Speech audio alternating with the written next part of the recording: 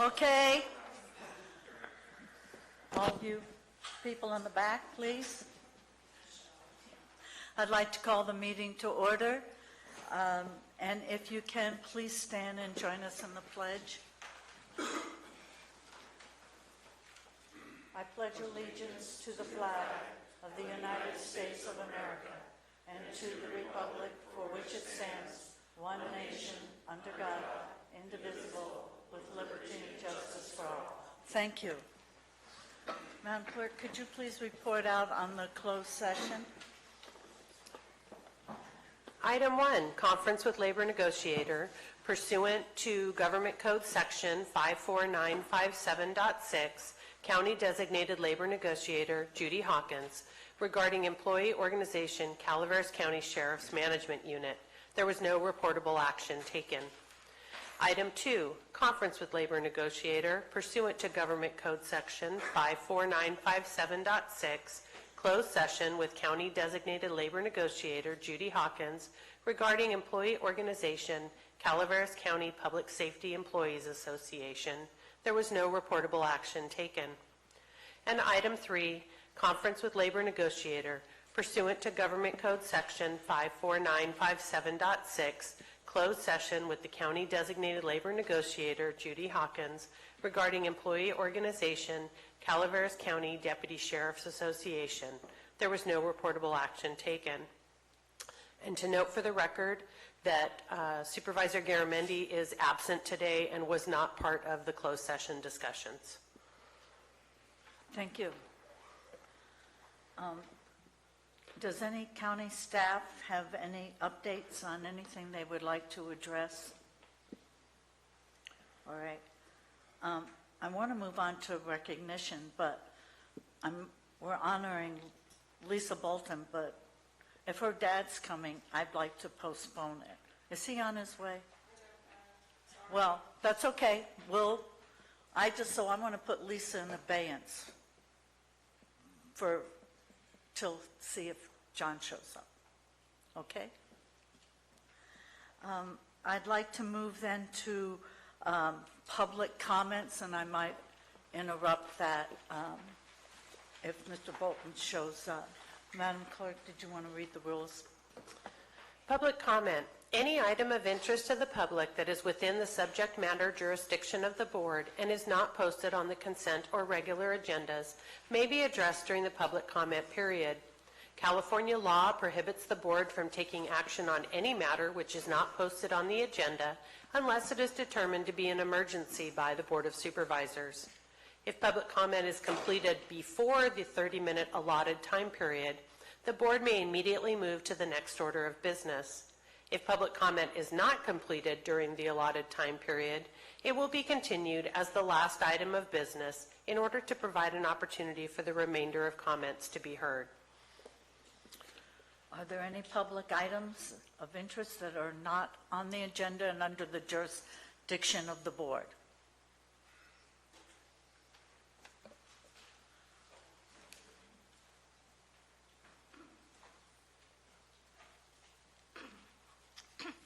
Good morning, Bonnie Newman from Double Springs. Today I'm going to talk about cats. I've had a cat my entire life. Since the time I was 5 years old, I've had at least one cat that I have watched for 71 years now. I had a birthday last month. I'm really over the top. And you probably know that in ancient times, cats were worshipped as gods by the Egyptians. They thought they were very intriguing animals and held special powers. My observation of cats is that they're extremely fastidious. They're very clean animals. They're always cleaning themselves and licking their paws and making sure they're clean. And one kind of cat behavior I've noticed is when they go to the bathroom. They dig a hole, they use the hole, and then they cover it up. Sometimes if you have a litter box and a cat doesn't cover up its mess, very well, the next cat will come along and cover it up too. They don't want anybody to see it or smell it or know about it. They try to cover it up. I have observed human behavior being very much the same. People try and cover up other people's mistakes. Now, I ain't going to mention any names, and I ain't going to refer to the government center as a giant litter box, but sometimes we see people covering up for other people's mistakes, whether it's here at the government center or out in society. We have a tendency not to want to know the bad. We don't want to smell the stench. We don't want to see the mess, so we try to cover it up. Thank you. Thank you. Any other public comments? Good morning. Al Segala, Taxpayer Association. We have a recent Supreme Court decision which favors the property owner when there's regulatory oppression occurring. And this is really good news because this will also help our economy if we can perhaps get a more freedom-friendly general plan. About 9 years ago, our association came up with an alternative D on the general plan, which is available at our website at calaveras.taxpayers.org. And also, I sent you an email this morning with it attached. And this may be a way to restart the general plan update process, bearing in mind the property owner's rights. And by doing so, we'll improve our economy, we'll have a happier environment, and it'll be a very good thing. Thank you. Thank you, Mr. Segala. Are there any other public comments? I'm going to close public comments. And Lisa? Maybe we should just go ahead. I have enough from him. Oh, so he buys dinner. Okay. On behalf of the Board of Supervisors, if I can even get a motion or a second, we'd like to, oh, I'm sorry. Thank you. Diane, could you please read item number 4?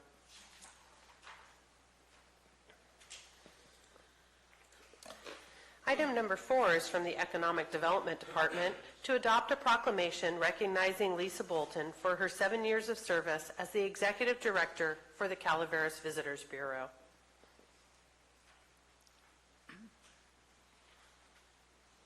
Good morning. Kathy Galino, Economic and Community Development Director. I'm going to try really hard not to cry. So this proclamation is before you to recognize Lisa Bolton for her service as the Executive Director of the Calaveras Visitors Bureau for 7 years. She's going to be leaving us and going back to England. And so I am here and she's here. We were hoping her dad would be here, but he's not going to be able to make it, I don't think. That's what I'll remember that. Okay, thank you. Lisa, would you come up, please? Come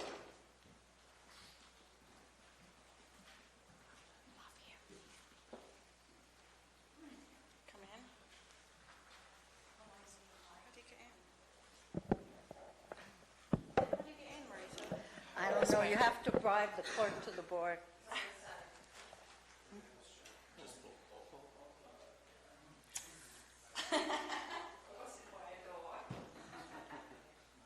Good. So we go back a long way, long way, before you even got the job. Yeah. So, okay, I'm not, hey, listen, I wore waterproof mascara today. So, this is a proclamation recognizing and thanking Lisa Bolton for her 7 years as Executive Director as the Calaveras Visitors Bureau. Whereas Lisa's been the Executive Director of the Visitors Bureau since 2016, and where she's become an unofficial ambassador of Calaveras County by exemplifying the values of integrity, accountability, excellence, and equity in her everyday work.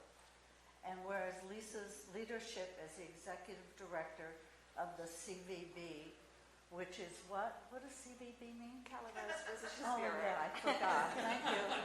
Provided essential services to Calaveras County in many areas, including destination marketing, consumer and business services, economic development, natural resources and recreation, and wait a minute, just a second. Here's the rest of it.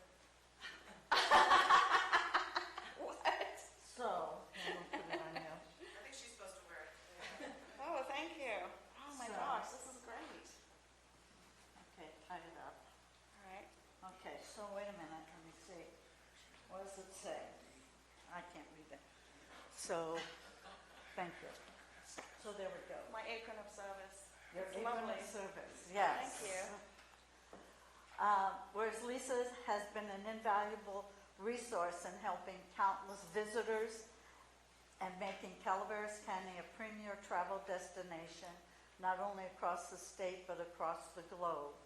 And whereas Lisa's commitment has significantly increased the number of visitors, recreational experiences, and tourism dollars invested in Calaveras County. Thank you. And whereas Lisa has always performed her duties with professionalism, proficiency, and dedication, and Calaveras respects and supports Lisa's decision to return to her family in her native England. No, we don't. And recognizes that she will be missed. Therefore, it's proclaimed that the Calaveras Board of Supervisors. Wait a minute, I know. You all, I might be recycled, but I have it covered. Would like to extend its appreciation to Lisa Bolton for her dedication and hard work as the Executive Director of the Calaveras Visitors Bureau and service to its county's residents and visitors. Is there even a motion for this? No, it died for lack of a motion. You can't go. I'll move. A motion by Supervisor Stopper, I will second. a second by Supervisor Tuffanelli. All in favor? Aye. Passes on a 4. Oh, where's that note? Public comment, okay. Is there any public comment? Thank you. Good morning, Stacy Johnston, and I'm going to be talking on behalf of the chamber. I'll move my tag to the back. So I had the pleasure of meeting Lisa in the fall of 2014 when I became the CEO of the chamber, and I can say when I met her, there was a lack of relationship between the chamber and the Visitors Bureau, something that had happened many, many years before us. And it was our mission as leaders that represented organizations that were doing good work in our county to make that gap disappear. And it has been such an extreme honor and pleasure to call you friend, colleague, sister, and as you'll see later today in your report, that Lisa is all about data and statistics, and the numbers prove her success. But what I have to say is I believe success, and I'm going to cry, is measured on things we can't see on paper. Numbers are great, and it shows, the county's investment and what they have invested in your organization and your staff and you. You've left an imprint in this county, and you've made your mark in tourism, and it's amazing. But even greater than that, you've left your imprint on the lives and the hearts of those of us that get to experience you. And for that, I'm truly grateful. And I wish you all the best. And I cannot say enough about your decision to go back home to family. Life is short, and you've made the decision to make a difference in the lifespan of Lisa Bolton. We have your birth date, we have who knows how far you'll go, but it's all that in between that you have so graciously decided to make a difference. And for that, I love you, I adore you, and I wish you all the best. And on behalf of the chamber, that's on behalf of my board, so you know as well. We just are so proud of you and the person you are and all you've done with the Visitors Bureau. Best of luck. Can I give you a hug? Yes. I can't cross, so no.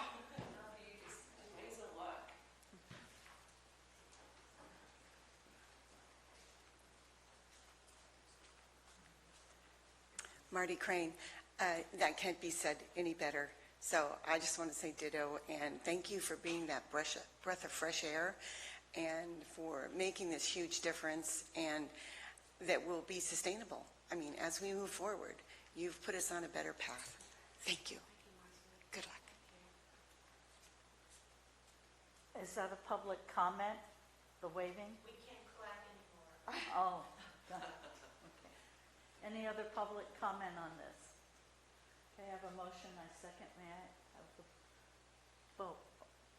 Did I already do that? Oh, it was a 4-0-1 absent. And if you look down here, that shows the absent person. Ah, It's a cowboy hat. oh, fantastic. Oh, right. The artist wants credit for that. Would you like Thank to you say very much. something? I guess first of all, thank you so much for this proclamation, and thank you very much, Marita. Thank you to Kathy, who's been amazing in economic development. I'm so glad you brought her on. She's a huge asset to the county. It's been an absolute honor to represent Calaveras County, an honor and a privilege over the last 7 years, and I feel it's such an easy county to market because there is so much that's so amazing about it, and the most amazing part about this county is the people, honestly. You'll actually see that in my report later. So we create such amazing experiences for people, partly based on the population here and the business owners. So it's been an honor and a privilege. Thank you so much. Really appreciate it. Constituent. Yes. Well, I'm not really a voter though, so. I know, I noticed that.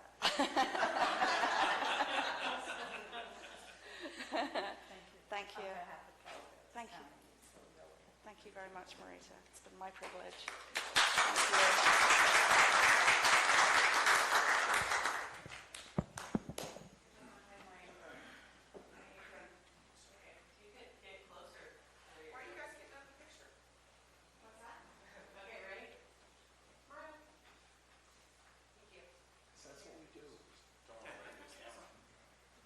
Apparently they don't want you to look like anybody else is here.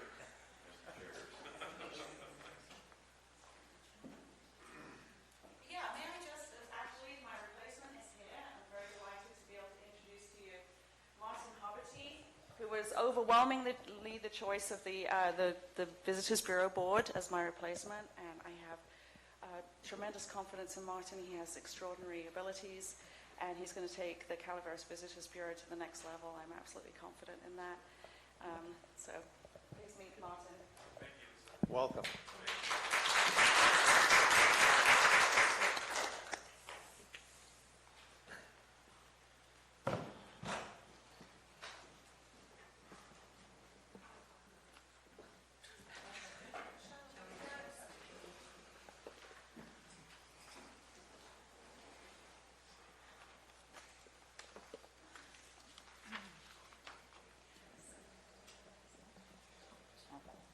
Okay, we're going to move to the consent agenda. Consent agenda items are expected to be routine and non-controversial. They will be acted upon by the board at one time without discussion. Any board member, staff member, or interested party may request removal of an item from the consent agenda for later discussion. Does any member of the board wish to pull a consent agenda item? Number 31. Any member of staff wish to pull a consent agenda item? Any member of the public? Okay. Item 31. I'll move the remainder of the consent agenda, Madam Thank you. Chair. Second. All in favor? Aye. Passes on a 4-0-1 absent vote. Item 31.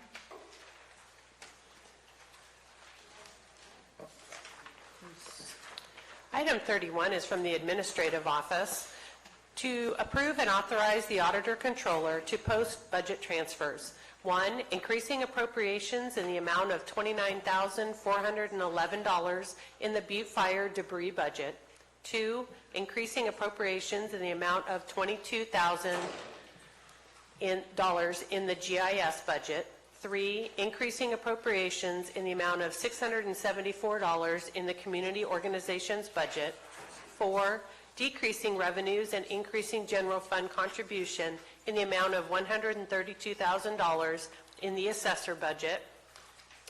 5, increasing appropriations in the amount of $329,816 in the county contributions budget.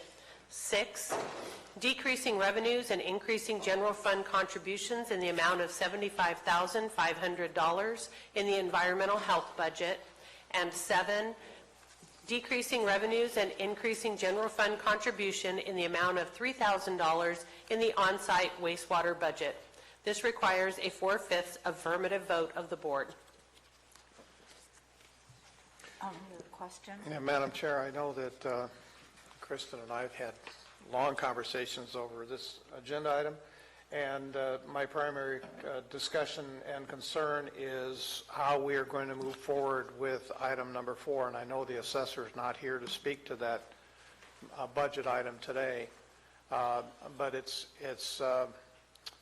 difficult to understand how we didn't realize the grant revenue and that we didn't take into account the decline in that revenue when we had expenditures that were ongoing.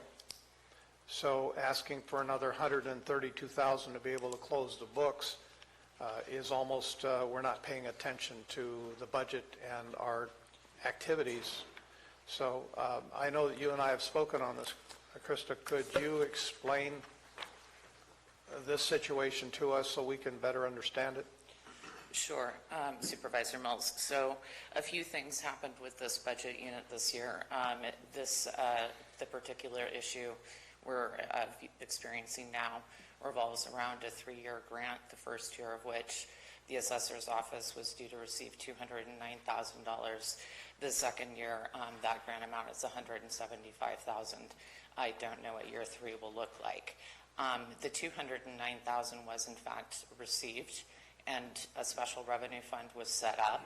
So while it's not reflected in their operating budget, and it's not reflected in these numbers, those revenues did come in. That was a change that happened throughout the course of the fiscal year. Unfortunately, that revenue was booked into their operating budget, and none of that is reflected here. The assessor's budget is currently, about $350,000 shy in revenue.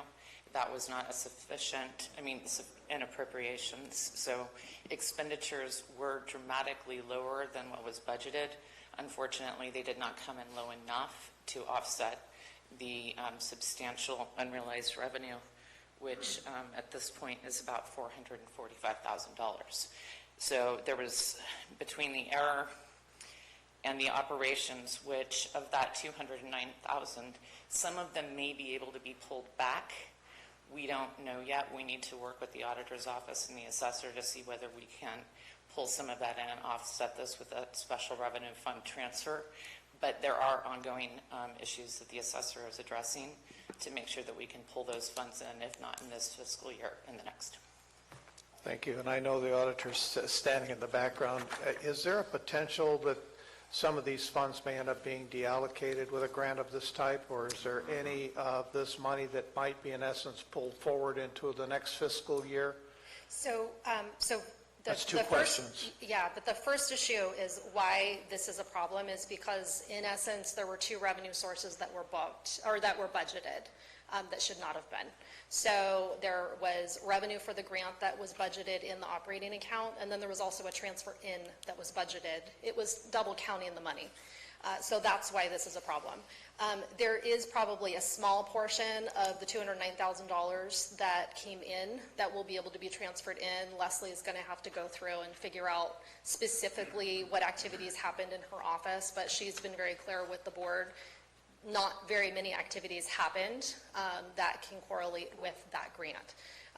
It's too early to tell if any of those funds are going to be deobligated. We'll have to figure that out in the 1920 fiscal year. Which, if that's the case, that it actually does end up being deobligated, then that's going to put us even in a bigger corner because there's been expenditures that have been put forward on it. No. Potentially. No? No. Okay. No, there isn't. There is a county match, but as far as why we set up the special revenue fund for that revenue, we wanted it pulled away from the general fund, because if it turns out to be that it does get deobligated, we don't want it commingled in the general fund, so we can push it back out to the state if that's what needs to happen. There will be the portion associated with the general fund match on those grant funds that we will have incurred the costs associated with that, but that would have already been a general fund contribution as it was anyway. So it just means we don't get the offsetting revenue for those additional activities. Thank you. Just as a point of clarification, the special revenue fund transfer in was from Teeter for a scanning project that is expected to happen in this next fiscal year.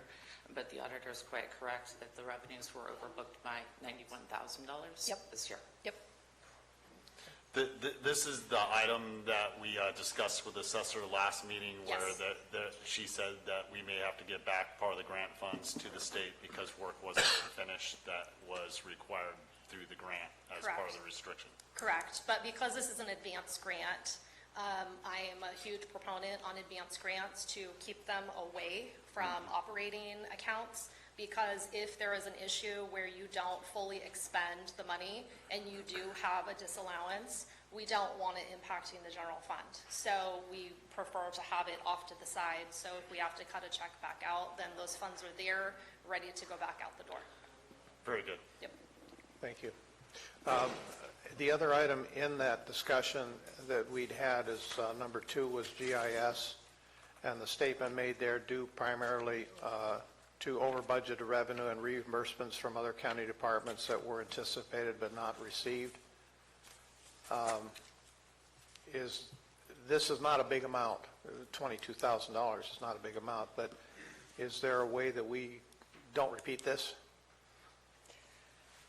So we have had a conversation, and we will be looking closely at these budget units to make certain that we, on a going forward basis, take a harder look at those particular revenue line items. I'll certainly defer to Mr. Moore with respect to speaking to the specifics in this case. As we all know, there is a prioritization that happens out in departments with respect to what contracts and what projects they're working on. Certain of them bring in revenue from other departments and certain don't. That revenue is not the sole driving factor when a department heads make those decisions, as we know. At the end of the day, approximately $3,500 of this would have come from a non-general fund department. So it's kind of, if we had realized that revenue in GIS, then we wouldn't be realizing an expenditure somewhere else in a county general fund department. Okay. Stan, Appreciate did you the have point. anything you wish to add? Yes, thank you. Stan Moore from IT and GIS. There were 3 primary drivers where we brought less revenue into GIS than we had anticipated, and all 3 of those would have acted as an offset to payroll expenses. Okay. So with the Track It project, we had less work done by GIS than had been anticipated, and there was $3,500 roughly there. The largest of all of these was in a PSAP 911 work that we have been that we've been planning on doing with sponsorship of Cal OES to improve some of the work with 911, primarily having to do with addresses. We've gone back and forth with Cal OES on a proposal for how we would do that work.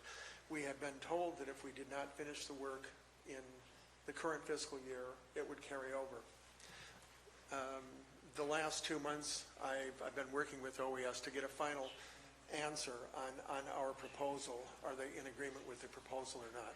I sent another reminder yesterday. So that one may come into the next year. And then there was less work that was billed to the tree mortality project by GIS. We can bill for overtime work, and there was less overtime spent in support of doing some maps for TSS than we had anticipated. So it really was those three areas that were driving the less revenue coming in that would have been an offset to payroll. I appreciate your explanation. Sure. It's very helpful. Okay. That's Thank all you. I have, Madam Chair.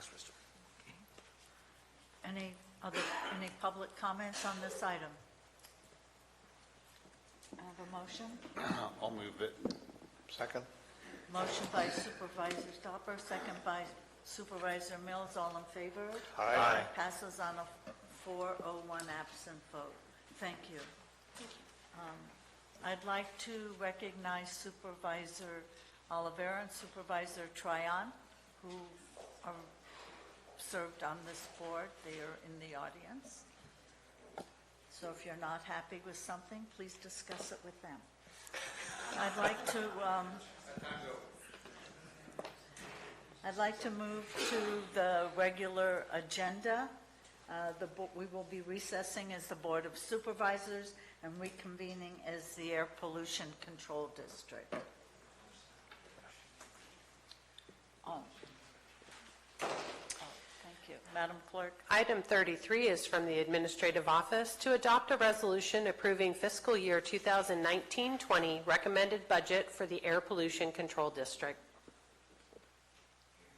Okay. Are there any board comments on this item? District Director comments on this item? Any public comments on this item? Okay. Is there a motion? So moved. Second? Motion by Supervisor Mills, second by Supervisor Tuffanelli. All in favor? Aye. Passes on a 401 absent. Thank you. We will reconvene as the Board of Supervisors.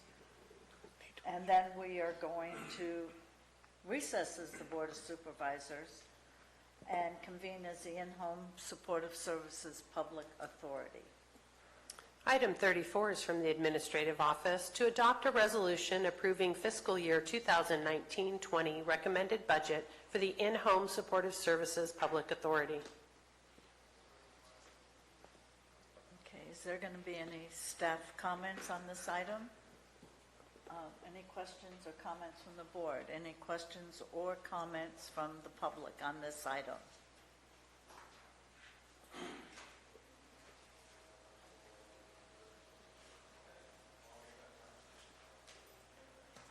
Good morning. I just got a copy of this budget this morning, and I do have some questions.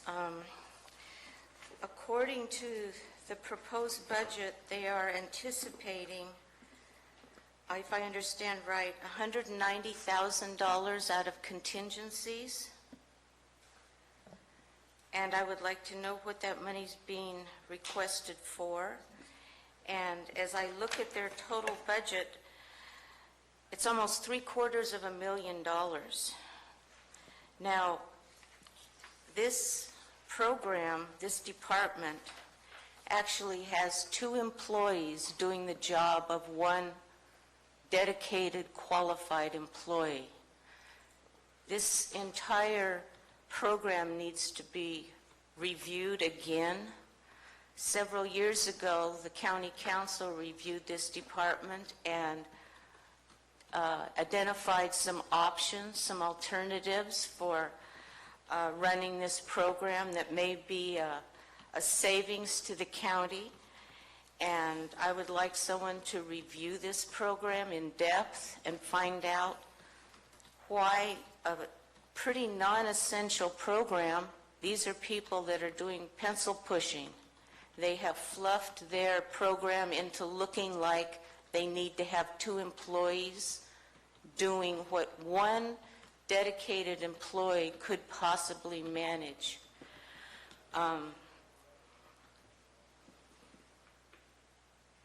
We have not seen the public authority participating in contract negotiations, and the home care providers are the people that actually do the work to make this program work.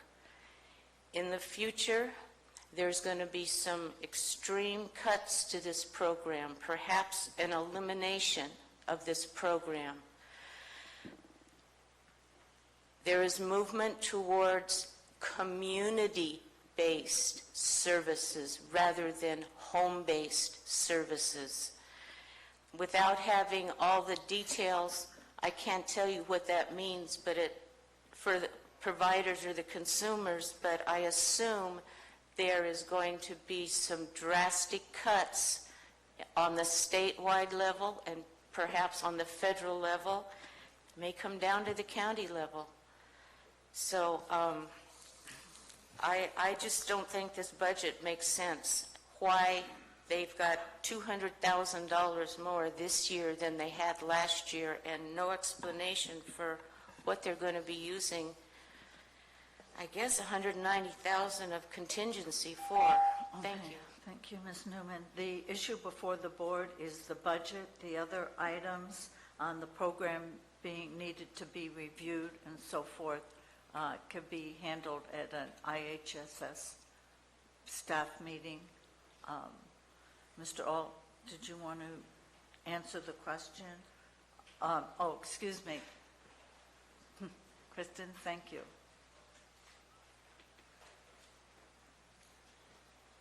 Good morning, Madam Chair. Kristen Stranger, Health and Human Services. So to address a few of the questions that were in that public comment, the budget itself is inclusive of a multitude of things. For the actual salaries and benefits, which is what the question was actually asking and addressing, it is $196,000, and that's fully loaded. So the salaries and benefits of the employees are actually $149,000. It's important to remember that the overall IHSS Public Authority budget includes $230,000, which is part of the provider benefits that are part of the negotiation. So again, providing context and clarity, the salaries and benefits are actually $149,000, fully loaded $196,000 for the two employees. Also, to address the potential or the statements about potential cuts, we at our association level and at the state have received no knowledge of the program being eliminated, and believe that we would know that if that was the case. So that is not something that we are responding to at any sort. Fine. Thank you. Kristen, don't run away. You're fully loaded to explain. It also includes the new line item of unfunded liabilities. So that's a big chunk of what we're talking about here is the difference in costs. Yes, we do have the increases, COLAs, that went into everybody's budgets to address. But even those are fairly immaterial from last year to this year for this particular budget, smaller groups. So appreciate it. Thank you.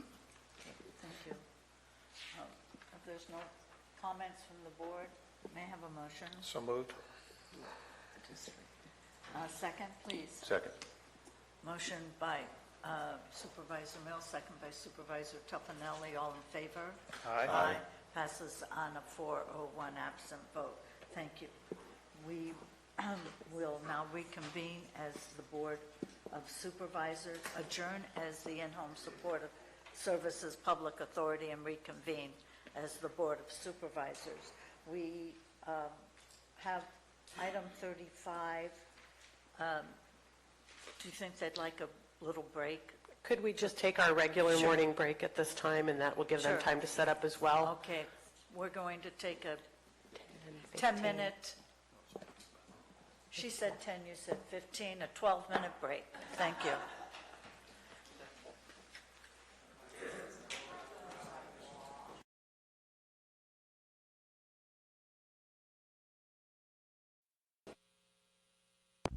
You're back.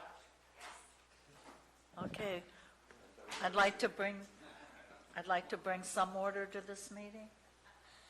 I don't know, it's pretty rough group here. Okay, I'd like to move to item 35. Madam Clerk, please. Is from the Economic Development Department to receive a presentation on the 2019 Return on Investment Study by the Calaveras Visitors Bureau. good morning, Hi. Chair, Supervisors, Kathy Galino, Calaveras Economic and Community Development. Today I'm bringing Lisa, who we saw earlier this morning, and Martin Huberty, who's the new Executive Director of the CVB, to talk about a study that they did regarding the efficiency and success of the Go Calaveras website. And I'm going to let them take it away. It's pretty amazing, very impressive. Ms. Bolton? Hi, thank you so much for having us to give this report. You've seen our data in our annual reports over the years that show how we're doing on click-throughs on our website, how we're doing in social media marketing, how all of our marketing initiatives are playing out. But this time we're giving you a different kind of report. This is actually going to show the return on investment. Something that I know that Supervisor Stopper was very interested in. We've always actually wanted to do one of these studies, and I think at this point that the CVB, contingent on the approval of the Board of Directors, will be doing an ROI study probably every other year, so that we can, keep measuring all of those important metrics. So to start, we decided on who we were going to use for this study. We wanted somebody that was not horrendously expensive, not charging $40,000, somebody that had a really good reputation in the industry, and so we chose a strategic marketing group, Carl Robato. He actually serves on the state of California and Nevada's marketing commissions. So he is a highly respected individual, and so is his business. So the way that he does his marketing studies, his return on investment studies, in an affordable manner, is to analyze the ROI of the website, because that's the place where all of our marketing is feeding through. So it's actually connected to every different marketing initiative that we launch. All comes back to visitation on the website, where people can find all of that tourism information and can be inspired to stay longer. So obviously the purpose of the report or the study was to see what the influence of the GoCalaveras.com website was on people visiting Calaveras, and to estimate the economic impact. And then also we have some good data sets as well from the study, so that we can see what the key characteristics of those people were, so we know who are good people to be marketing in the future to.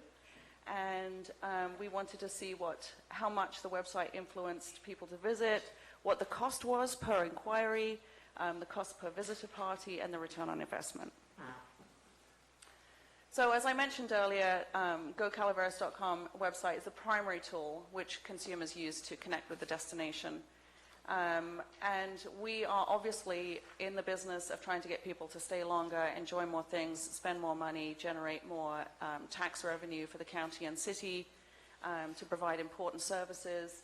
And we also have not only an inspiration part of it, we also have a way in which we can measure when people are really engaging with that tool by signing up for our newsletters. And we remarket to everybody that signs up on our website. So also we were interested to see, can we improve the efficiency of the website and the return on investment, the conversion rate basically of people coming to use the website and then coming in market to enjoy the destination and spend money here. So here's how here's how SMG Consulting did their study. They sent out 1,125 emails. They collected those emails. So we had a pop-up survey on our website between June 2018 and March 2019. And of those emails, they sent out an email survey. So 258 people participated in the survey, and they were also sent email reminders. I think next time we do it, instead of doing a Visa gift card, we'll do a weekend getaway to Calaveras. That'll probably get even more people interested in signing up to complete the survey. So based on annual visitation to GoCalaveras.com, including 307,660 website users and 258 completed surveys, Carl Robato, the director of SMG Consulting, his confidence in the results of the survey is 95% plus or minus 6%. So he provides an executive summary here showing how people found our website. So these are additional marketing initiatives that we have across social media and search engine marketing. And this just shows the effectiveness of those results. So search engines and paid search advertising provided 58% of people coming to our website, and Facebook posts provided 9% of people coming to the website. And then family and friends are really good at promoting Calaveras County as well. We all realize what a beautiful place we live in, and so 7% of visitors to our website came from the recommendation of family and friends. And then 59% of those surveyed indicated they took an overnight trip to Calaveras County in the past 12 months. So 49% indicated the website was very influential or somewhat influential in their decision to visit. 50% indicated it was their first time visiting gocalaveras.com. And the most frequently mentioned type of lodging that was used was hotel/motel, followed by friends and family, and 13% indicated they stayed in bed or breakfast. And then, of course, we have our RV and tent camping visitors as well, and that is 10% of the people coming to our website. So 19%, and that's a nice, good percentage there, indicated the information found on the website extended their trip. And we have more data on that in the upcoming slides. The estimated per party trip expenditure was $702, and that website visitors spent approximately $25 million in travel spending in Calaveras County, directly attributable to the marketing that we do on our website. So it's estimated that the return on investment from this study showed that $56 was earned for every dollar spent. So that's just a huge number, and it's actually way above average for destination marketing organizations, so we're doing a really good job. And you can be confident that every dollar that you invest in the Visitors Bureau is going to bring back $56 in spending inside the county. So we have direct visitor spending estimates. So this is the direct economic impact. So the economic impact of tourism for Calaveras County in the last year was about $180 million. And the Calaveras Visitors Bureau contributed $25 million of that, or nearly $26 million. And this just gives a breakdown that shows where those dollars were spent. And this number is derived from Visit California's percentages on spending, and then dividing the entire $25 million by what percent people were spending on those different tourism assets. So you can see that food service made the most money from tourism from Calaveras County's marketing efforts, and next up was accommodations, and then we have the full breakdown right here. And in addition, just FYI, I think you know that when we provided this report to the county, we also provided this is an abbreviated report. This is so that we could go through this report quickly with you, and we didn't spend too much time, but there is a lot more data on the full report, and you can find that link in the uploaded PDF. So what's the cost per user to the website? The cost is $1.49 for each person that we bring into the website, and then the cost per trip party is $7.90, and then the program ROI is $56 for every $1. And you'll see in the notes down here that SMG Consulting says that these are some of the strongest numbers that they have seen in destinations of a comparable size, and the program ROI is the best they've seen and illustrates the effectiveness of the Calaveras Visitors Bureau. So we're just going to show here, this slide just shows what the percentage of Go Calaveras' marketing was to the entire tourism economy. And it might seem like a small percentage because, you know, it's just 25 million out of 187 million, which is 13%. But that can mean the lifeblood of businesses in the county, and every additional dollar that we bring in on top of what, you know, might organically happen in the county brings more tax dollars into the county for paying for important services that are provided to the citizens of the county, and also to tourists, of course. And that is the end of the study results. Do you have any questions? Thank you. Does the board have any questions of Ms. Bolton? Well, I'll start because Yes. I have a couple. Yes. On the hotel, motel, friends and family, and so forth, does that include Airbnb? It does, Under yes. the hotel, motel? Yes. Okay. If someone wants to connect with something else in Calaveras and they don't know how to do it, and they go to Calaveras County and they go Calaveras, but they use a link to get to the Calaveras Wine Grape Alliance or Big Trees or something, is that counted as part of the number of hits you get? If I don't use Go Calaveras, but only use the link because I want to find out about wineries or caves or something, is that part of, how is that incorporated? That's a really interesting question. So all of the visitation to our website is about inspiring people to stay longer. And one of the ways that we can tell that the website is doing really well on that is that it has a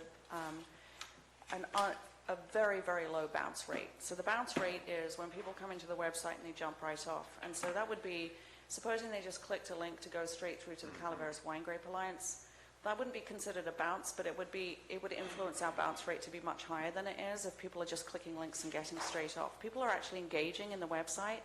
So the bounce rate being so low, which destinations typically have about a 50% bounce rate, and ours is 3.1, that means people are really engaging with the content. That means that people who are on the website really want to be there and are really engaging with the content.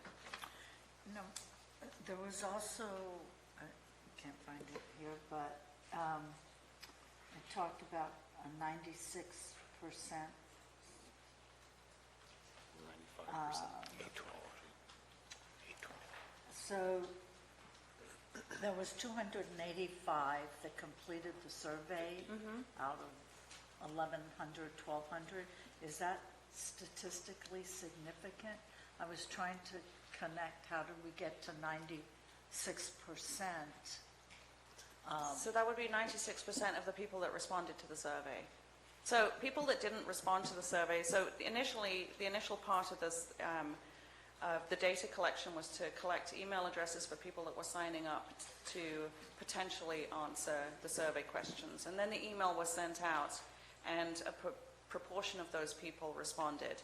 So the numbers are all based on the people that actually responded to the full data set survey. Thank you. Mr. Stopper? I was along the lines of what Supervisor Callaway just brought up on methodology. So it's 95% based on 258 people, not the 307,660. No. Because that would not be reflective, because that's like 0.7% of the total people that touched it. So overall, I mean, this reflects 258 people, but doesn't necessarily reflect what the overall 307,000 that are touching. Well, I wish Carl were here. He was hoping that he could be here because he could definitely touch on this, but it is representative of the entire visitation of the website according to their data. So I could get him, first of all, we have the full methodology is on the full report, which we uploaded, so you can check through there and it'll tell you how they came up with this data. I can also ask Carl to address that, but he does say that it is that's why he's 95% confident in these numbers that they do represent. So those aren't 356,000 people coming to our website. Those are how many visits to our website. Right. So they could be one person coming 10 times, they could be one person coming 2 times. So, but he is confident that it is reflective of all of the visitation that comes to our website. So we also have other measurables on our website, just so you know. We do have conversion rates for people who are signing up to receive our experience guides, and we have all of that data as well, and that plays into some of the metrics. Go ahead. I'll come back to Mr. mine. Mill? Yes, I want to go back to the bounce rate for just a moment. It was the first thing I wrote down. And it has to do with, are there specific areas of the website that you see as high, has a higher level of activity versus some other sections? And in what ways could we work to improve the bounce rate with those areas where we're not seeing that full engagement that you're seeing across the broader spectrum of the entire site? If that makes sense as a question. I'm not, so the bounce rate is for the website overall, and I don't think that we're having, so the way that we do our marketing coming into the website is that we make sure that we're marketing what people, so that we have search engine marketing that directs people exactly to where they need to be on the website, and that's one of the ways that the bounce rate is so low. So it's not, so we are actually feeding into the website with our search engine marketing, search terms for all different kinds of activities all across the county. So I don't think that Google Analytics has, comes up with that data of bounce rates being higher or lower in one particular area of a website. It's an overall. But that's so low that it's not as if there is a high bounce rate anywhere on the website. There just isn't. However, there definitely over time we do see differences in different areas of the website being visited, which blogs are more popular with people, and that is not necessarily, sometimes that informs us that we need to do more coverage of these different areas, and sometimes it means that we do more coverage of the areas that are most popular because that brings the most visitation into the county and increases the tax base. So it depends what we're trying to achieve with it, but obviously it's our mission always to bring those tourism dollars to every part of the county as much as possible. But we definitely have areas in the county that are more popular with tourists just organically. And I have noticed that the website has a broader spectrum than it has had in past years, so that should be an improvement for areas around Hogan, Comanche, et cetera, which were kind of off the table there for a long time. Right. So in our marketing, we started rebranding that area as the Tri-Lakes area, and we've definitely been very focused on trying to make sure that we have good coverage across the county. Could I also add that we are also developing tutorials that will be on the website that will actually get people to understand how to use the website, because there's a tremendous amount of information on the website that not everybody knows how to access. Do you feel at times that they might be in an information overload, and so therefore they drift off the site simply because it's just too much for them to deal with at that moment? I think Lisa's designed it beautifully so that it's very simple to actually operate, but in order to access all the information that you might want, there will be tutorials so that you can delve deeper into the website. Excellent. Thank you. Supervisor Tuffenhauer. Yeah, I just have a couple of questions. And on your survey, the 286 that responded, was there any demographics on where they lived? Yes. Yes, there is. That's in the full report. Let's see. Try and find that information for And you. that would help you target? Yes, exactly. Yes, so yeah. that was another goal of the I just, report. Yeah, I saw it. I just wanted to bring it up. Thank you. Thank you, Gary. That's the only question I had. You covered the other one of 307,000 that visited. It could be only 1,000 people revisiting. It could be 15,000 or whatever, people coming back and looking at different items before they visited here. So yeah. Right. So did you want? I think 286 response is very good. When you're trying to get people to respond to a survey that just come to your website, that's very good demographics as far as the numbers. So, yeah. Thank you. Are there any other board comments?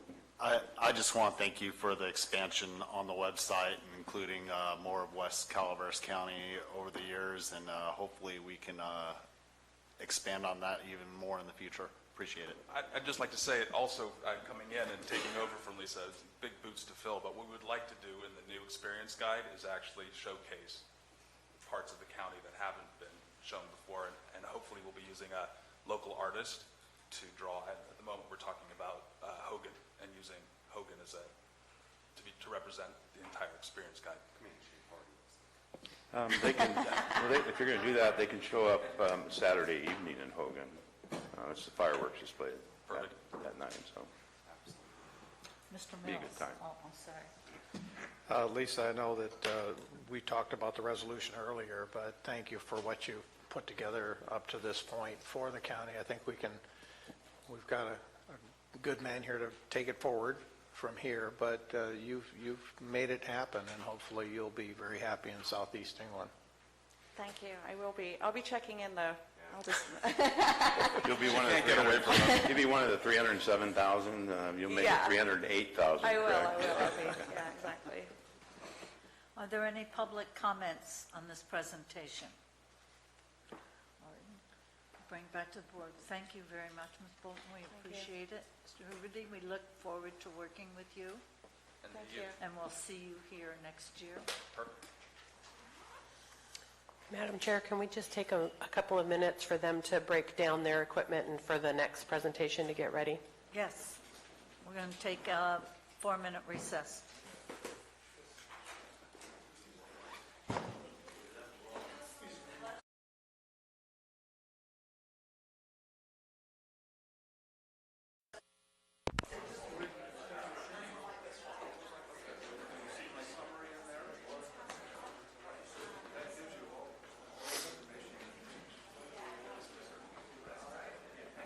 Thank you, and reconvene the meeting. I move to item 36. Madam Clerk.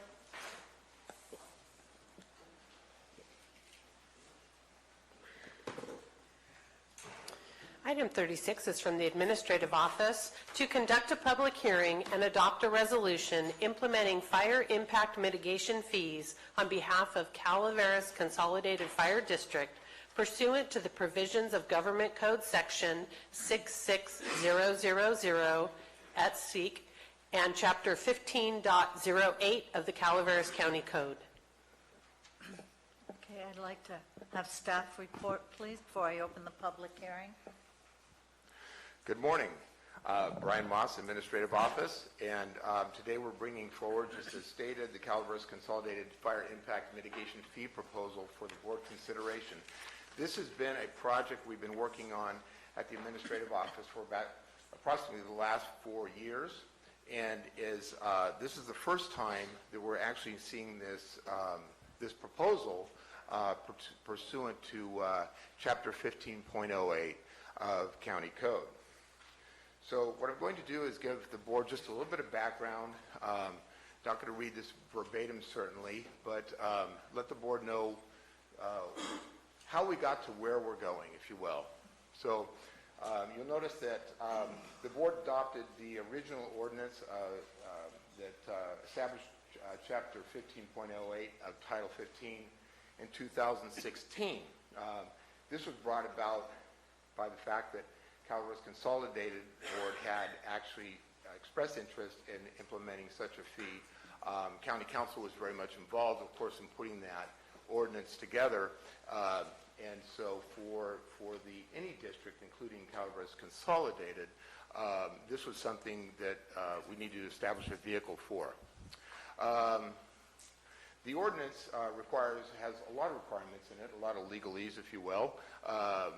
But you'll notice that it requires fire districts who wish to implement a fire impact mitigation fee also pass a resolution that really identifies the specific and identifiable development project or projects upon which a fee is to be based.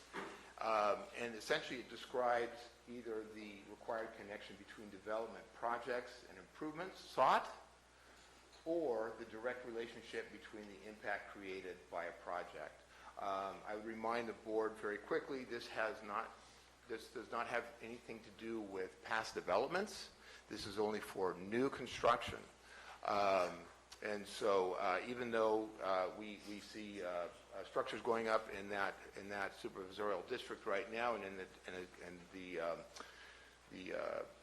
fire district's district, these things would not be included at this time. Calaveras Consolidated did go ahead and pass their resolution on August 28, 2017. So in addition to the required resolution that the board did, that the fire district did pass, the district was to also agree to pay for the required nexus study. This nexus study essentially is something that is done by an outside consultant.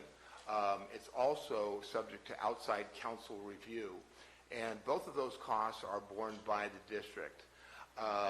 Certainly, and not surprisingly, the district must, of course, hold the county harmless in the event of legal challenges.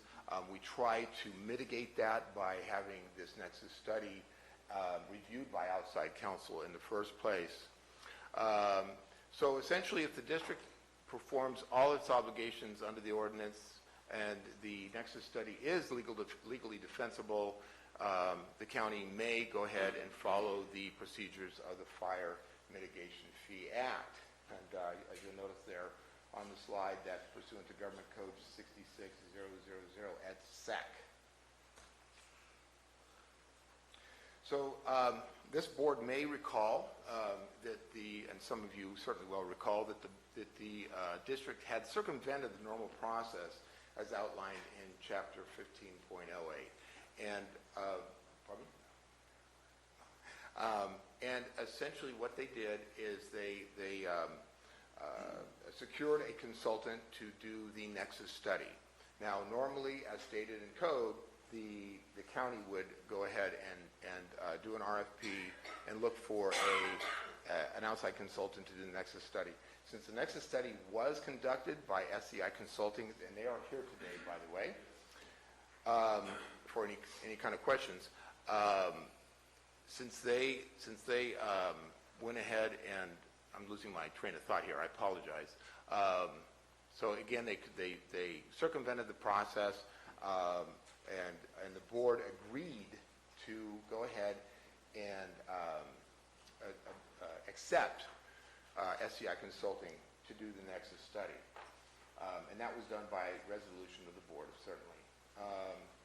SCI then was designated to do the study, and certainly the nexus study has been vetted through outside third-party counsel, which again, as I'll remind the board, the district did pay for.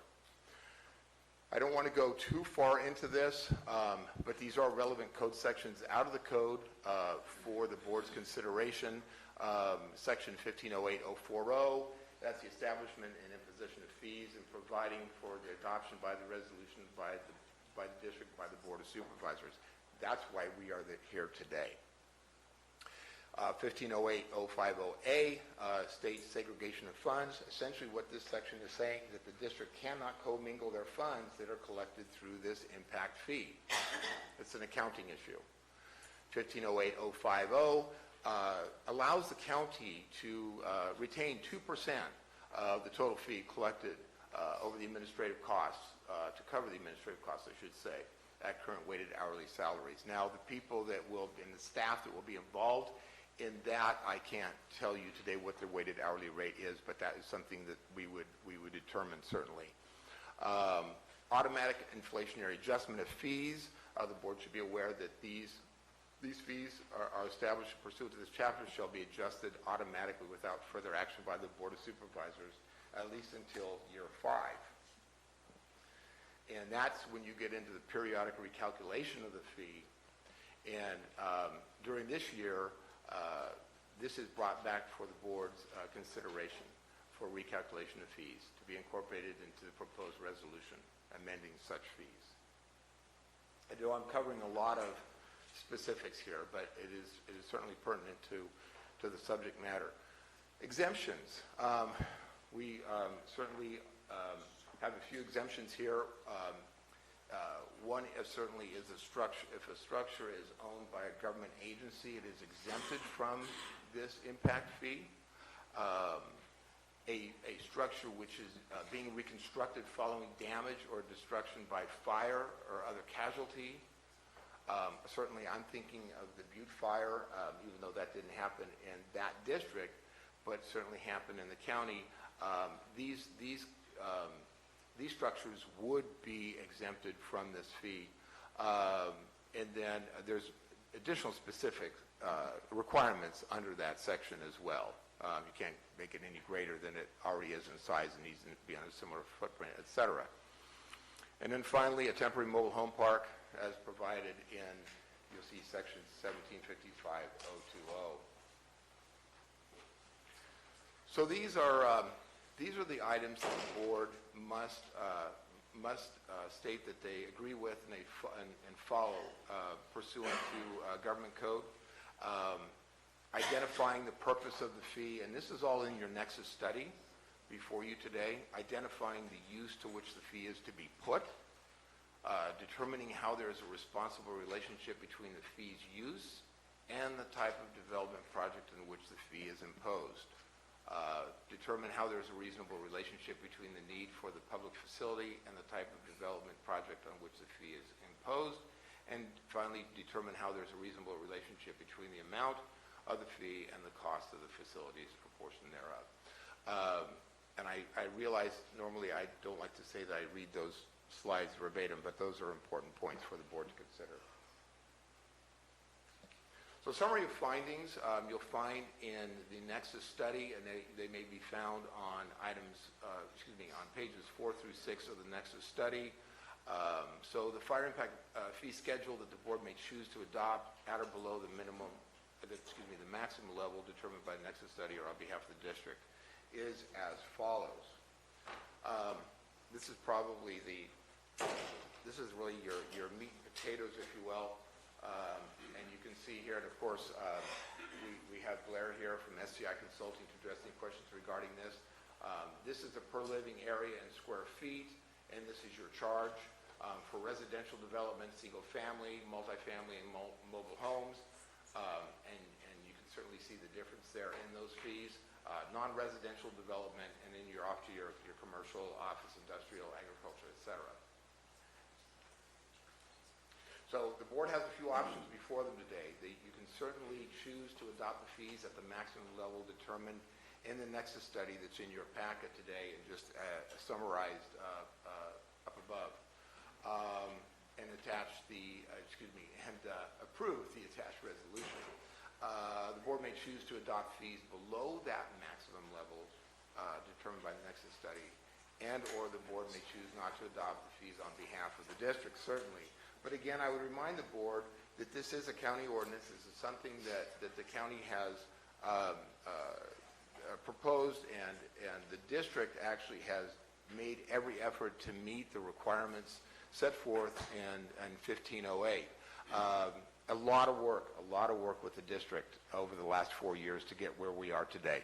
So with that said, I'm going to go ahead and turn this back over to the board for questions. You'll see a photo there. That's actually of Calaveras Consolidated fighting one of their structure fires. So,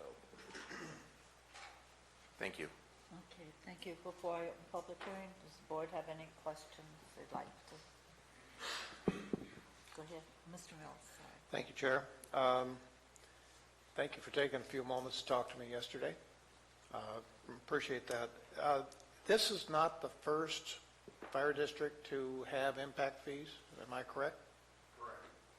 And Copper Fire is doing it right now, I believe. I don't know if Ebbets Pass is. We have currently, when we consolidated back with Foothill and Jenny Land back in 2013, we are collecting fees, but the fees are not meeting the demands of the community. Let me start over? No, sir. So, as you're all aware, community's growing down there, and for the fire district, we collect fees. Foothill has a fee, and then Jenny Lynn had a fee, and now that we became Calco, we're still collecting those fees, but it's a one-time fee of it's not by square footage, it's just a fee, a standard fee of $300 per structure. And right now, as the fire chief, your fire chief, I'd like to say a couple things. One, where we were, where we are, and where we need to go. Where we were, I wasn't here. I wasn't here when this report started. So when we talk about circumventing the system, that's not my style. I don't think that's what they were trying to do back then. but they were trying to be proactive and trying to do the right thing and make sure that we had somebody, and obviously Blair with the consultant firm, that had some experience with doing exaction fees. We didn't want a consultant that didn't understand that. With that said, we need to move forward from that, and we're at a spot, as Brian mentioned, that we put a lot of time and effort. We're about $38,000 into this. So we didn't go cheap on this. We didn't try to find the best deal. We wanted to make sure that we got it right.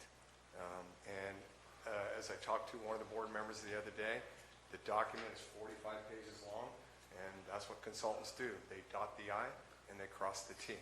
And when I look at the report, it gives me a clear roadmap for success, not only for development fees, but for it's almost it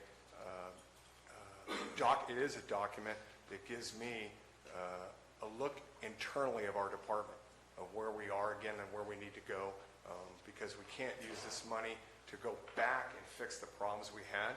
But I'll be honest with you, if you've watched us down there, and you've heard it from me before, I work somewhere else in the Bay Area, but this is a very busy department when I'm talking not so much call volume, it's good call volume, but the calls, the quality of what we go to, it's off the charts. If you watched this last weekend, we've been impacted hard with 2 fires. We were very lucky not to have it be the Patterson fire again on Saturday. It was a wind event.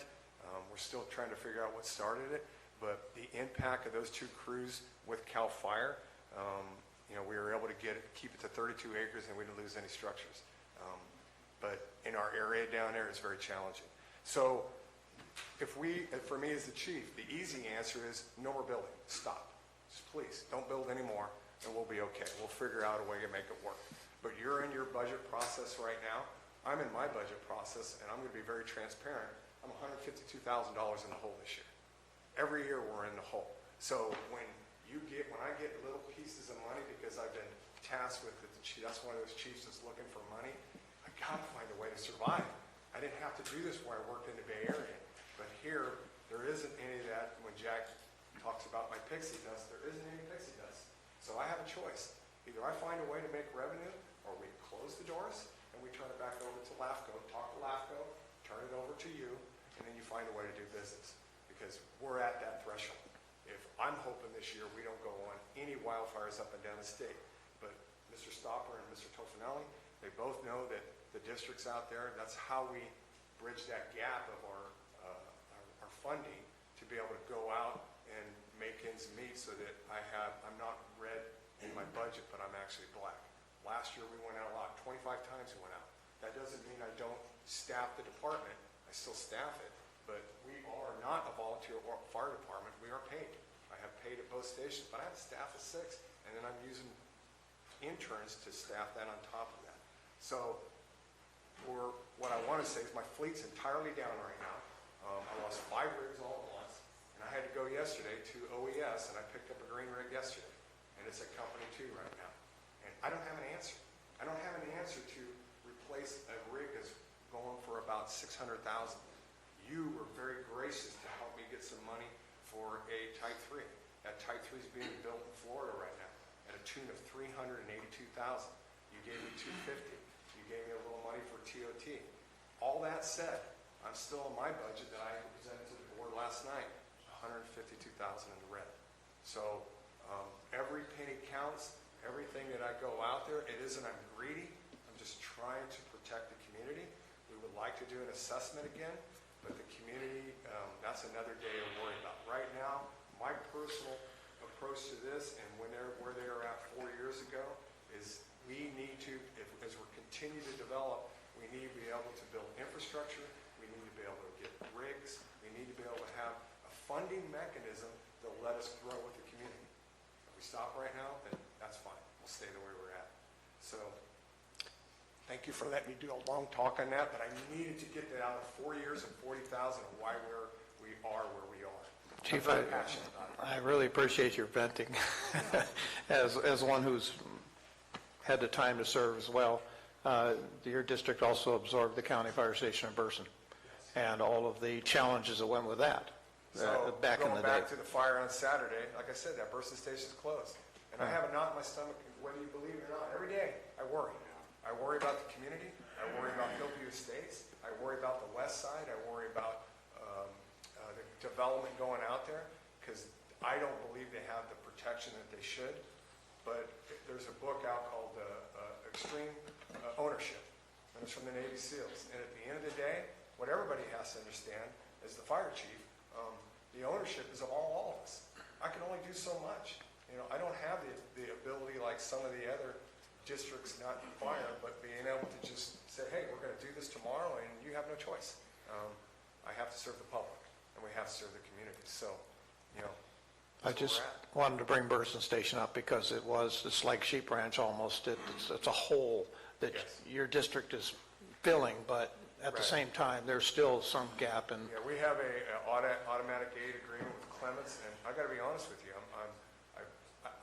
Dave Ingram, the chief, is a very good friend of mine, but I'm straining that relationship right now because we're so busy and we're getting these bigger fires, which we've always had the fires here, but I'm having to pull them to cover me, and that's pulling away from San Joaquin County. well, let me throw an additional challenge at you, and that has to do with these accessory dwelling units. That's SB 1069. The exemptions? Well, no, it's not really an exemption, but with the increase in accessory dwelling units push to put those mother-in-law or those 1,200 square feet and under residences together with existing residents, that creates another challenge for you. And that I would caution the district to be very careful about exempting them and not collecting an impact fee for them, simply because they are going to impact your call rates and, you know, the kind of work that you're doing. So please be very careful about wanting to just give those up in your fee schedule. Thank you for that. I do appreciate that. And again, as I said, this process started 4 years ago. Yeah, absolutely. Yeah, so. That was before the SB 1069 even took hold. A lot of things have changed since that, inception, but I think the most important part that I want the community to know, because I know there's a lot listening or watching probably on their computers, is that we are not trying to do a hostile development fee on everyone. We will still always allow the community or the developer to come sit with our board. I have 9 members on my board. They're very savvy at what they do. They've been around in the community a long time, and we will have an ear for you. We will listen, and just like you do here, we will vet it, and we will make sure that we get it right. Because that's the most important for me as the chief. Leader intent is to get it right. Well, and then I want to go back to just one other thing, and this might be something that we bring back at a later point, is when I started looking at 15.08.100 about exemptions, this is on page 887 of my packet. I'm not sure about where it is on yours. 43 on the actual printout. Page 43.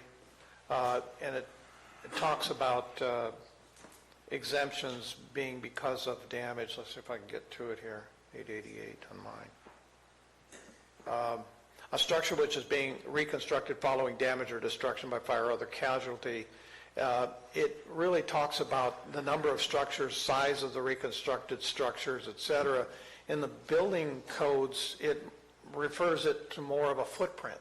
In other words, as long as you stay within the footprint of the previous structure, no harm, no foul. But, if we're going to take a structure and now take an opportunity to rotate the structure, increase the size of the structure, et cetera, that isn't really delineated in this code, and it's not your doing here. It's simply that I think the board needs to have a better discussion on this at a future point, so that we try to stay within the footprint of the existing locations rather than allowing all kinds of other things to happen, which would then open the door to your fee schedule. So as you're aware, I know that I've had conversations with some of you that I just recently hired my part-time fire marshal back, and he will be an integral part of this, Ryan Hamry. And, I know that in the budget that you have a fire inspector that we're looking at, for plan checking, if I should say that, fire marshal. But the two working together is very important for us, that we have a good relationship with the building department, and that as things are coming out, that we have those conversations so we're not caught not knowing what's going on, but I want to say we're proactive and not reactive, and having Ryan back, because he was here before, even though I'm hurting on my budget, we're still going to make it work, but that's going to make us proactive, so we're ahead of the curve. But I just want to bring this up because this might be an opportunity at some point in the near future where there needs to be a discussion, because there's going to be some disconnects between the building department and your fire marshal and how your code is interpreted, et cetera. And as soon as we start seeing those, if we could get those back in front of us to start making those necessary corrections, I think it will solve a lot of rub issues for everybody all the way down the line, including other districts in the future. And as you know, I am all about relationships. So that relationship with my fire marshal and the building department has to be seamless. And I think we're doing really well right now with it. We've had a couple issues here recently, and I'm building that roadmap for success. Well, thank you to your effort here, the effort of your staff and the effort of your board in being proactive and wanting to protect the community.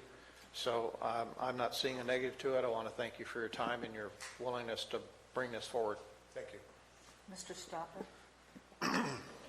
Sir, something you brought up earlier that I want to elaborate on is, the growth of the district as development happens, because there has been quite a bit of development down in our area. The calls have gone up, more people, and be able to maintain that growth and make sure that these buildings are being built in a fashion that provides safety to our neighbors and so on. So therefore, the fire marshal, part-time fire marshal that you brought back on. And I just want to say I appreciate the work you've done.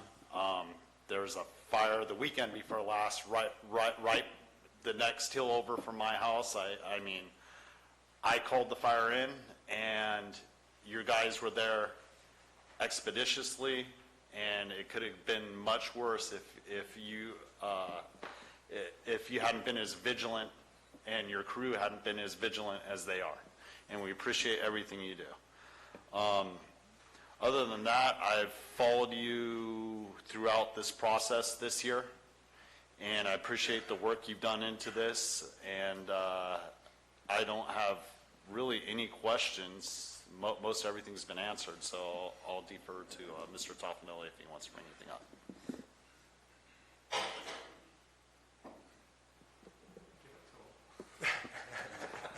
No, I've been involved in this process for almost from the beginning to get to where we are today, and I congratulate you to get here today, Richard.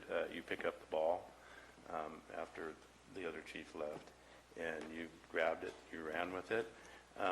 The fire on Saturday is very ironic that fire was basically across the street from a fire station that's within your district, but because you don't have the funds to man it, it was unmanned at the time. So we're talking about a fire that I'm telling you was basically across the street.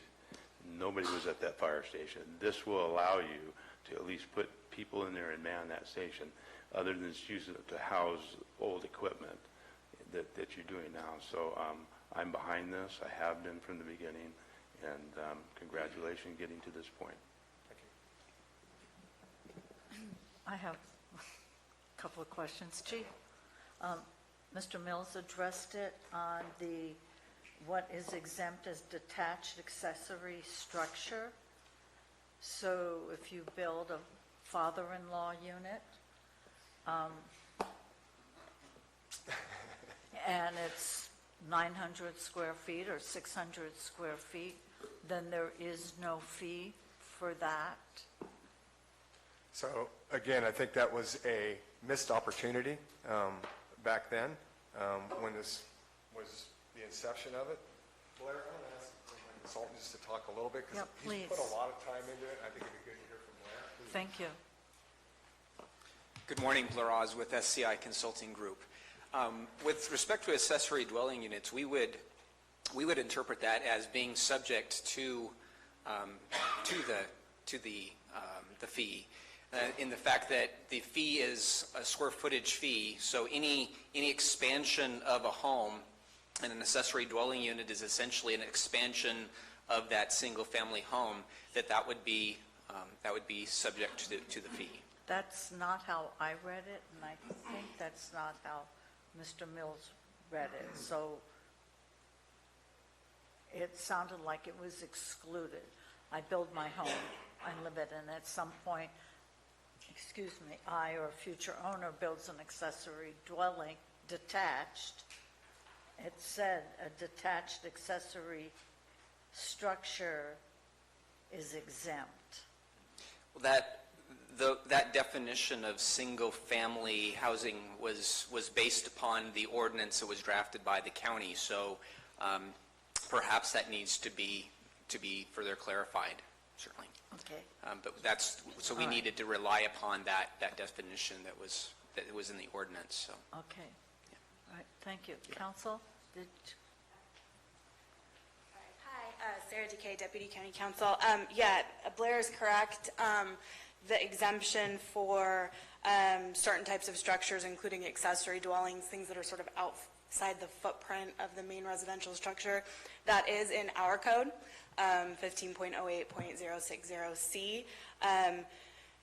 As Supervisor Mills says, that's certainly something that if the board wanted to revisit in the future, we can explore that, so long as it dovetails with the Government Code and the Mitigation Fee Act. We would obviously have to be consistent with the provisions of the Mitigation Fee Act, since that's the authority under which the board may implement these fees on behalf of the fire districts.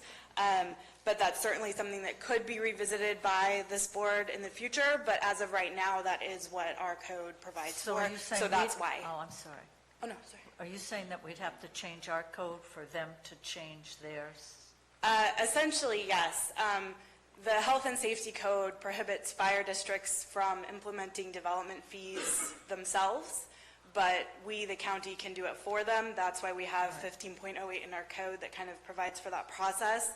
15.08 excludes those types of structures, so it would require amending county code. But again, that's something that we can certainly, that the board could explore in the future.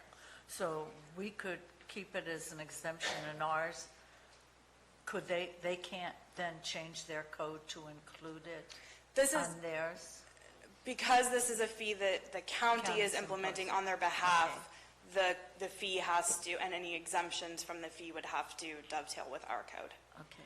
I have another question. I don't know if you or the chief want to answer it. Is there a provision for waiving fee conditions, such as, I put Habitat nonprofit, a veterans group? I mean, a government agency's already spelled out. So I'm going to ask Blair, since he's a technical expert. Okay. And Sarah, if you... From my perspective, again, that would be something that would be addressed by our code. As you mentioned, our code does have a couple of carve-outs right now, governmental agencies. But if that's something that that the board wanted to look at changing, that would have to be changed in our code. But we have had requests for waiver of fees for any one of maybe a host of things over the years through the building department fees. So if one of these, I just happened to pick those groups, want a fee waiver, does the fire district board waive the fee, or does it have to come back to the board? And can they even do it? From my perspective, since it is a fee that the county is collecting via the building department on a permit, it's a fee waiver could be requested of the board. So for me to chime in real quick, I've had a little bit of limited experience with this recently on some building going on down there, and no good deed goes unpunished. But at the end of the day, as the fire chief, if you do for one, then you end up having Pandora's box, and we've had a couple developers come in that thought the process wasn't moving in a timely manner, and when it got to my attention with my fire marshal, it became trying to be pushed a 5-alarm fire for us when we've only seen the document for a week or two. So I know there's emotions involved when fees happen, and again, I as a chief, I just want to get it right. And anything that, if someone comes to me down the road, say a year from now, and wants an exemption, I'm going to work back to county council to make sure I get it right, that I don't do something out of the ordinary or make a miss. And We have this document here, and this is I'm going to call it a living document, because if you read through it every 5 years, we have to adjust, and that'll be some things, Marita, that I think that we will have to adjust a little bit once we get started with the playbook of how it works. I mean, one that comes to mind is the Ebbets Pass Veterans District was doing X, whatever, and they asked for a fee waiver, and we granted it because they are taxpayer supported. So we waived I the definitely fee. think it would be a case-by-case basis, and we have an open door policy that anyone can come in, one of my board members, two of my board members are sitting right here. So they're definitely very passionate and want to make sure that, again, I'm going to keep using the word redundant, get it right. And we want to get it right. Well, I mean, everything can't do something to answer every question. I Right. didn't see that as part of it, but that's okay. Council explained a little bit more. Thank you, I appreciate it. If there's no more questions at the moment from the board. One more quick thing, this Fee Mitigation Act is not new. I had to take the time to read that whole thing. 1987, so it's been in place for over 40 years. We're not treading on new territory here, is what I'm trying to explain. Right. So what you're doing is simply just trying to dovetail what the district's needs are together with what the county's ordinances say. And that's where as we progress through this, we may find a necessity to bring this back before the board and make those necessary adjustments. So hopefully your board will reach out, or you'll reach out very quickly when those happen, so we don't open a Pandora's box with trying to make exemption after exemption after exemption for little things when it could be handled in just one simple code statement within our codes. And I want to make it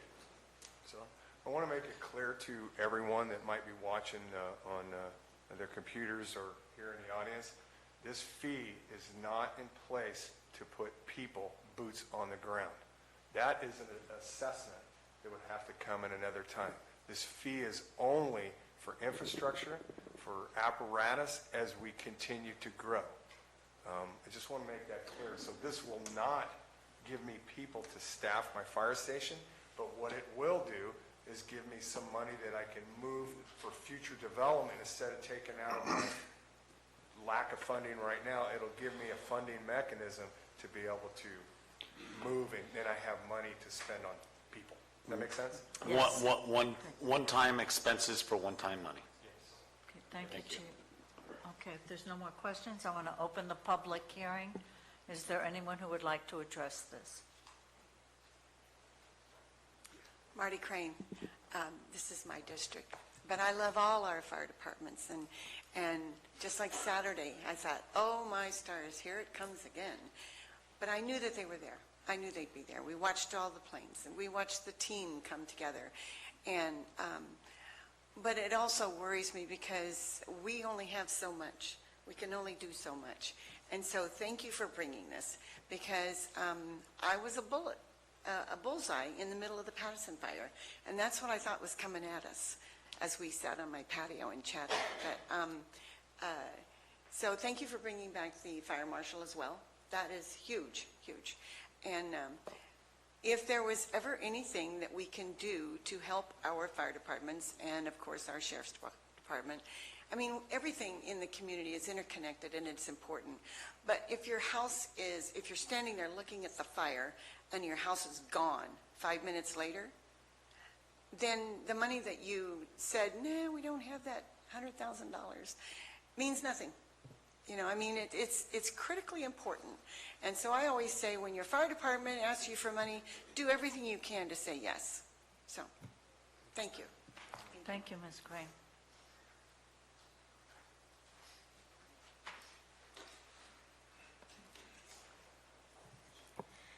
I'm from Burson, and I don't believe in fire mitigation fees because it doesn't work out for the people that had a fire station close by and had volunteers, and now we have fancy, high-polluting paid people, and I don't have a fire station. the money for, that was taken from mitigation fees from building, was spent on fire tenders for the entire county, but not for the area that I live in. And so I don't believe that this is just way of collecting money. However, I would be very happy to give $1,700, which is about the average for the building of a house. I would be happy to give $1,700 into a fund that would pay to capture and incarcerate the people that are enhancing these fires so that the fire people cannot possibly put them out. Thank you. Thank you for your comments. Is there anyone else who has any comments on this issue? Al Segala, Taxpayer Association. I appreciate our firefighters. They do incredibly good work. There may be some things that we can do to help them that has to do with the state and maybe some suggestions on being more effective in early response. The state passed a phony fire tax. They called it a fire fee. And it was an excuse to tax people, thinking that we were going to believe that it's for a fire, and so they could have money to balance the budget. And I think most people in this room saw through it, but kind of like shrugged their shoulders. What are you going to do? Well, they're taking a lot of money from people, and this might be a time to appeal to our state representatives and the governor to use some of that fire tax money to actually go for fire. Get money to our that are needed for fire protection. The next thing is we're putting fires out, squirting water on it. And this is a long-established way of doing things. And there's all sorts of special interest groups that would be terribly upset if there was a more efficient way of doing it. Well, there is a more efficient way. It's called halon. It's a gas. It's used in, it's safe for humans. It is less expensive, less destructive. It's used in aircraft all the time. It's just a natural thing to do. This needs to be introduced instead of using fire sprinklers, which is another law which is going to impose more harm than good. Maybe we can contact our state representatives and ask them to look into this, do the proper studies, so that we can start to move away from squirting water on fire to doing more efficient ways of putting fire out in confined areas like homes. I think that's enough. Thank you. Thank you, Mr. Scala. Are there any other public comments? I will close the public hearing and bring it back to the board. Mr. Mills, did you have a question? Yeah. Or an editorial comment? Editorial comment. Got it. All right. Just want to clarify for the record. For firefighters out there, you certainly don't want to be in a halon-filled building for any reason. There's just no way you're going to survive, so that's not an option. The water tenders, the water tender impact fee or water enhancement fee that we had years ago, that's a whole separate issue to this. So I don't see that as having any value in the discussion. As one who spec'd those original water tenders, I guess I'm kind of giving away my age here. But they served us well, and they're getting to end of life, but that's a different issue. This has to do with how do you properly serve your district, and do you have the funds necessary for the infrastructure that you need? If it's not there, then you're going to have problems. So I appreciate the effort. And Madam Chair, I would move this item. Thank you. I'll second it. God dang. They want to go to lunch. I have a motion by Supervisor Tuffanelli, a second by Supervisor Stopper. All in favor? Aye. Aye. Opposed? Passes on a 401 absent Oh, I forgot to close the public hearing. You did. I You did. You did. All right. Thank you, gentlemen. Thank you. Okay, thank you. Chief, thank you very much. Brian, Mr. Moss, thank you. Thank you all, really appreciate it. Thank you, sir. We'll take a 5-minute recess. We need to set up for the next one. But that opened up, you're right, it opened up a can of worms.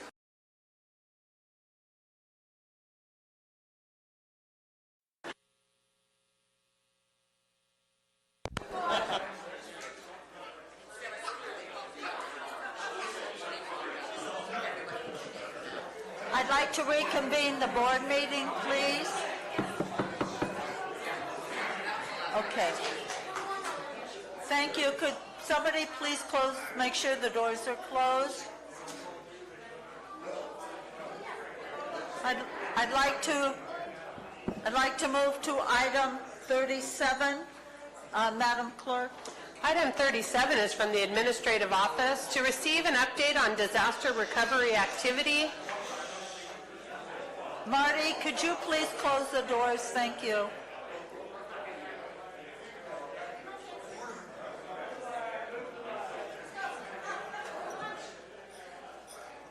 Yeah, don't eat all the food. I'll be out there pretty soon. Item 37 is from the Administrative Office to receive an update on disaster recovery activity throughout Calaveras County for Butte Fire Federal Highway Administration, winter storms, and tree mortality.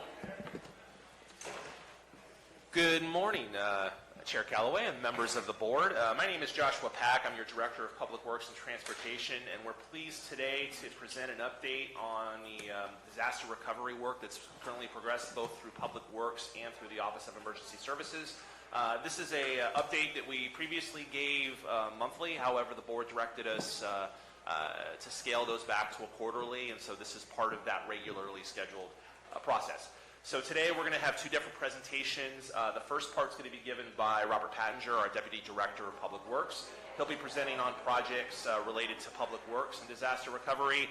We also have Tad Mason with TSS Consultants. He'll be here today to give a presentation on tree mortality related issues. So at the end we'll have opportunity for any questions you may have. So with that said, I'm going to turn it over to Robert and he'll give you information and presentation on our disaster recovery efforts. Good morning. I'm Robert Pattinger, Department of Public Works. We're working on various road projects that have started from the 2017 storms. You'll see a common theme with all of these projects that we're working on. That's the permitting process that we've had to go through. Because of the nature of the work, we have to apply to various agencies for various permits, and those things take time. We have plans for all of these projects. The projects are pretty much ready to advertise, and today, this morning, you approved the advertising for Murphy's Drive. That's the first one here that's shown. We hope to start advertising. We'll pull the trigger on that this afternoon, get things going to public purchase tomorrow, and have our advertisement for that starting right away. That's the project that we've concentrated on to deliver as soon as we can. That's the one where the roadway is impassable, and we need to get that working for the residents in the area. Harbor Road also is in pretty good stages with getting that going to advertising. We hope to bring that to the board July 23rd for approval to let us go out. We have plans, specs. There again, the permits are being worked on, a little bit behind there on the permits with these permitting agencies. There are 3 locations on Harbor Road that need to be repaired, and we hope to get that one done this year. Bladen Road, the nature of that project, because of the location over the stream and the temporary bridge, the nature of that made it so that working on the permits took much longer. There's they're going to be working on the permits probably throughout the next couple of months. So if we are able to advertise for that, it won't be late until fall. It makes it unreasonable to do the work with the stream right in that location. Our construction window pretty much closes around October 15th. We can ask for a small extension, but with winter upon us at that point, it doesn't make any sense to do the construction work. So most likely that will be a project that we complete next year. And one of our goals on that project, due to the fact that we know there's a lot of use of the adjacent recreational facilities, is to try to do that as early in the season as possible to try to minimize the impacts to the community. So ideally, assuming a regular storm season, doing that in the spring before school's out, before we start seeing the significant increase in tourism and activities. We'd like to do that at that time. So we'll be focusing, one of the advantages of this being a late season, finishing this up, is the ability to aggressively advertise it early in the year for potential construction in the spring. So Gwynn Mine Road, that project, what FEMA allowed us to do initially was to do studies. There wasn't enough information apparently for them to determine what the final repairs would consist of. So we have completed the studies, and the next step was to submit that work back to FEMA so that then they could complete the environmental work, the NEPA work, and to rescope the project. That was just submitted back to FEMA about a week or so ago. That, by the way, that project will not be completed this year due to the FEMA work that's still involved, most likely next year. Canyon View Drive. The engineer that we have on working on the project designs has given us some proposals. We're trying to work out a design that's consistent with the FEMA scope of work. If that design isn't consistent with the FEMA scope of work, we have to go back to FEMA and ask for a rescope. We're trying to avoid that so that we can expedite the construction of this project. So once we determine what the final design would be, that'll tell us how we proceed with this project. What you're saying, Mr. Packinger, is that the design options that are submitted are not matching with what FEMA said that we could do. Is That's that correct? Okay. Yeah, and to expound on that, Supervisor Callaway, when FEMA originally comes in to scope these projects, they have very little information. So it's really their first guess at what's going to happen. And so in some cases, we get it right. In projects like Murphy's, we got that right. So that was able to move pretty smoothly. For projects that need additional information or a rescope, the actual solutions don't quite match what the original assumptions were. We go back for a rescope. That could take anywhere from 3 to 6 months. FEMA, as you can imagine, is being inundated with other requests. And so we have good folks on our team to push those through, but that just takes time. And the one thing I will say about Canyon View is we watched it incessantly over this winter, especially with the historic winter storms. There were concerns about, further sliding, further activity. We saw no evidence of any movement on that slide. So we had it pretty well buttoned down. We had it tarped. We had it protected with stormwater prevention plan.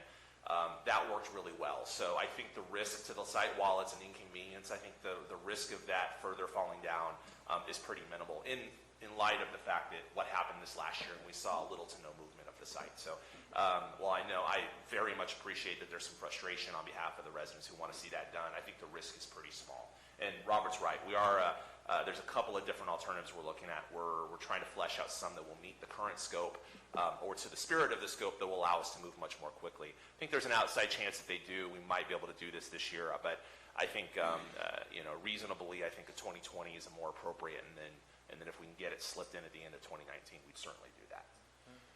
So go ahead, Robert. Sorry. The Butte Fire Federal Administration roads, you may have heard about these projects. We have been denied continued work on this through the program. Our look at what those projects, scope of work involved, they seem to be very minor types of jobs, small repairs to pavement, smaller repairs to drainages, and these are things that we believe we can handle ourselves. Yeah, and to highlight on that, so FEMA, there were a number of projects throughout the state, 73 I believe, that went for extensions to FEMA, and FEMA is starting to take a shift in their policy in extending projects. They rejected 66 of the 73 requests for extensions. And so I've been working very closely with CSAC and the League of California Cities to try and get not only some clarity on that policy, but some reassessment. And so we did submit ours again for reassessment by FEMA. It was denied. They did approve some additional ones, but still more than half of the projects that were submitted were rejected by FEMA. So one of the things we're working with CSAC, and my role as a regional chair on CSAC and the California Engineering Association of California, County Engineers Association of California, is working on policies to try and further articulate and clarify how FEMA's process on approving and extending rejecting projects. So I know that's going to be a hot button topic as the federal government starts discussing reauthorization of federal funding. That's going to be one topic we've highlighted in our group for legislative follow-up. So we'll be working closely with CSAC on that and the League of California Cities. Are they rejecting extensions, or are they rejecting the project? Rejecting extensions. So this is for projects that are 3 or 4 years. The winter storms, the 2017, have not been rejected yet. This is stuff that's a little further back. And one of the things that we're arguing is, they're doing both small and big projects. And sometimes, especially when you have projects that have environmental concerns, right-of-way concerns, and you're following the federalized process, that can take a lot of years. And so the extension process, the time frame in the extension process is not sensitive to the requirements of the federal government on how to deliver projects. And so that'll be a discussion we have with our state and federal partners on that topic. We're pretty confident that we're going to have an audience to listen to that. And I'll let the board know through updates. But it also highlights the need that we need to get these projects done.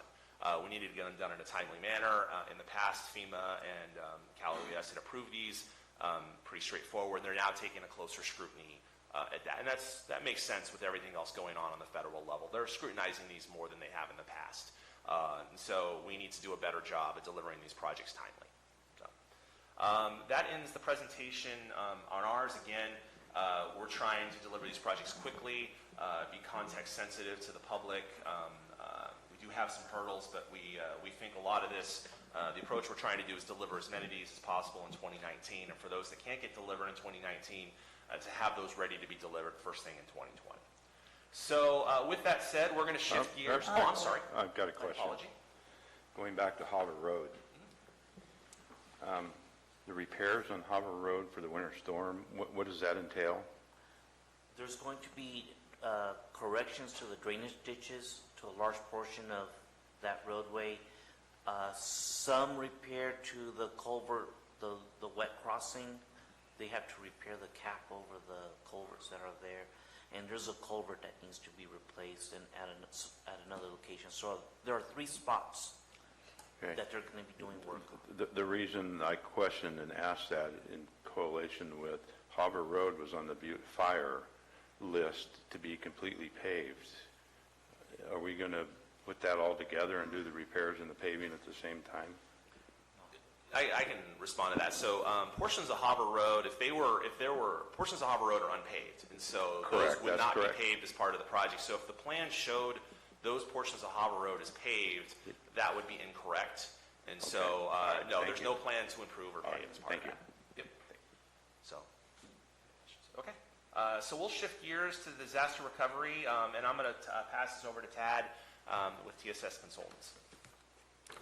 Tad Mason, TSS, Forester. Did you want to sit down? Oh, no, I'm good. Thank you for that offer, Madam Chair. So I have not reported in for about 6 months, so this will be a encapsulation of our accomplishments in the last 6 months. We currently have 20 projects in play. Of those 20, 10 have been completed and 10 are still in process. So we'll just wrap through these very quickly. Looking at the list here, we got Project 4A. That's the higher elevation project up in Big Trees. This has been somewhat delayed. We're still trying to move the logs out of that area. Unfortunately, it's still damp, so we're waiting for that to dry out. 4B, same situation, because the snow level this past winter, we've been delayed in implementation, but we expect to implement here likely in early July. Project 5, it's has been completed, and that went well. That was Lakemont, Meadowmont, and White Pines. Project 6 was just completed at West Point, 587 trees. Project 7 just completed, almost 1,200 trees. Obviously, the scale of these projects is ramping up. And the reason we have these larger scale projects, because with economies of scale comes economies of cost. So we try to blend in smaller projects. You can see 7A, for example, is 47 trees. This is so we can attract some of the smaller tree service companies, but at the same time, we like to blend in the larger projects. I didn't know, what is Cal OES reimbursement exhibits have been submitted? What does that mean? Great question. This has to do with our synchronized approach working with the county administrative officer. Once the final invoice is accepted as a project is completed, we put together the images, the tree list, the maps, all the requirements for OES reimbursement, and we provide it to Mr. Alt, which are then submitted to the state for 75% reimbursement. Once that's completed, CAL FIRE has the other 25% that will also be reimbursed. So you have 100% reimbursement of each project. Does that make sense? Yeah. Okay. Thank you. Sure. So going on down the list, 7A has been completed. 8 is been completed this week, almost 900 trees. Project 9, this is the ongoing BLM tree mortality project. It's been a long time running. I can tell you working with this particular federal agency has been quite challenging. We are coordinating right now with the county administrative officer office, basically looking to bring on a archaeological services group, which is what BLM is requiring for us to complete this project. So the ARC services group would monitor cultural resources on each of their project sites, which is Project 9, and you'll see in the next couple pages Project 22. So I can tell you, and I'm just going to belabor this for a minute, while BLM has been extremely challenging to work with, the Stanislaus Forest not. The U.S. Forest Service has been exceptional. Our projects on their managed lands have gone very smoothly, and I think there's some lessons learned that BLM really should consider. At any rate, on how to get a project done. So on to Project 10. This has been completed, and we have submitted the OES package to the CAO. Projects 11 and 12. This is Forest Service ground we're working on. Those are in play right now. Same with 13 and through 15. So 11, 12, 13, 14, 15. These are all proceeding at this time, and we expect to have them completed by mid-July on Forest Service managed lands. Project 16 is complete. That's Avery Sheep Ranch Road. Project 18, we just received bids, and that project will start tomorrow. We have a pre-operations meeting today on 18. Where is that? That's the front country, west side of Highway 49. 49's a long road. It is. It's a big project. It is the front country. Think of a lot of gray pines and oaks that were killed by the drought. I guess I'm where on 49? Well, I'm one okay. of my- Everything west of Highway 49 is in that project area. Got it. Okay. It's a big project. Okay, thank you. Sure, of course. Project 21, This is rural roads north and east of West Point. That will also be starting in the next 2 weeks. We did receive a bid on this project, and it's been awarded. Project 22 is the other BLM project, and it's a large one, 509 trees.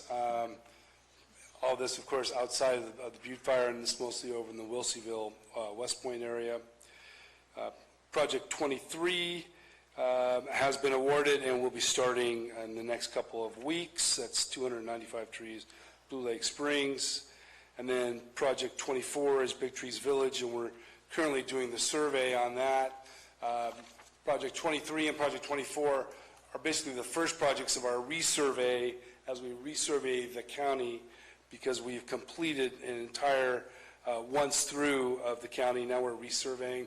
The mortality continues to be significant. We had a recent insect hatch, bark beetle hatch, and they're continuing to take out trees. Not to the extent that we experienced in 2015 and 2016.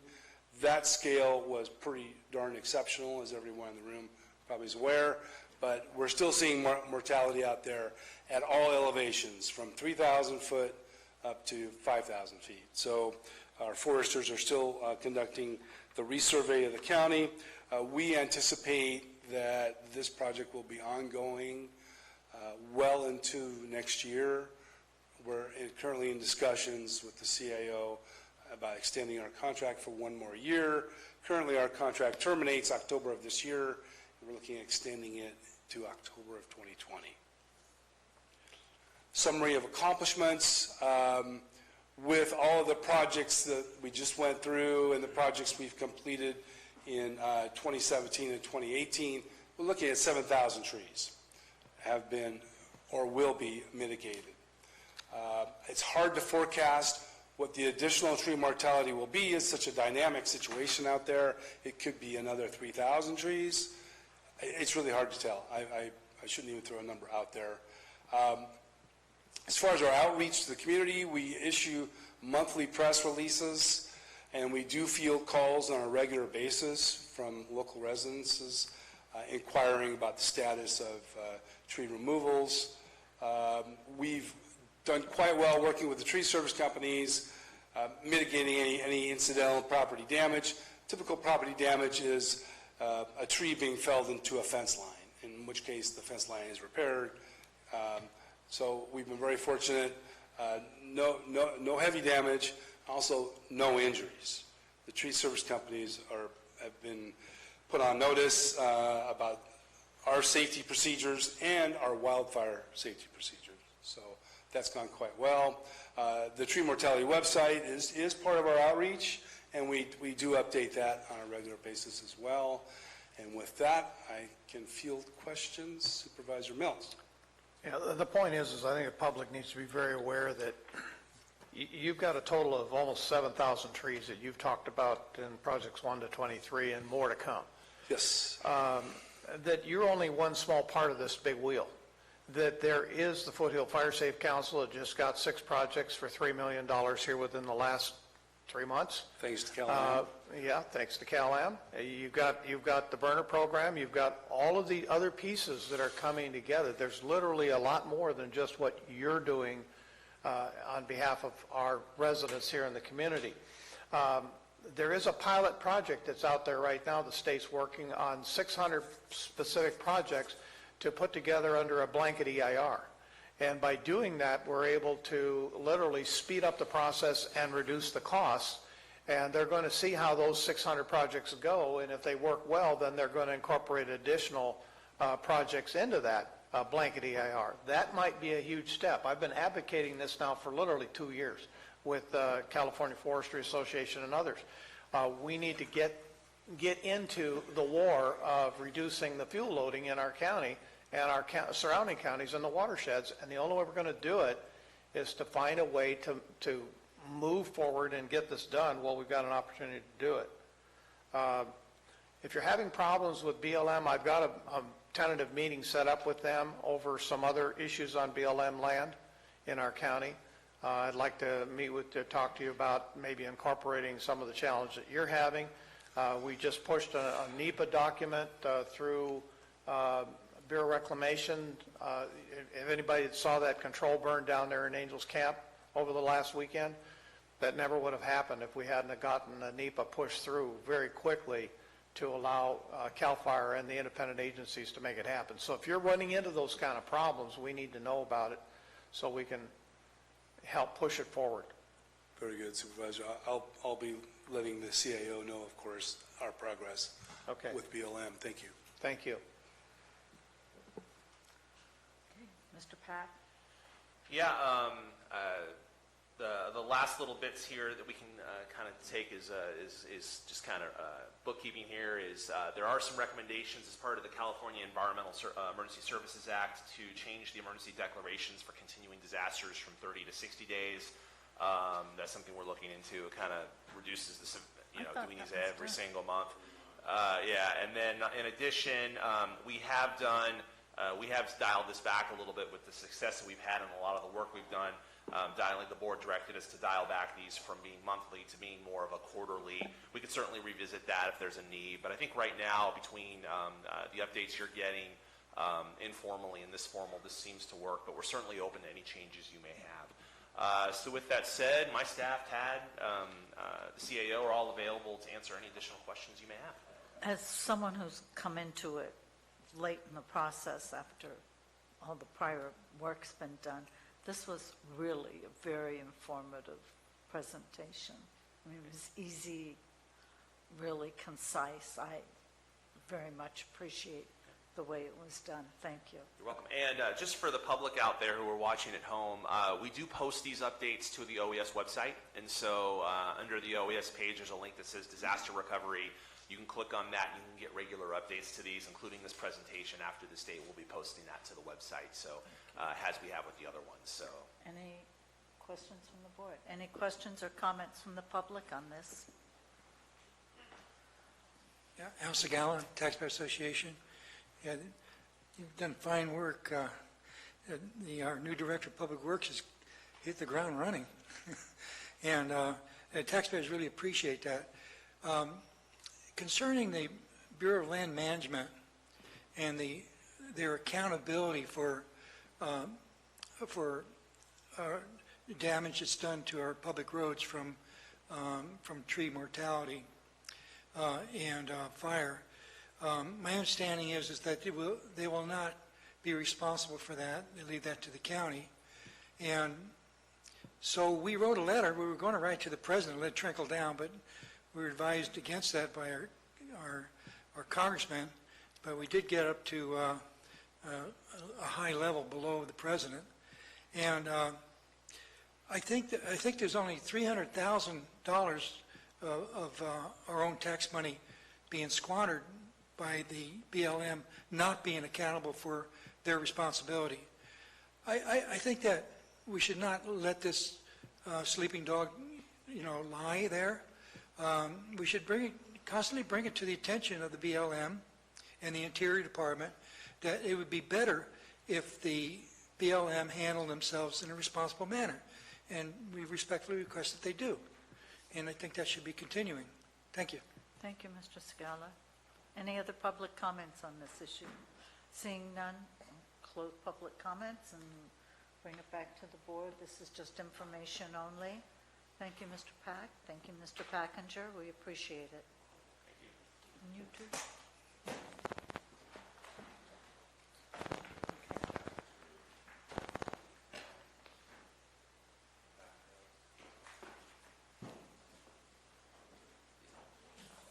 Okay, I'd like to move to item 38.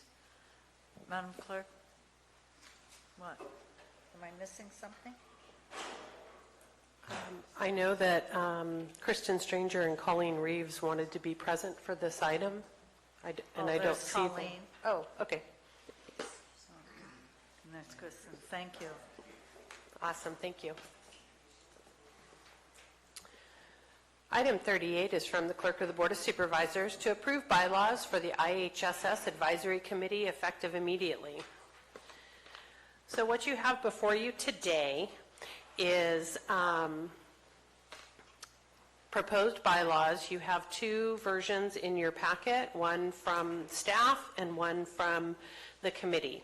To give you a little bit of background information, at their meeting held on February 13th, 2018, the Board of Supervisors authorized the implementation of a bylaws template for use by all citizen advisory committees. Many of these groups have struggled over the years to adopt bylaws that help guide them in the performance of their duties as assigned to them by the Board of Supervisors. Additionally, it seems to be difficult for the groups to craft bylaws that comply with the Ralph M. Brown Act and county policy. This issue compounds when there are questions regarding how to create an agenda, what defines a quorum, and what kinds of items they are legally allowed to discuss and take action on. This results in frustration for their members. In an effort to remove these hurdles, which in some cases consumes most of the group's meeting time, staff recommends the adoption of a generic template that will eliminate the need for recreating the wheel and allow these groups to move on to their regular business. The IHSS Advisory Committee has been discussing and developing bylaws for at least 5 years and has worked with County Council for the past 4 months to discuss items that the committee might want to include and to review with staff recommended versions of the bylaws. As you can see from the two versions that are in your packet, there are still some differences between the two versions, namely that the staff version highlights process and policy while adhering to the approved template, and the committee's version includes some inaccurate information which does not follow the established Board of Supervisors documents or Welfares and Institutions Code. While it is true that some groups may choose to include some additional information that may be specific to their established purpose, bylaws were never intended to be overly stringent or authorize groups to perform tasks or have responsibility for anything outside of their scope.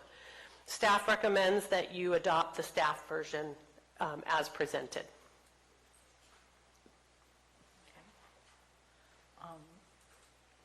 Not sure, Howard, did we want Kristen or Colleen to make any comments on this, or just, okay, that's fine. I would think if the board has any questions that they would be fielded by either the Health and Human Services staff or County Council or myself. Mr. Stopper? In here, the original bylaws are not included. In the original bylaws, is there a section in there that says that the amended bylaws need to be approved by the committee prior to sending to the board? There are no original bylaws for this group. They have been working for 5 years to bring something forward to the board. Okay, so there's no standard there. What we'd like and what we have practiced is that whatever the citizen board, committee, or commission is, we have asked them to review the template and to put in the portions that are pertinent to their group, such as referencing governing documents, if there's any code that's appropriate, and we have asked the group to approve and then send that version on to the Board of Supervisors. But I don't believe there is anything in there that requires the committee to approve the version that is approved by the board. Any other questions at this point? No. Okay, are there any public comments on this?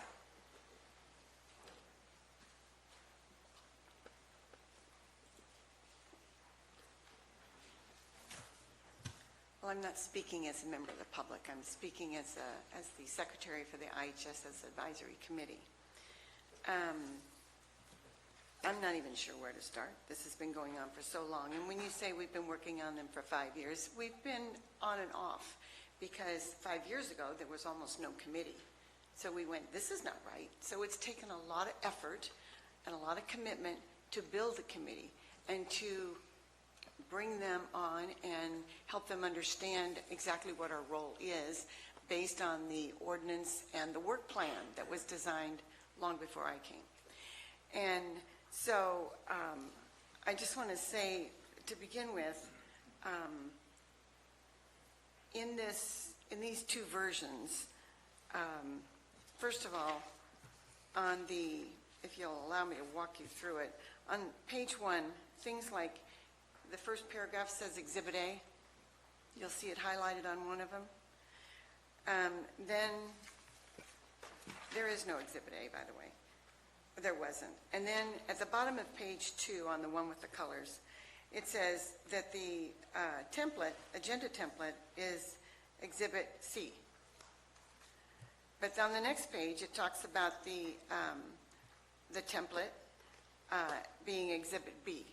So we fixed things like that. Also, Article 4 was labeled the Brown Act, when everything in there is supposed to be about the meetings. So we changed it to the word meetings, and things that were in the wrong spot, we moved them, but we didn't necessarily change them. And also on the second page where you have on the one with the colors, item number 3 used to be 6 down at the bottom, but we moved it up to the middle where it seemed more logical. And we added, we crossed off the appointment will be considered void and a vacancy will be advertised. That's if someone doesn't turn in a W-4. We put that if they don't, no stipend will be paid, because the other way it was just so punitive. And there are reasons, personal reasons for different people, why they may not need or want a stipend if they're a caregiver. So if they don't turn in a W-4, they won't get one. It's just that simple. We don't have to be so punitive about it. So that's why we changed that. And at the very top of page 2, I'm still looking at the one with the colors. The end of that sentence is talking about thereafter all appointments shall be for a term of 2 years with possible reappointment for a subsequent 2-year term. That makes it so that sound like someone could only serve 2 terms. Well, these committees are difficult to fill, and it's a lot of work to find people who are providers with the time or consumers who are able to actively engage in this committee. So when you find some who have then educated themselves and been very diligent about it, why all of a sudden the end of the second term you say, nope, you're gone, and now we'll all look and find somebody, and until then we won't have anybody representing them. It doesn't make any sense. So I mean, you as the representative from the governing board, if you attend the meetings and you find out, you see that someone's being disruptive or they're not participating, you can always not appoint them. That's your option as well. Then on the third page of the one with the colors, again, we pointed out that we're not a commission, we're a committee. And that still remains in both documents. Number 4, the way this committee functions, the way we put it out was not everyone has a computer or has internet access, or you can't assume that everybody on the committee, the chair all the way down, has access to a computer or is computer literate. And so we selected, I happen to be the chair, I have internet, I have a computer, I can do this. So to say that the chair has to do it means that that's just the way they wanted it, that's the template, but it doesn't work for our committee. So we changed it, and this works for us, and we also, anyway, that works for us. So then on the last page, I just wanted to say that we report frequently through public comment. We may not have done the last 2 Octobers, but we've done a formal presentations in several years before that. But our chair reports publicly in public comment quite often. So we do report out. It's not like we're not telling you what's going on there. So I also want to say that we've experienced years of ongoing, constant passive-aggressive interference from the director of HHSA and public authority. Years. Now, there's a lot of backstory on all of these things that Diane read to you, but you know, we don't need to air all that out today. We've been trying to draw attention to that for years, and this is not the day to do it. But I will say that that's part of what's been an issue for us.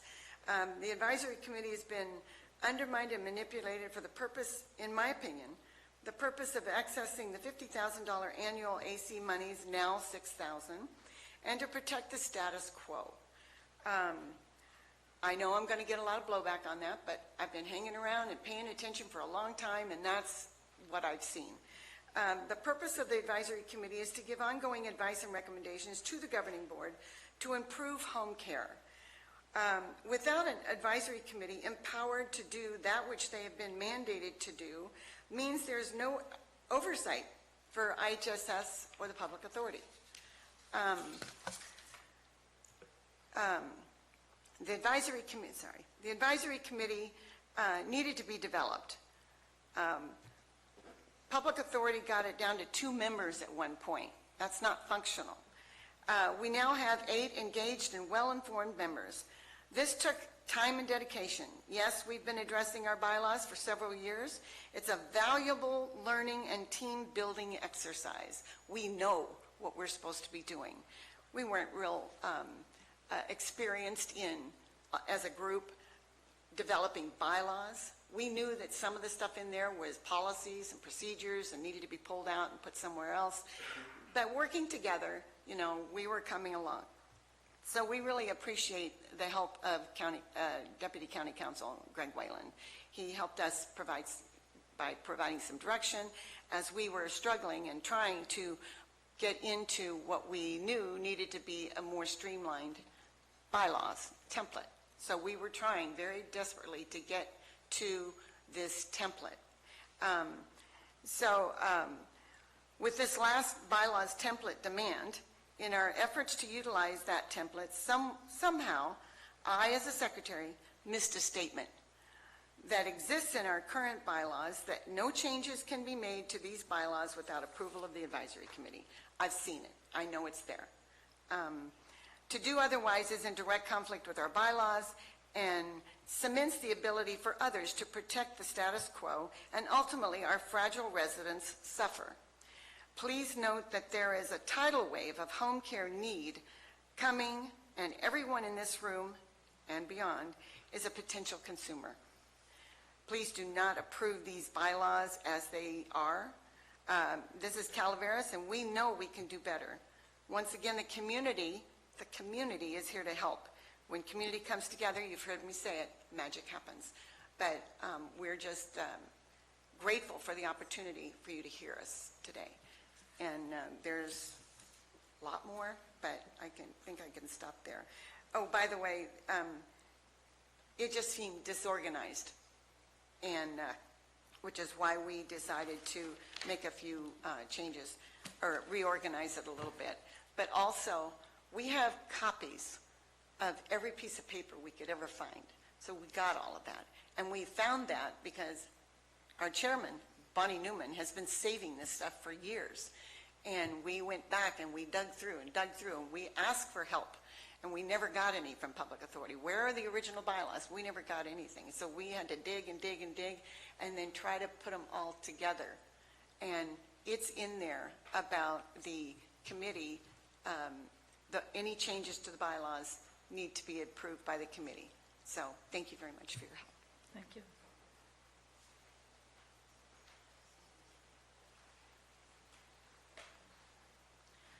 I just have a few additional comments to make. This has been a very frustrating ordeal, and it's been kind of insulting that our position isn't taken more seriously. But I'd like to draw your attention to the first page, that there's been some omissions and changes from the original ordinance that was created back in the 80s. The third paragraph, the staff feels it's important to leave out "and the mode or modes of service," because that is what determines what the public authority was doing.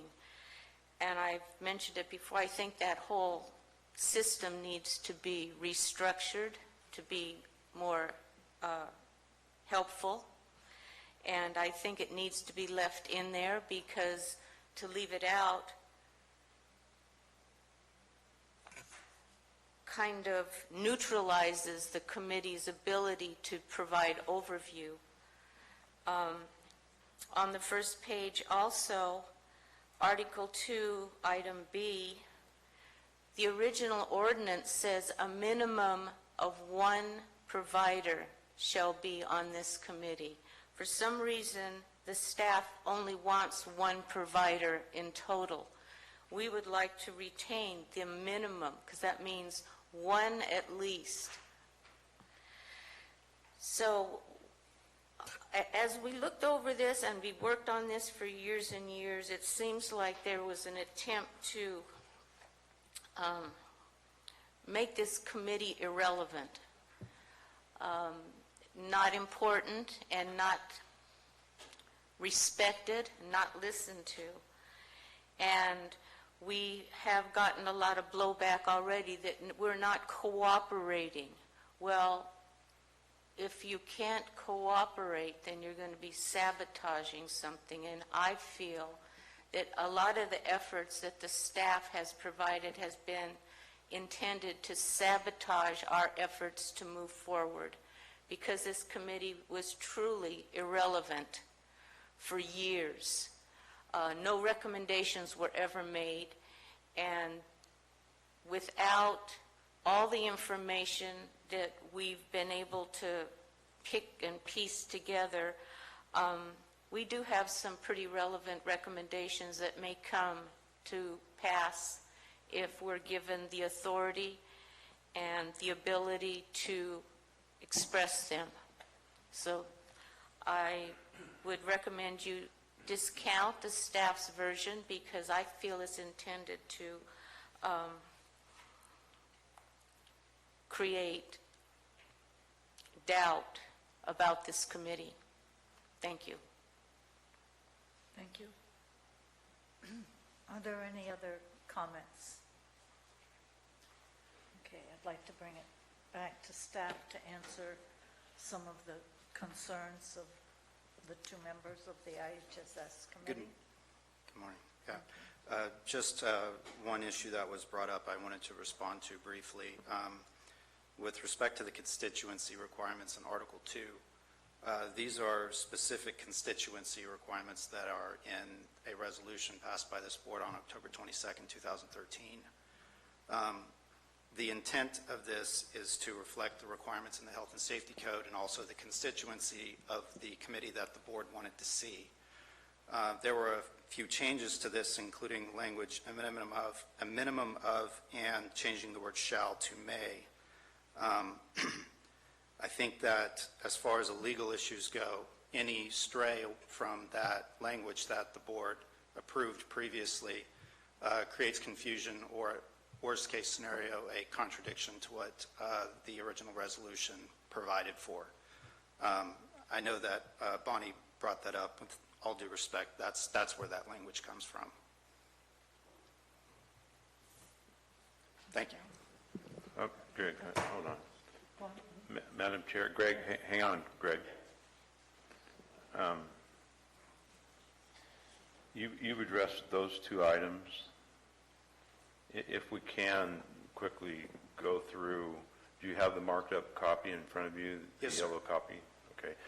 I'd kind of like to go through each one of those marked up so can get your view on what was changed and what's allowable.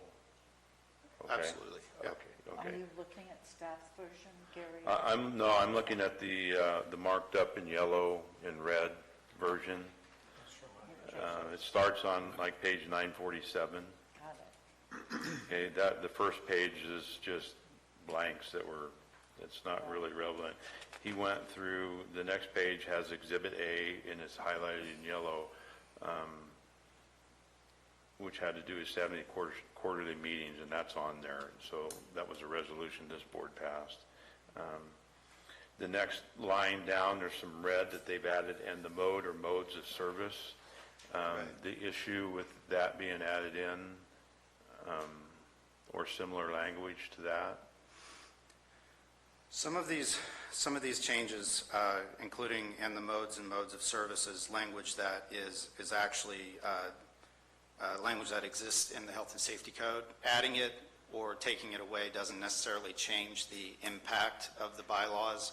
It's a stylistic change, in my opinion, because the Health and Safety Code reads as it does anyways, and so that one wasn't that significant to me from a legal standpoint. Okay, so that would be okay. You don't have an issue with that? No, sir. Okay. Moving down to the next one, we're a minimum of one member. Again, you addressed that and said that's not what's in the ordinance. This was from just the ordinance said one member shall be a current former provider. That's correct. That was resolution 2013-0 or -161. And the everything that you see there in Article 2, A, B, and C, and then the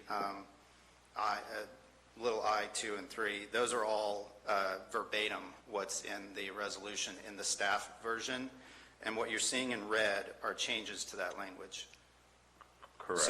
But my question would be to you, if we strike a minimum of one that was added in here, and it just says what was in the code, right, one member, that doesn't preclude that more than one member can be on that committee. And that's why I want to get that clarified.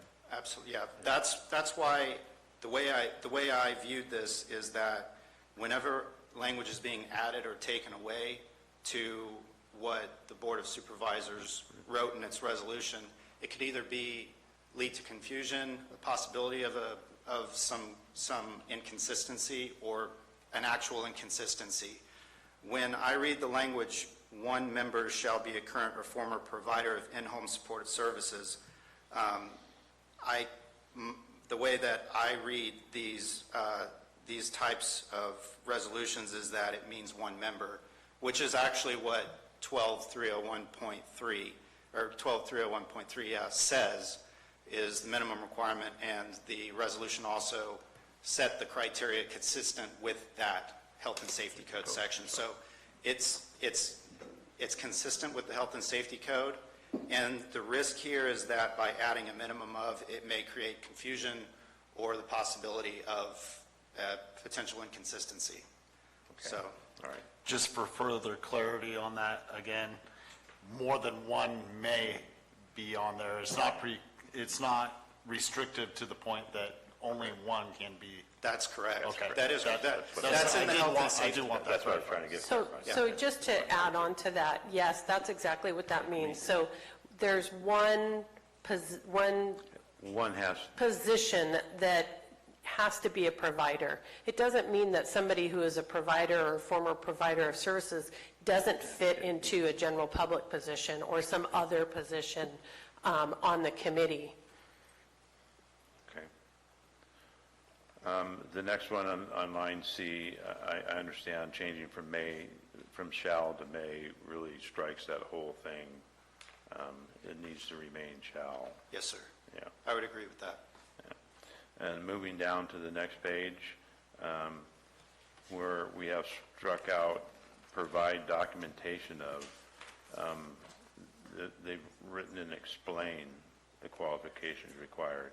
Again, stylistic change. The what? It again appears to be a stylistic change to explain something versus provide the documentation of, although you could arguably read into that a difference if someone is actually providing documentation that demonstrates something versus explaining what that is.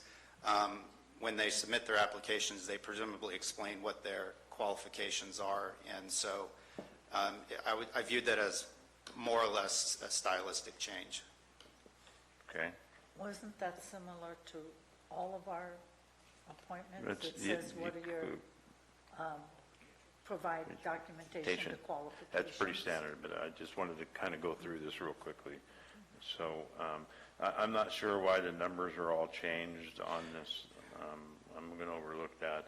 And then the next item is no stipend will be paid versus the appointment will be considered void and vacancy will be advertised if you don't provide a W-4 to the staff. Is that verbiage that's in the ordinance that was passed? Not to my knowledge, no. But I can't answer why there are numeric changes. There's been some restructuring, as Bonnie referenced earlier. So when I compared the two drafts, I looked to see whether that language was just taken out or moved, and I found that it was substantially moved in I believe, about the same terms that were used in the staff draft. So there's been some restructuring in here.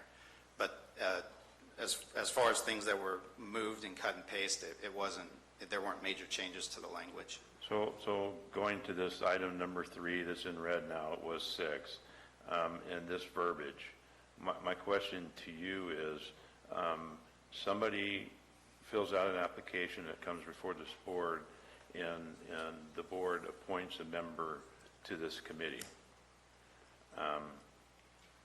and they fail to fill out a W-4 within 30 days.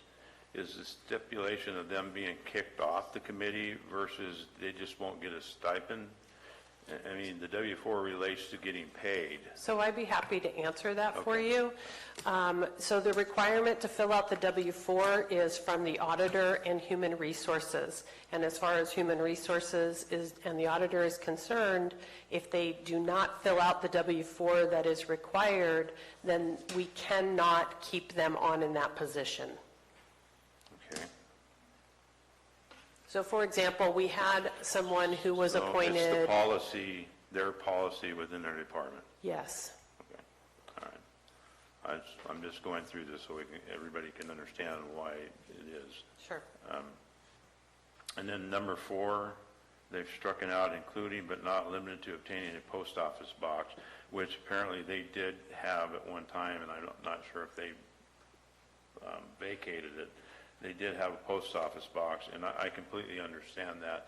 I don't have a post office box for my mail coming in. None of the supervisors do. Nobody does. It all comes here.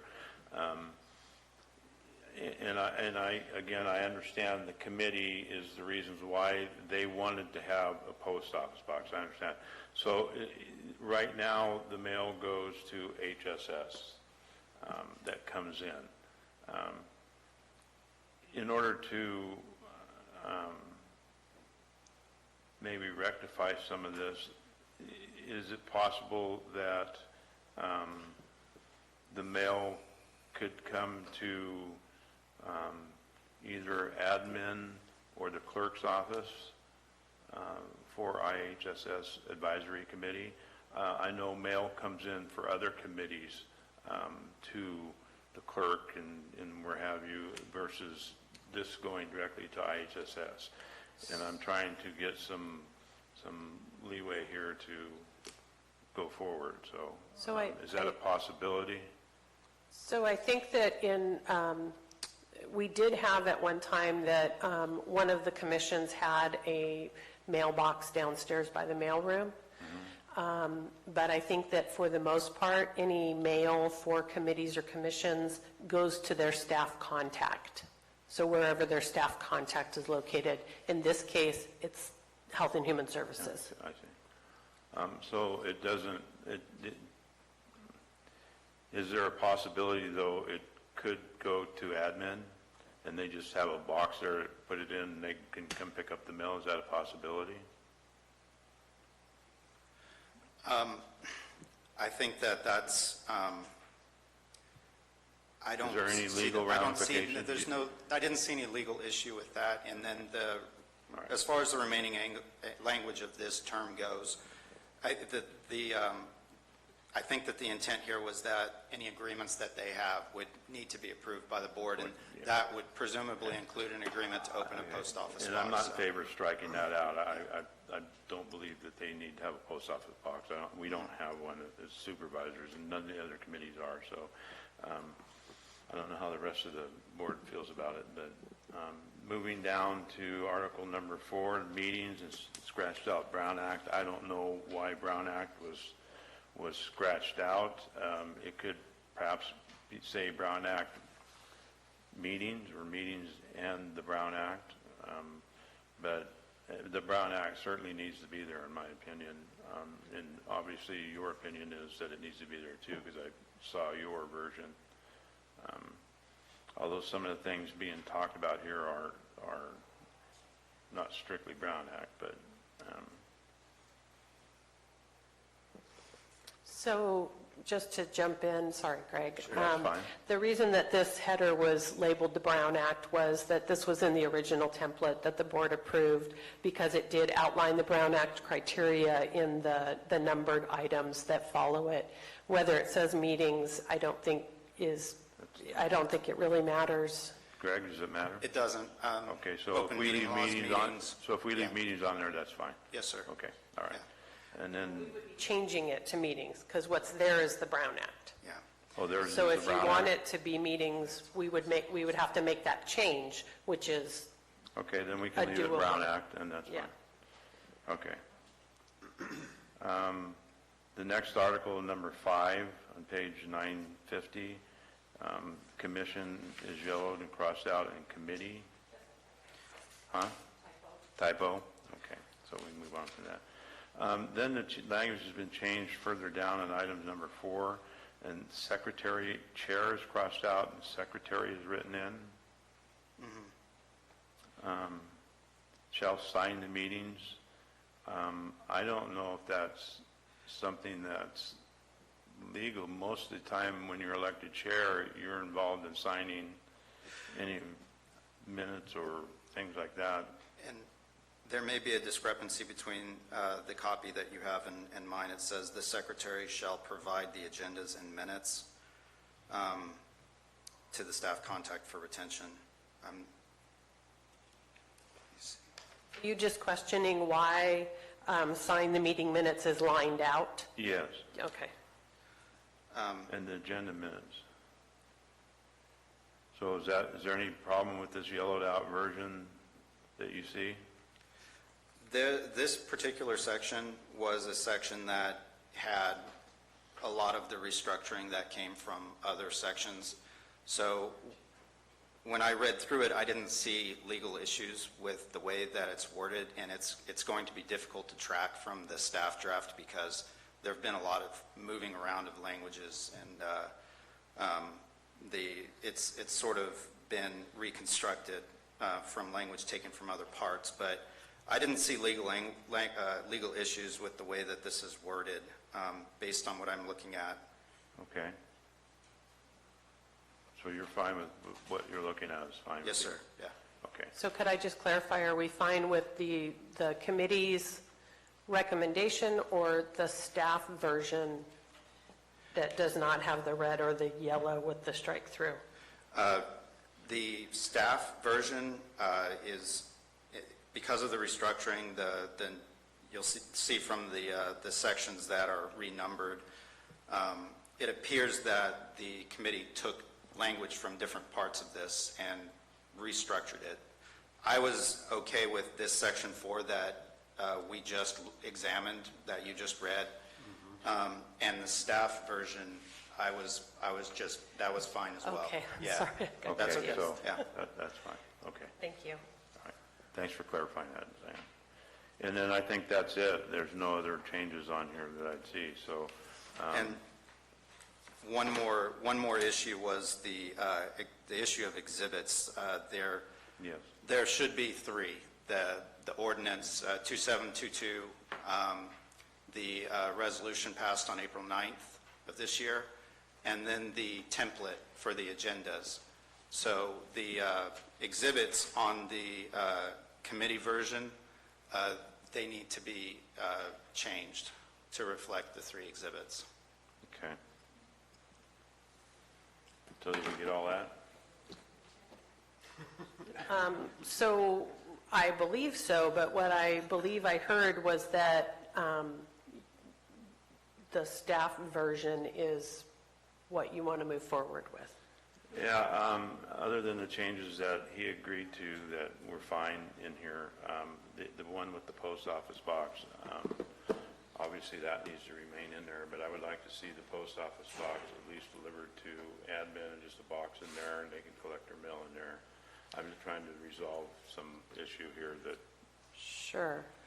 So, but the staff version, which was, we just went through and the corrections on it is. Well, no. What we went through was the committee's version that has strike through and highlights.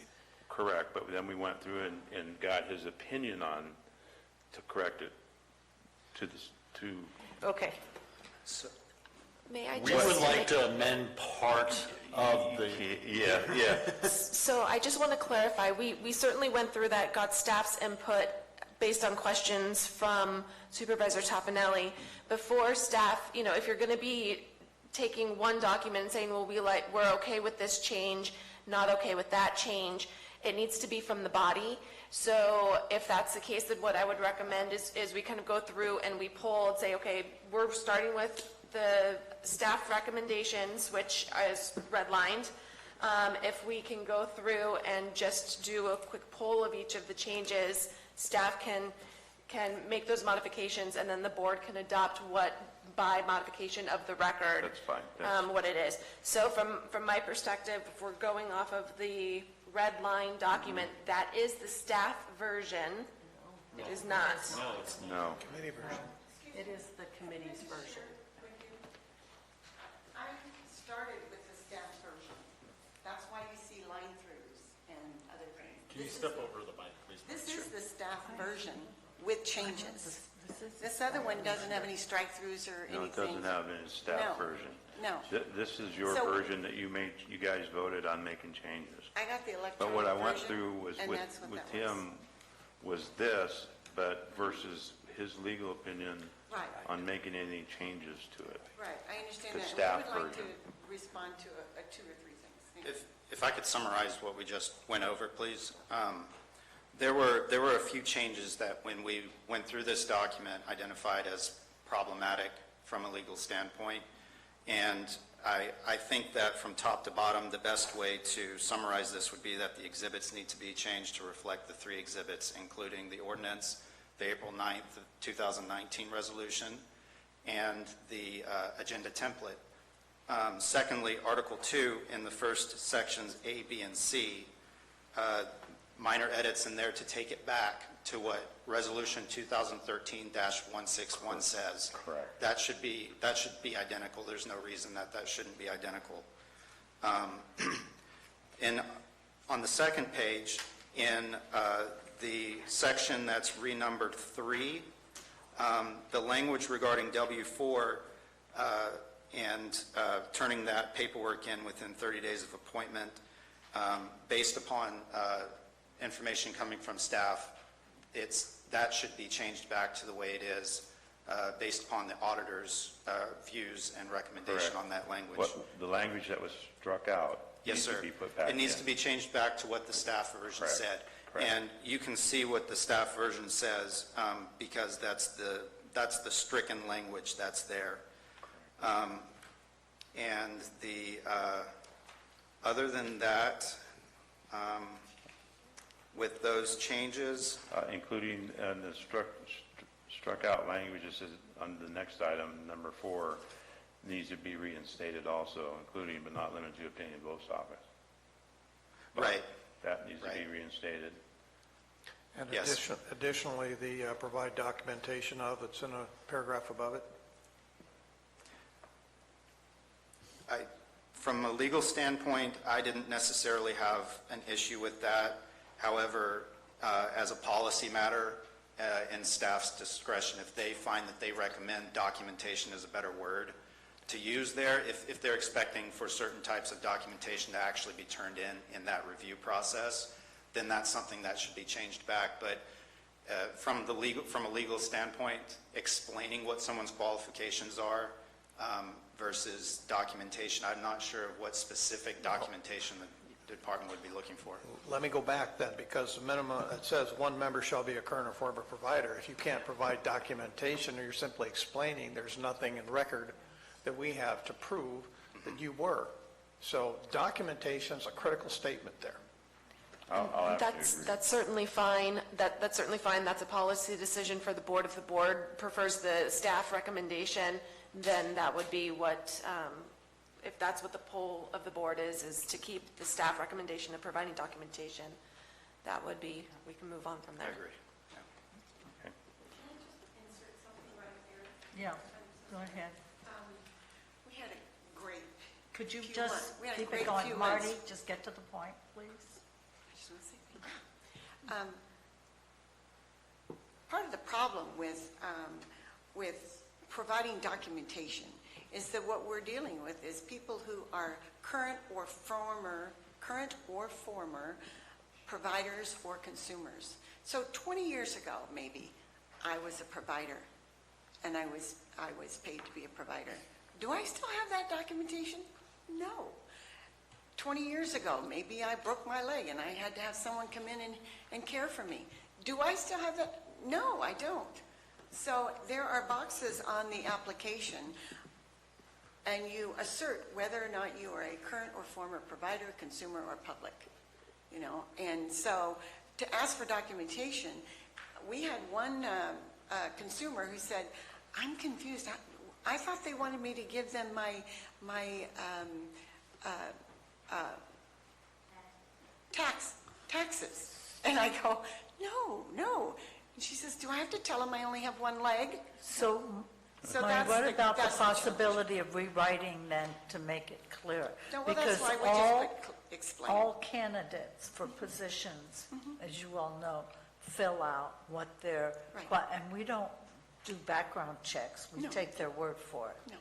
So I think We take their that's- word for it, so just, I mean, they check if the they box. say they were a former provider, then we take their word for it. But That- it's, I think what Mr. Mills is saying is then we have some record of that. Well, you have the application. Like we do for Right. all candidates. right, For and all. the documentation, isn't that the application that they're giving you, where they check the box and they sign it? So, I'm just saying that, you know, providers and consumers, they don't keep all that stuff, you know, 20 years later. There's more. It just feels like we're trying to open it up to more providers and consumers, and if we keep making it more and more difficult, these are the ones we need to hear from. If we keep making it more and more difficult, then they're just going to go away. Got Which it. they do. Got it. Thank you. Good afternoon, Kristen Stranger, Health and Human Services. Just as a point of clarification, the resolution from, what year, Colleen? 2013 speaks to the exact language of provide documentation. Exactly, and that's what I wanted to say. It was changed in 2013. And who put that change forward? Wasn't the committee, because no one was paying any attention to the committee at the time. And so that was put on the committee to change it like that. So if we could change it then, we can change it now. Kristen Stranger, Health and Human Services. It was changed by County Council at the time. Okay, all right. Getting into I just want to clarify, that was something that council brought forward, but the board ultimately adopted. Okay. Well, Madam and- Chair, and- can we move on Yeah. and, okay, provide documentation needs to be reinstated, in my opinion. Okay. Okay. And then, Greg, were you going to clarify? I would just like to point out and remind the board, documentation is documentation. That can take the form of a declaration by someone. It's just a written instrument to provide clarification that the county can use and have and pass forward, so one staff member knows the basis behind something occurring versus something else. So documentation can be a wide range of things, including a declaration by someone. Can we start facilitating a polling on these changes as we move forward so that we can come to a consensus? Gary, Please. did you have any more questions? I thought somebody else had a question. I just wanted to go through them and clarify them Okay. so we could get them down and then poll on it, whether we agree to it or not. Okay. All right, Okay, thank you. thank you. All right, so do you want to start with, Excuse me, there was one thing we didn't address, though, as you were going through them. It's because it's not highlighted, because I accidentally didn't highlight it. It's on the second page at the top, where it's talking about reappointment for a subsequent two-year term. I'd like to remove the A and add an S on the end, so that we don't clean house every 4 years. And What page are you on? the second page at the very top. 949, top of 949. And thank you, Megan, for that explanation of documentation, because that's not how the providers and consumers read that. They don't know that. So if we can clarify it a little more, that'd be better, because that would work. Certainly, I don't think that a clarification needs to be added to the bylaws. That's something that staff can work with the providers to clarify through the application process. Well, the committee wanted to amend the application to make it easier. So the committee would like to work on that ourselves. Okay, that's a good idea. So Thank to you. speak to Marty's comment, there isn't any issue with getting rid of the A and adding an S. That's totally typographical, in my opinion. Okay, thank you. Gary, do you want to lead us through this? For example, when we go down to provide documentation, does the board want to keep it or not keep it? Well, we need to start, I think, at the beginning, and just go through it real quick. We go to Article number 2. And if we, Right. yeah. It's Do you want me to just, do you want me to just go through and you just go can, through, and then we can poll. Let's do that. Okay, so the first one would be to make the corrections to the way the exhibits are labeled. Make sure they're referenced correctly. Is everybody in agreement on that? Yes. Okay. The next is in the third paragraph. The primary activity of the committee is to provide ongoing advice and recommendations regarding IHSS. What the group is asking, the committee is asking that you add, and the mode or modes of service. I don't see that in the ordinance. I say no. So Supervisor Callaway? No. Supervisor Mills? No. Supervisor Stopper? No. Supervisor Toffenelli? Okay. Okay, the next is in Article 2. It's item B, and what I'm hearing you say is that we will not be adding a minimum of to one member shall be a current or former provider. Yes. Yes. Yes.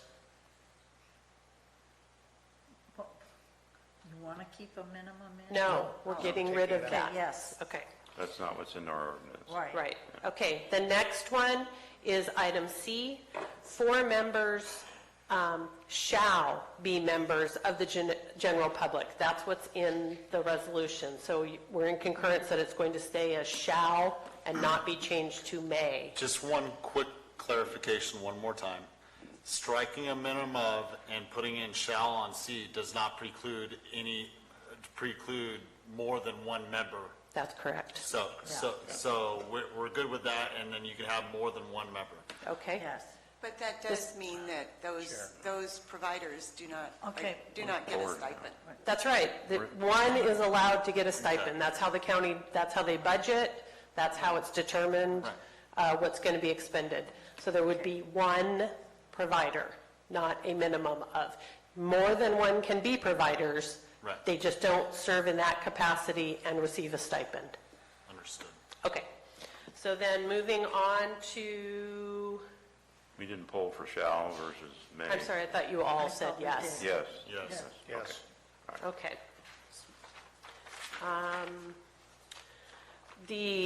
At the next page, the top, all initial appointments shall be for terms, blah, blah, da, da, da. We're going to remove for a subsequent 2-year term, and we're going to make it for subsequent 2-year terms. Yes. Yes. Yes. Yes. Okay. Okay, and then in the next paragraph, when we're talking about applications for membership, we are going to keep provide documentation of. Yes. Yes. Yes. Yes. Okay. Moving down to number 3, members, or whatever the numbering is, members receiving compensation required to provide a W-4. We are going to keep, the appointment will be considered void and a vacancy will be advertised. Yes. Yes. Yes. Yes. Okay. Then the next one, the committee is not authorized to enter into any agreement, including but not limited to obtaining a post office box without approval of the Board of Supervisors. Yes. Yes. Yes. Yes. Okay. Article 4, the header is the Brown Act. They are suggesting that it be changed to meetings. And the Brown Act was just what was The plugged in Brown the Act is template. because it references all the compliance for the Brown Act in that section. So all of the other committees have adopted the Brown Act.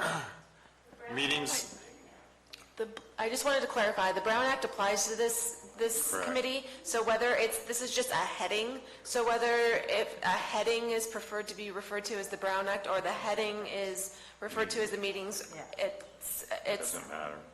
it's certainly your decision. I'm fine with meetings, yes. I'm fine with meetings. I am too. Okay. Did you want to say? The next is at the bottom of that page. We're going to correct the exhibits, the way the exhibits are numbered. Then we go to Article 5. We're going to fix the typo where it says the officers of the commission. It should be the officers of the committee. Yes. Okay? Yes. And then in number 4 in this section, the staff version says the chair shall sign the meeting minutes and provide them to the staff contact for retention. The chair shall email the agenda to all committee members and mail to members, mail to those without email access via U.S. mail. So that's what the staff version says. Now, the chair can always delegate that responsibility within the committee, that no computer, whatever. So, but it's the chair's responsibility to make sure that that is done, and that's how this is intended. Could I suggest a third option where adding the fact that the chair may delegate that responsibility to the secretary? That way they have the clarity they're looking for. Because it sounds binding with just the chair shall, which in legal terms shall means the chair will do it, and they can't delegate that, so. Not really, but okay. All of our other committees, though, the chair does sign them, has the signature authority. We're not Yes. going to delegate that authority to No, anybody we're not else. getting rid of signature authority. No, absolutely No. not. No. The signature authority is the chair's Yeah, responsibility. the chair is going to delegate the responsibility of disseminating information. Disseminating, yes. Okay, I'm fine with that. I would say yes to that as well. So, at the next meeting, we provide the minutes, and then they're approved with discussion, they're approved by the committee, and that's documented in the minutes, and then those are sent off to staff with we only send them the approved minutes. You're right. So in the actual minutes, it says that they were approved. So are you saying now that somebody has to physically sign like you do the Board of Yes. Supervisors? That's- And then scan it and then send it? It's a legal Yes, Yes. yes, because when you officially do it, the chair generally on all committees and boards signs off that they had approval. So they sign off, and then they can delegate it out to the other I thought the person in the official committee to approval disseminate was from there. the vote in the No. meeting. There is a legal document involved here. That's what that signature is about. Okay. So I Okay. think that's it, right? That's it.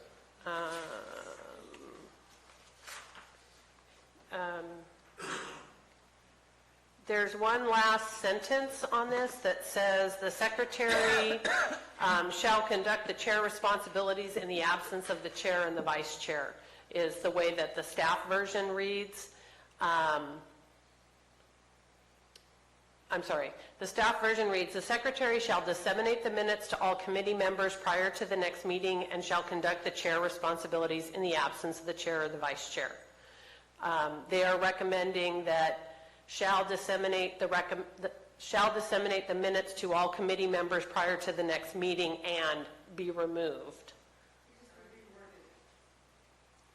So it is the secretary's responsibility in most cases to disseminate the minutes, whether that person disseminates them to the chair and then they're disseminated, but they begin with the secretary and then they go out. As staff has suggested, I'd like to stand. That's all the changes discussed today. I'm fine with it. Ben? I'm fine with it, yeah. Okay, Okay? That's, fine. Okay, can we please address Okay. or review further, go back and look about the original minutes that say that only changes to these bylaws can only be made with approval of the committee. I know that they want to say that it doesn't exist, but we know it exists. I don't know where that exists, whether that was in minutes or in something, but as far as I know, they're not in any documents that the board has approved. Well, we can dig them out again. To the point, Chair, this board or this committee operates at the pleasure of the board. If the board desires to make any changes to how that committee operates, then that's our choice to do it any time. And so then just to sum up, the staff version with the changes of keeping or the minor wording changes that you have all pulled in agreement are what we will go forward with and what the board is approving today? Yes. Yes. Okay. Thank you. So do we need a Well, motion? by motion. We need a motion. I would move that. I'll second it. A motion by Supervisor Toffenelli, a second by Supervisor Mills. All in favor? Aye. Aye. Passes on a 401 absent vote of the board. Thank you. Okay, we are 20 minutes at least behind schedule. I told Mr. Tryon and the gun club would be back about 1:30. The board would try and get back by 1:02 or 2:15. Okay, so your microphone was not on. Are you saying that we're going to reconvene at 1:45? Yes. Thank you. thanks, something.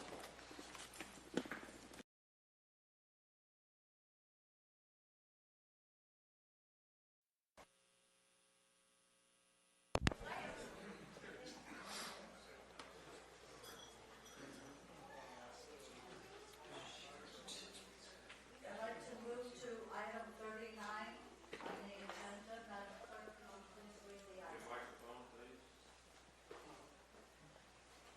I don't know how I do it without the men on the board. Madam Clerk. Item 39 is from the Planning Department to conduct a public hearing and adopt a resolution denying the appeal by Thomas Tryon of the Planning Commission's denial of an appeal of the Planning Director's determination that the Angels Gun Club is a legal, non-conforming use. Before opening the public hearing, I want to address the process that we will be following. Mr. Tryon is the appellant, and the gun club is the property owner and a real party in interest that holds the burden of proof. Calaveras rules of procedure do not contemplate a separate appellant from the property owner. So in the interest of time, fairness, and efficient conduct of this hearing, absent any concerns, I intend to conduct the hearing as follows. There'll be a staff presentation, board's questions of staff. There'll be a presentation by counsel for Mr. Tryon, a presentation by counsel for the gun club. There'll be comments by members of the public to the issue before the board. And I will be asking how many of you want to speak when we get to that point.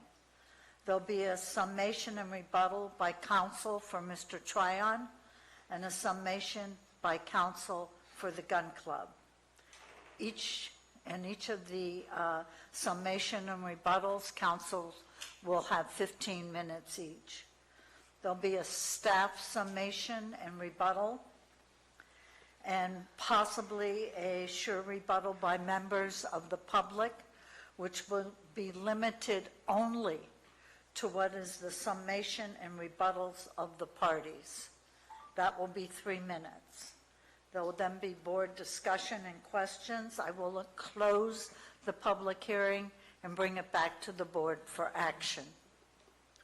So if there's no concerns, I will now open the public.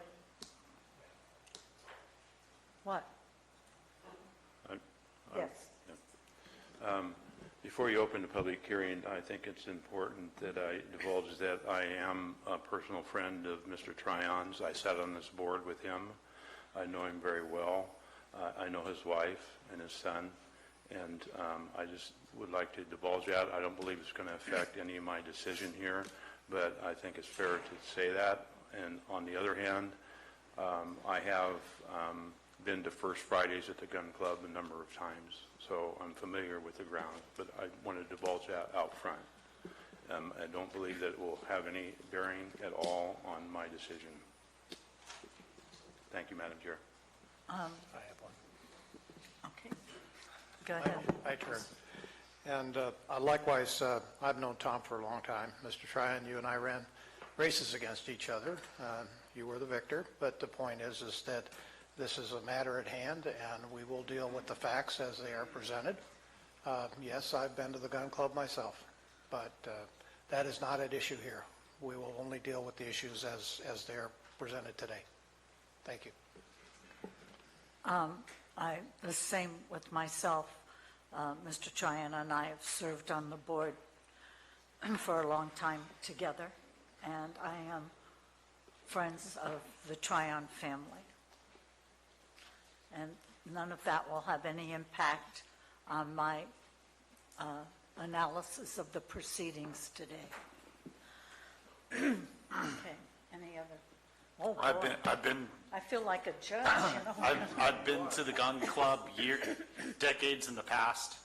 I know of Mr. Tryon, but we haven't been close enough for me to worry about any conflict. Okay.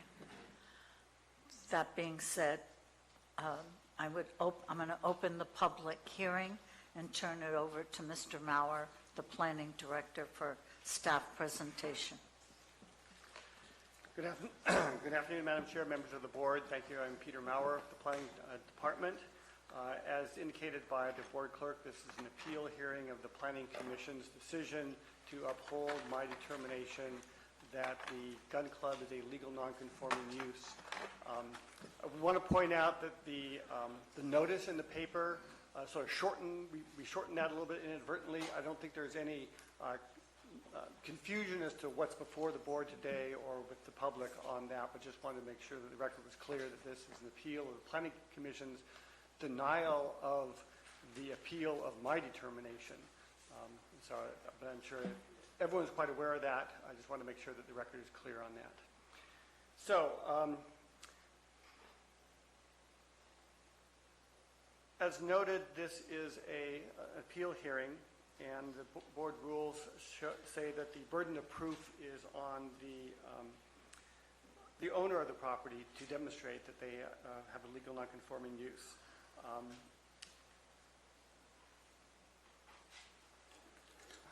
sorry, so lost my place here for a moment. The issue before you is whether you concur with the Planning Commission's determination that my decision of declaring that this is a legal non-conforming use was accurate. There has been a lot of information provided to you. I felt sorry when I looked at the agenda, 1,200 pages long. It's a lot of light reading in the evenings at home. Much of what has been provided to you is relevant to the determination. Much of it is not. If this were a use permit, a discretionary action, the issues of noise, lead contamination, traffic, those kinds of issues would be pertinent. But what's before you today is whether or not this use established itself prior to the zoning code requirements for a use permit or prohibiting the use in a certain zone, and whether or not it has expanded from that original use after the date that the code went into effect. It required a use permit on the rec zone or prohibited it on the other zones. And the rules that apply are established in the zoning code, Chapter 1704 and Chapter 1792. The wording is included in your packet.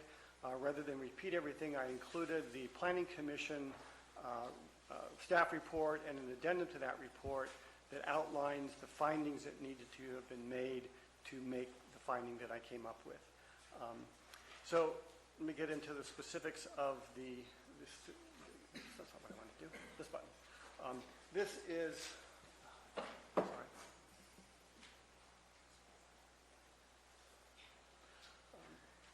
This is a site. The gun club consists of 3 parcels. Where's my little arrow? There it is.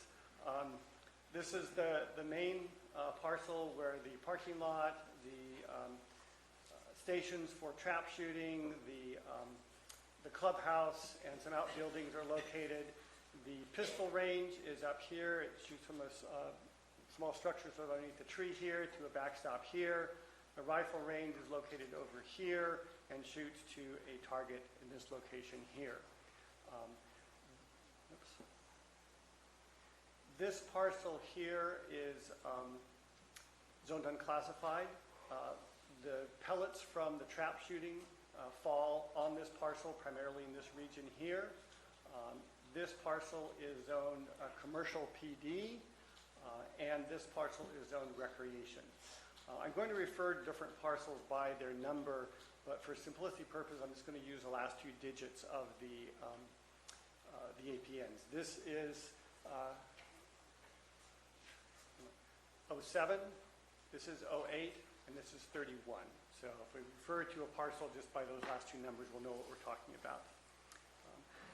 In this case, the Angels Gun Club was established in 1947, well before the county zoning ordinance was adopted. It's located on the 3 parcels I've just shown, and it includes trap shooting, pistol shooting, rifle range, and the clubhouse. The staff report details the history of the zoning changes. In summary, a shooting range was first permitted on a rec zone parcel in 1986. At that time, it was not permitted in any other zoning. And amendments to the code required a CUP in 2000. So what we're looking at then for this parcel, the rec zone parcel 08, is that was this use established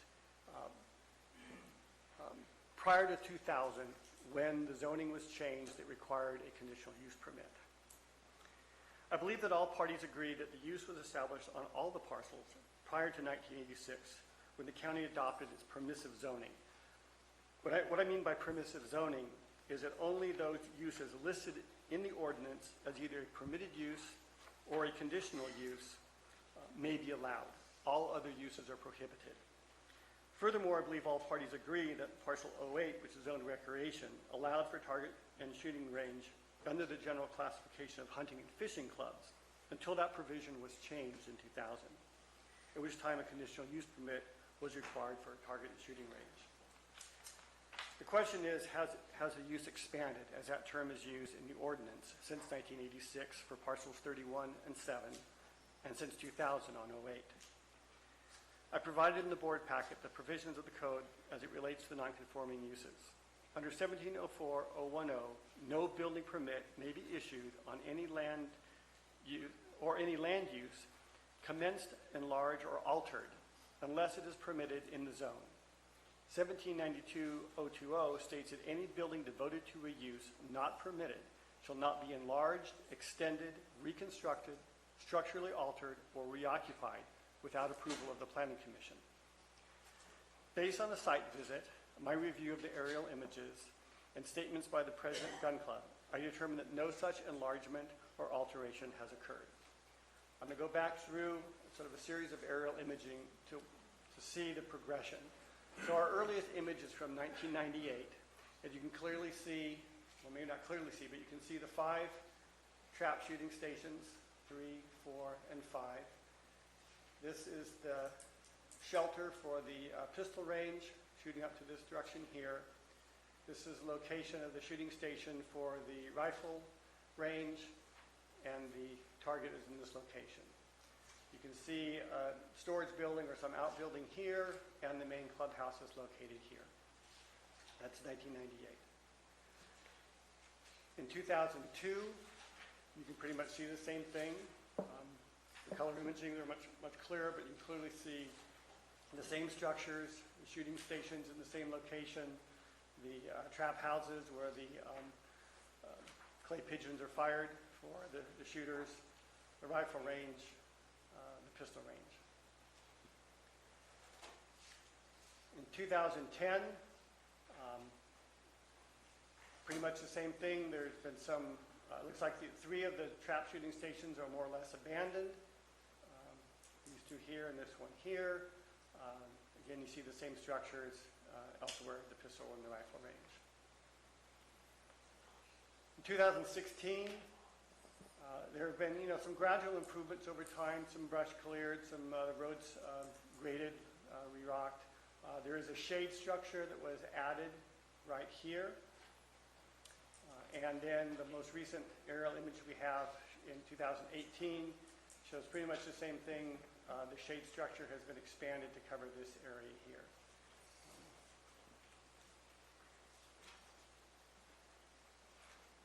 I've looked for changes that increase the capacity of the site or made a change that created a new effect on surrounding properties. There was ongoing maintenance and safety improvements that were made, shade structure provided, but none of these really expanded the use. Shooting is still allowed. The facilities for social gatherings still there. Our finding was that this is not an expansion of the use, and the Planning Commission concurred with that finding. Attorneys for both parties have submitted packets, substantial packets to you, and they provide a lot of details and information regarding past history, minutes from the gun club, newsletters, as well as some scientific documentation. As I had indicated before, the focus is not on whether there is potential of lead contamination on the property, the noise that is generated by the firing of firearms.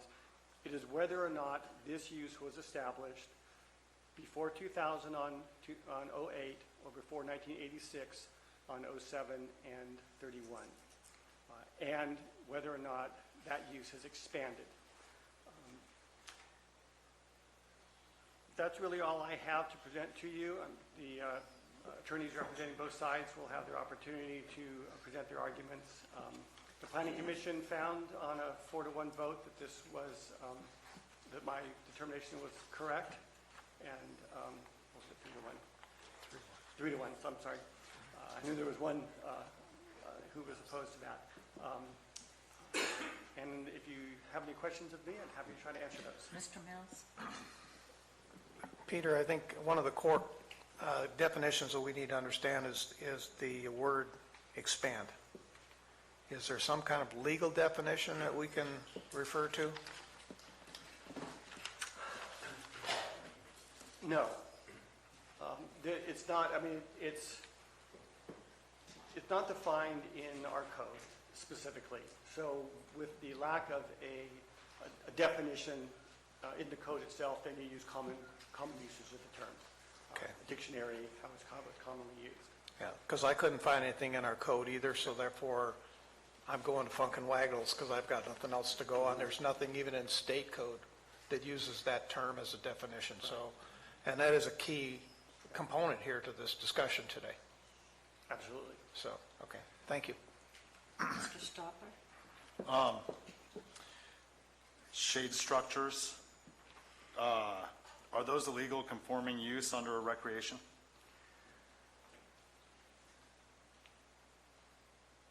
Yes, I would say yes. I mean, there are a number of uses that are allowed by right in the recreation zone. Picnicking, other recreation activities, and shade structures are part of picnicking. Shade structures by themselves are not listed as a permitted use. they're like an accessory to a use. Right. And so, if a use were allowed and someone wanted to add a shade structure, then, that would normally be, permitted. That would be I do conforming. know, we could not find a record of a building permit for that shade structure. I checked with the building department the other day, and they couldn't find a record. I'm not saying that they didn't build with permits, we just could not find a record of a building permit for that structure. Okay, that's all for now, Peter. Mr. Tuffanelli? Well, that was going to be my question. I think you answered, was whether they may be permitted in that zone, but did they get the necessary building permits through the county to construct those? And you've answered you could not find. So I think that's all I have for the moment. Mr. Maurer, did I understand that they removed 3 of the trap shoot areas and there's now 2? Well, they've made not significant improvements. They've clearly utilized the 2 middle ones there for much of the use. You can see in 2018 that there are still the other 3 here, and over here, but they look like they've been more or less abandoned. They may be used occasionally. I don't know. I'm not familiar with the operations of the gun club. But clearly these are the 2 here that are used regularly. They've repaved these aprons. They've planted grass or put some kind of turf down here, where before it was just sort of a native vegetation or like a gravel area. So they've clearly utilized these 2 the most. What happens with these, I don't know, and maybe the gun club or representative can say whether or not they still use those. Okay. So under code, on a legal non-conforming use, if it goes a year without being used, it is no longer a legal non-conforming use. That's correct. So if they had 5 and they now have 2 and they don't use, and they're not using the other 3, and then they decide at some point they want to use the other 3rd, 4th, and 5th one, would that then require what? We would treat the use as a whole, not the individual components of it. So let's say you have a commercial use in a residential zone, and there's a store there. And the store, has a, regular customer base of 1,000 people a week. And then for whatever reason, people, sort of slow down. Maybe there's only 500 people. The store is the use. And if the use of it sort of fluctuates based on normal commercial activities, or in this case, the normal membership activities, it's the whole use that's a concern. Now, if they want to add a 6th trap station to it, that would be an expansion. But if they just continue use for a while and then they recontinue that, we would look at it at the whole of the use and not the individual components. Okay, thank you. Could you clarify for us the dates that we need to be cognizant of as we go through this? I mean, then there's 2000, there's 1998, so that as we go through this, we understand. So in 1986, the county adopted a zoning code that for the first time became what we consider what's called a permissive zoning. And that's zoning that says these uses are allowed, these uses require a conditional use permit, and anything else is not permitted. And so for the first time, rather than a more broad approach to zoning that says that any use is allowed unless we prohibit it, we sort of reverse that. Here's a list of permitted uses. So that's when the other 2 parcels, 07 and 31, which were not zoned recreation, that's the cutoff date for the use of those 2 parcels. And I can look up the exact date of when that was, but it was sometime in 1986. Hunting and fishing club, I think, was the term that was used in the rec zone, was a permitted use. And there was some question whether or not that included recreational shooting. My research of the ordinance When it changed in 2000, it clearly required a conditional use permit, indicated to me that that use was considered a part of hunting and fishing club. So the shooting range was allowed to hunting and fishing club because the staff report to the planning commission, the board was saying essentially, and it wasn't absolutely clear, but the best that I could read in the record was that it was allowed, but there were concerns about hunting and shooting clubs, so we converted it to requiring a use permit. Prior to that, it was allowed by right. Even though it wasn't listed as hunting and shooting club allowed by right, the reading of the staff report indicated that that was considered part of a hunting and fishing club. So that became effective in 2000. So those are the 2 years that are critical dates. But for 07, 08, and 31, they were all pre-1986 in terms of their use. Yes.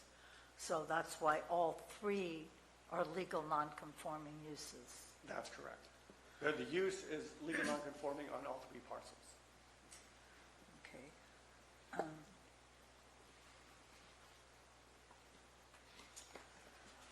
I had a similar question to Mr. Mills on defining the terms expansion, improvements, and enlargements.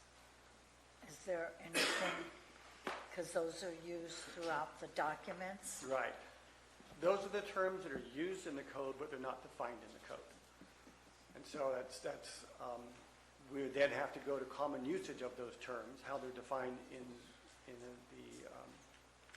the dictionary, how they're commonly used elsewhere. And enlargement, to me, would be you've got a 1,000 square foot building, you make it bigger. That's an enlargement. Or as far as the use is concerned, you've got 5 shooting stations, you increase it to 6. You've got if there were, and I think part of the argument you hear was that the rifle range hasn't always been there, and that was new.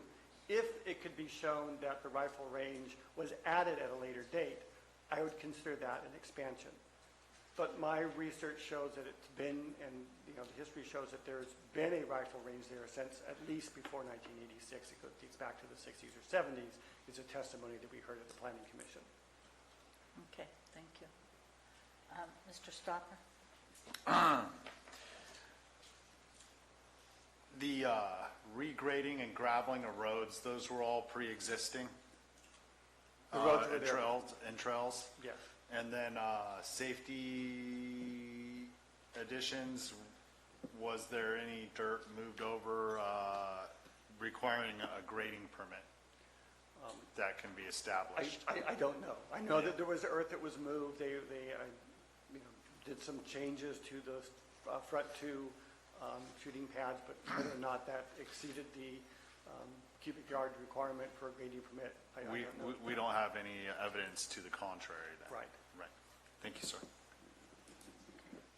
There's no more questions. I'm going to turn it over to counsels for Mr. Tryon and the Gun Club. I do ask that you keep your presentation to what is before the board.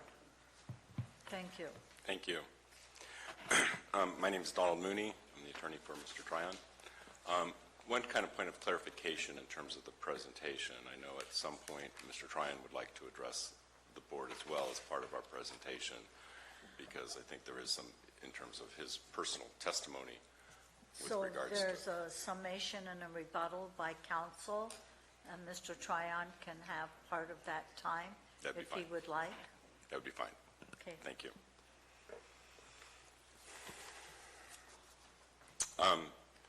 First, I want to highlight what Mr. Maurer had said, that because of the nature of this, even though Mr. Tryon is the appellant here, the burden is not upon us to show a illegal use here. The burden remains on the gun club to show that their use is a legal non-conforming use. That's the law.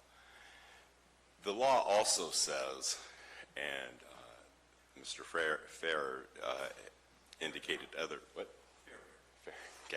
Rob indicated otherwise, or he stated that he talked about the goal of the code is not to eliminate non-conforming uses, but in our brief or our submittal to the Planning Commission, we identified those cases that talk about when an agency, a public agency, creates a comprehensive zoning ordinance, the long-range goal is to have all of the uses within those properties brought into compliance with that with the zoning ordinance.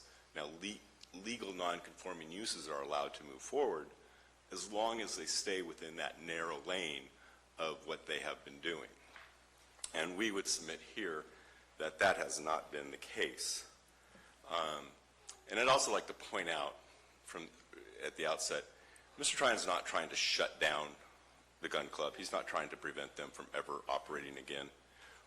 The goal here is to have the gun club come under the zoning requirements, to have the county to issue a conditional use permit, which provides oversight, the county oversight over the operation of the gun club. It's not to stop the gun club from ever operating, but right now, there are no conditions on the use of the gun club. It is operated pretty much as it wants to operate, with no conditions placed upon it by any governmental agency. And again, the goal specifically with the rec parcel, the larger parcel, that does allow for that use, is that use be brought under a conditional use permit that would allow the county to have some oversight over the use.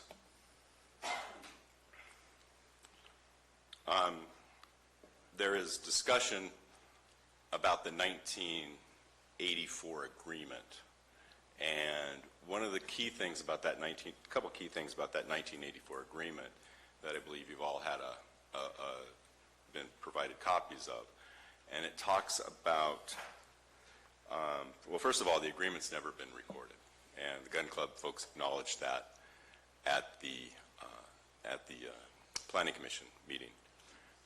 We believe one reason it hasn't been recorded is because in order to record it, they have to change the zoning on these parcels, and that zoning change they would have to come in conformance with those zoning obligations.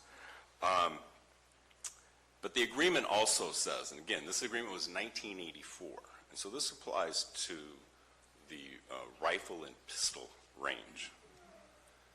The agreement says that shooting and skeet and trap shall have priority. Okay, those are the activities shown in where the traps are in the middle of the rec parcel. The agreement makes no reference, no mention at all about pistol and rifle shooting. And the pistol and rifle shooting, as depicted there, crosses over onto those parcels A, B, and C, which under the agreement, Mr. Tryon has the right to graze cattle and to do range improvements on. The gun club was apparently concerned enough about their skeet and shooting activities that took place that were taking place in 1984 to write an exemption in there. But they were either the rifle and pistol shooting was not taking place, or it was so insignificant in 1984 that it was not included as part of the agreement. There is no exception or any designation or discussion of the rifle and pistol shooting in terms of giving priority. As one can see, the rifle and pistol shooting can, in fact, impact those parcels A, B, and C, which Mr. Tryon has a right to access. And I would also point out in the sheriff's letter that was provided to you, the sheriff's letter indicated that there are safety concerns with those parcels A, B, and C, with respect to the rifle and pistol range. So again, the evidence before you, to the extent that maybe it was used, maybe it wasn't used prior to 1986, but in 1984, the gun club wasn't concerned about it having a priority because either it wasn't used or its use was so insignificant to its operation. Now they say, that use has always existed, continues to exist at the same level or intensity of use, that it hasn't expanded its use. I would also, since I mentioned the sheriff's letter, jump a little bit ahead of what I was going to talk about, but in council's submittal, Gun Club's council's submittal to the board, he talked about the sheriff's letter, and we have talked about the sheriff's letter as well. In there, he said, well, we sent a letter correcting the sheriff's letter. They sent a letter to the sheriff's letter. That letter is not part of the record before the board. And I'd also note that the sheriff there is nothing in the record that the sheriff has responded to them, or that the sheriff has indicated that he agrees with whatever comments they made with respect to the sheriff's letter. So that information is not properly before the board. With regards to improvements, I think it's interesting. At lunch, I was looking at those shade structures, as you all were talking about. Those are structures that didn't exist. Now, it is, if you look at the definition of structure, the county's definition of structure, it's very broad. They have added structures to here. They have in a sense, changed the use. There's no evidence before you that they ever obtained a permit for that. And again, the burden is upon the gun club to show that those shade structures are permitted. If there is no evidence before you, if they cannot produce evidence that they are permitted, or I would also, with respect to the grading that has taken place, if they have done grading on there that has not been permitted, I would submit that that is not consistent with the use and not consistent with the county codes requiring permits, and that constitutes an expanded use. One of the other enlargements or things that they've done on the property is to install those concrete fingers. Now, there were apparently, from the photos, it appeared that there previously were fingers in places, but now they have gone and essentially modified them, done improvements to them that we think constitutes an expansion of the use or ends up them being outside of the legal non-conforming use. And again, it goes back to the definition of structure, that they're not expanding, they are not just replacing it as it was, but they are actually creating new structures. The other thing they've raised with respect to some of the improvements they've made, they've said these are safety improvements. And so we're allowed to do them. And with regards to either the trap houses or some railings or other things that they've added onto there, they talk about, or the expansion of some of the buildings or the shade structures, that maybe some of these are safety uses. And again, the burden is upon them. And the code section that under 17.92.020, where it talks about somewhat, the section they're relying on with regards to safety, states, provided, however, any alteration or change to any structure associated with a non-conforming use shall be permitted if caused significantly by any governmental regulation affecting such use. Now, nobody's saying don't make safety improvements. But again, the burden is upon them.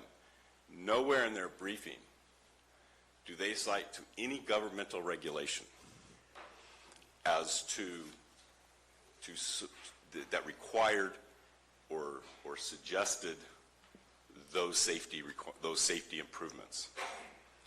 So if they come to you and say, well, we did this for safety and we did this for safety, then they have, and we continue to be a legal non-conforming use, under your code, they have the burden of showing you what specific government regulation that safety improvement fell under.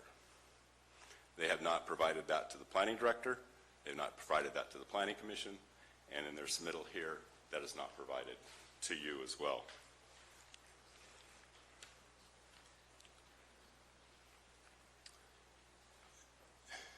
There's been some discussion about the road, and they've talked about before the planning commission that the road, they just improved a road and eliminated one road.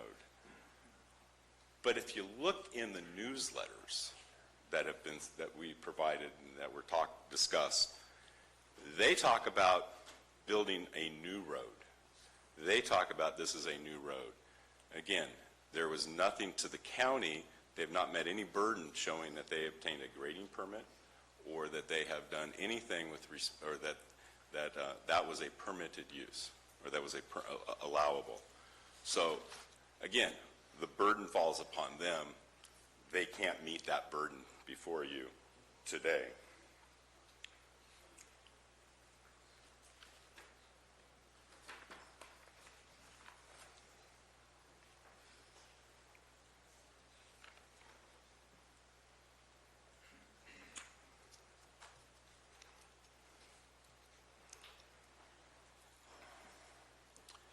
They indicate with regards to the sheriff's letter, a little bit what I already talked about, that it's grandfathered, that the permitting requirements grandfathered out.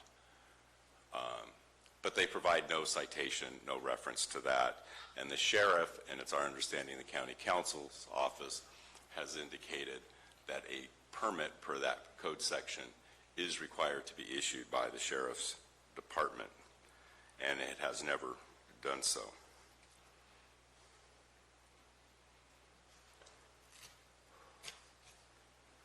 I'm not sure how I'm doing on my time here. You're fine. Okay.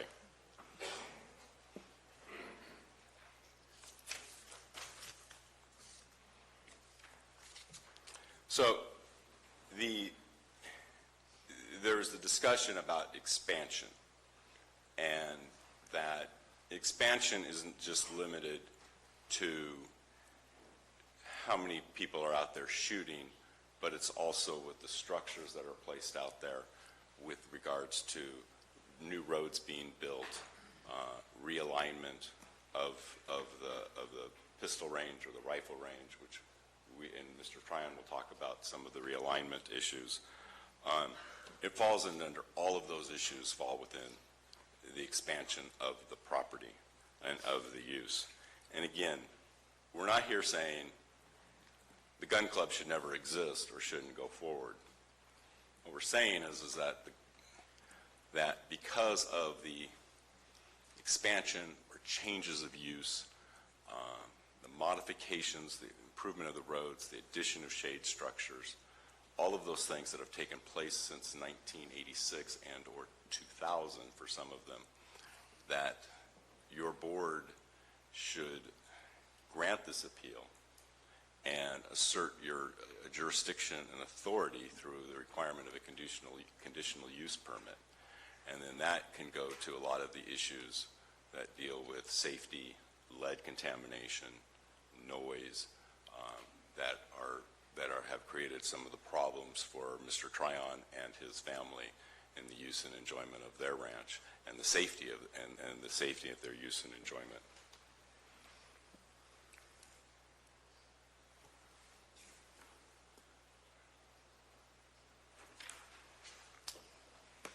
That's all I have. Thank you, Counsel. Pardon? Tom, you can either speak, excuse me, Mr. Tryon, you can speak now or you can speak later. If you want to do it now or you want to wait. Why don't we do it in summation? Want to do it in summation? Well, one of them, the one thing I would like to do is... Mr. Tryon, could you please come up to the mic? I'm Tom Tryon, and one of the things, since we can show pictures this time, I'd like to have these three pictures put up on the screen, if I may. Peter, if you start with that one. And that'll be the first one. This will be... I don't have those on this computer. They're in the board packet. That one might be. This one is not in the board packet. Okay, so Mr. Tryon, we don't have a way to show those Okay, on the I'd just screen? like to pass these two out to the board, and let me show you what's on here. This was given to us when we did a deposition of the president of the Angels Camp Gun Club, and that's about, 6, 8, 9 months ago. And he gave this as showing the backstop for the rifle range. And I asked him when the picture was taken, and he said approximately 1 year ago.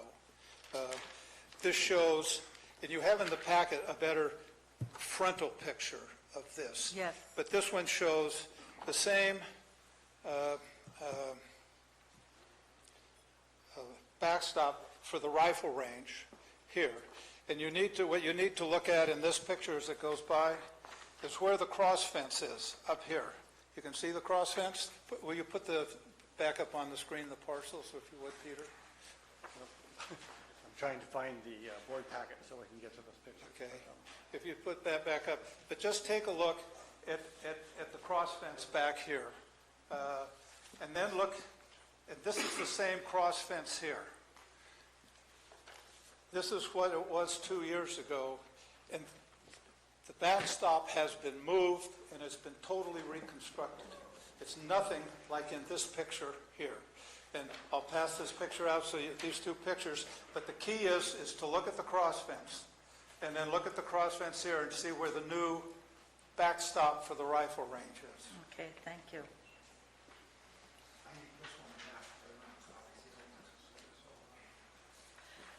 Madam Chair. The only other comment I would give you at this time is there are safety issues and there's lead contamination issues. And the sheriff points out the safety issues. It's an issue for the safety of individuals. And I'll just submit that you can't grandfather in a potential... Mr. Tryon, what is before us was this a legal non-conforming use? We understand some of those issues. But I think safety and lead contamination come into both those, do they not? We understand that, but that's not what's before us, and we cannot deal with that. We can only deal with the issues that is before us. Well, so, what I've always maintained and what I've applied for was a requirement that they do a conditional use permit. Correct. And safety and lead contamination go into a requirement for a conditional use permit. We understand that. I do understand that. Thank you. Okay.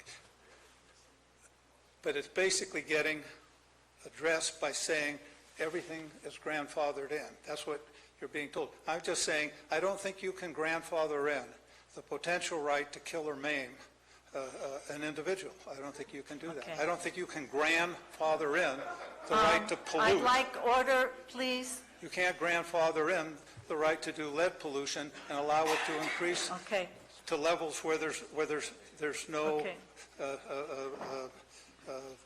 oversight whatsoever. Thank you. All right. Counsel for the gun club. Good afternoon. My name is Robert Ferrier. I'm an attorney from Concord, California, and it's been my privilege to represent the Angels Gun Club. It's difficult where to start with the statements that were made here and picking them apart in the frank... Excuse me, Mr. Ferrier has the microphone, please. Thank you. Thank you. And the frank disingenuousness of it. The first thing... Excuse me, Mr. Yes. Mr. Mills is saying people can't hear. Can you not hear? I think that's the first time anybody's told me they can't hear my voice. Oh. But I'm happy to speak up. Could you speak in? Oh, I certainly can. Thank you. Is that better? All right. The first thing I'd like to note is that Mr. Tryon has come before the Planning Commission, the Planning Department, and this board and stated that, through his counsel, he has no intention of curtailing the gun club's operation. That's absolutely untrue. Mr. Tryon has a lawsuit going in Calaveras County Superior Court that addresses all these issues, and he's asking for the complete abatement of the gun club. This is an existential threat to the gun club. The lawsuit in Calaveras County Superior Court apparently is not going to Mr. Tryon's liking, so he's taken this route to try to force the club to get a conditional use permit. Clearly, if you look at the evidence before you, the gun club is not required to get that permit. This client is rare among my clients, especially the corporate clients, that they actually keep minutes of every board meeting that they have, and I've attached some of them for your review. You'll see references to the rifle range as early as the late 70s when they were discussing formalizing it and putting the bench there and making it a sighting range. To be clear, that rifle range, and Mr. Verhalen, who's the president of the gun club, testified to this under oath at his deposition, has been present since the late 70s and early 80s and preceded 1986. This is not an enormous gun range. It's a single bench. It's 100 yards long, and it's used for sighting deer rifles primarily. It is by far the least used portion of the gun club. As to the pistol range, you can tell from the aerial photos that pistol range has been there for quite a long time. It also predates 1986. It predates the 70s. There are references to it scattered throughout the minutes that the club keeps as a regular course of their business. At the time of the 1984 land swap, both of those ranges were there. The reason that neither one is mentioned is because the primary concern was the shot fall from the trap activities. Now, if you look at those trap stations there, those trap stations have been under constant use since they were installed. To answer your question, Commissioner Callaway, they have not fallen out of use. The two middle ones are by far the most used ones, but when the club has competitions or on a particularly busy day, they do use the other stations. As far as the shade structures go, I don't believe that is not a permissive use under that zoning. If it is, if you find that it is not permitted, the correct measure for that is abatement of those particular structures. But the question before you is whether or not construction of those structures increased or intensified the use of these parcels. And very clearly they have not. In fact, there has not been an increase in the use of these parcels, but over the course of the decades, there's been a decrease. And I think what we have to do to some extent is step back and really consider what the gun club is. The gun club has been present in Calaveras County since 1947. And when I first met my clients, I traveled up here. It was the first time I'd been to Calaveras County. I'm a native Arizonan who moved here, I guess 7 years now. And I walked into the clubhouse, and the first thing I saw, because I was a history major and I like old photographs, there's a photograph of the founders of the gun club in 1947. And they're young men, young to me now. They're in their 30s. They're all wearing suits. They're standing together. They're obviously friends. And these were the men of Calaveras County who went off to war. They served in the Navy, the Marines, the Army, and they chose to come back here and make this their home. And they missed the fellowship of their service days. And that's the continuous thread from those days through these days. Yes, sports shooting happens at the gun club. Yes, generations of young people from Calaveras County have received their first NRA trainings here. There is a youth shooting team. You can see several members of them here today, but primarily this is a social club that has a shooting aspect. This is where people who haven't shot at this club for decades, that still come to the First Friday dinners, that still come here to kibitz with their friends. This is not a commercial enterprise. It also should be noted, this is the only gun range in Calaveras County. This range and the shooting sports that it exemplifies are woven into this county's DNA. All of you are aware, and we heard some other hearings here earlier today about the changing face of Calaveras County. There are new people moving here. There's a different flavor to some of the towns here. My wife and I went to Murphy's and enjoyed an $8 cup of coffee, and she shopped at the yarn store, and it was like being in Napa. or Sonoma, and that's a good thing. And it's good for the county to have new blood. But it's also important and vitally important that the government of the county represent all the constituents of it, and not only the people that are new to here or want to change the use of a parcel or want to change the face of the county, but respect the uses that were here before.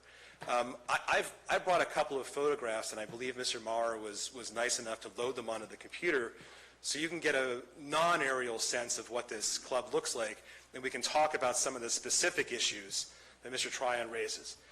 That's the upper traps there, and please forgive the resolution. The firm's camera is 5 megapixels. I probably should have my wife take these with our phone.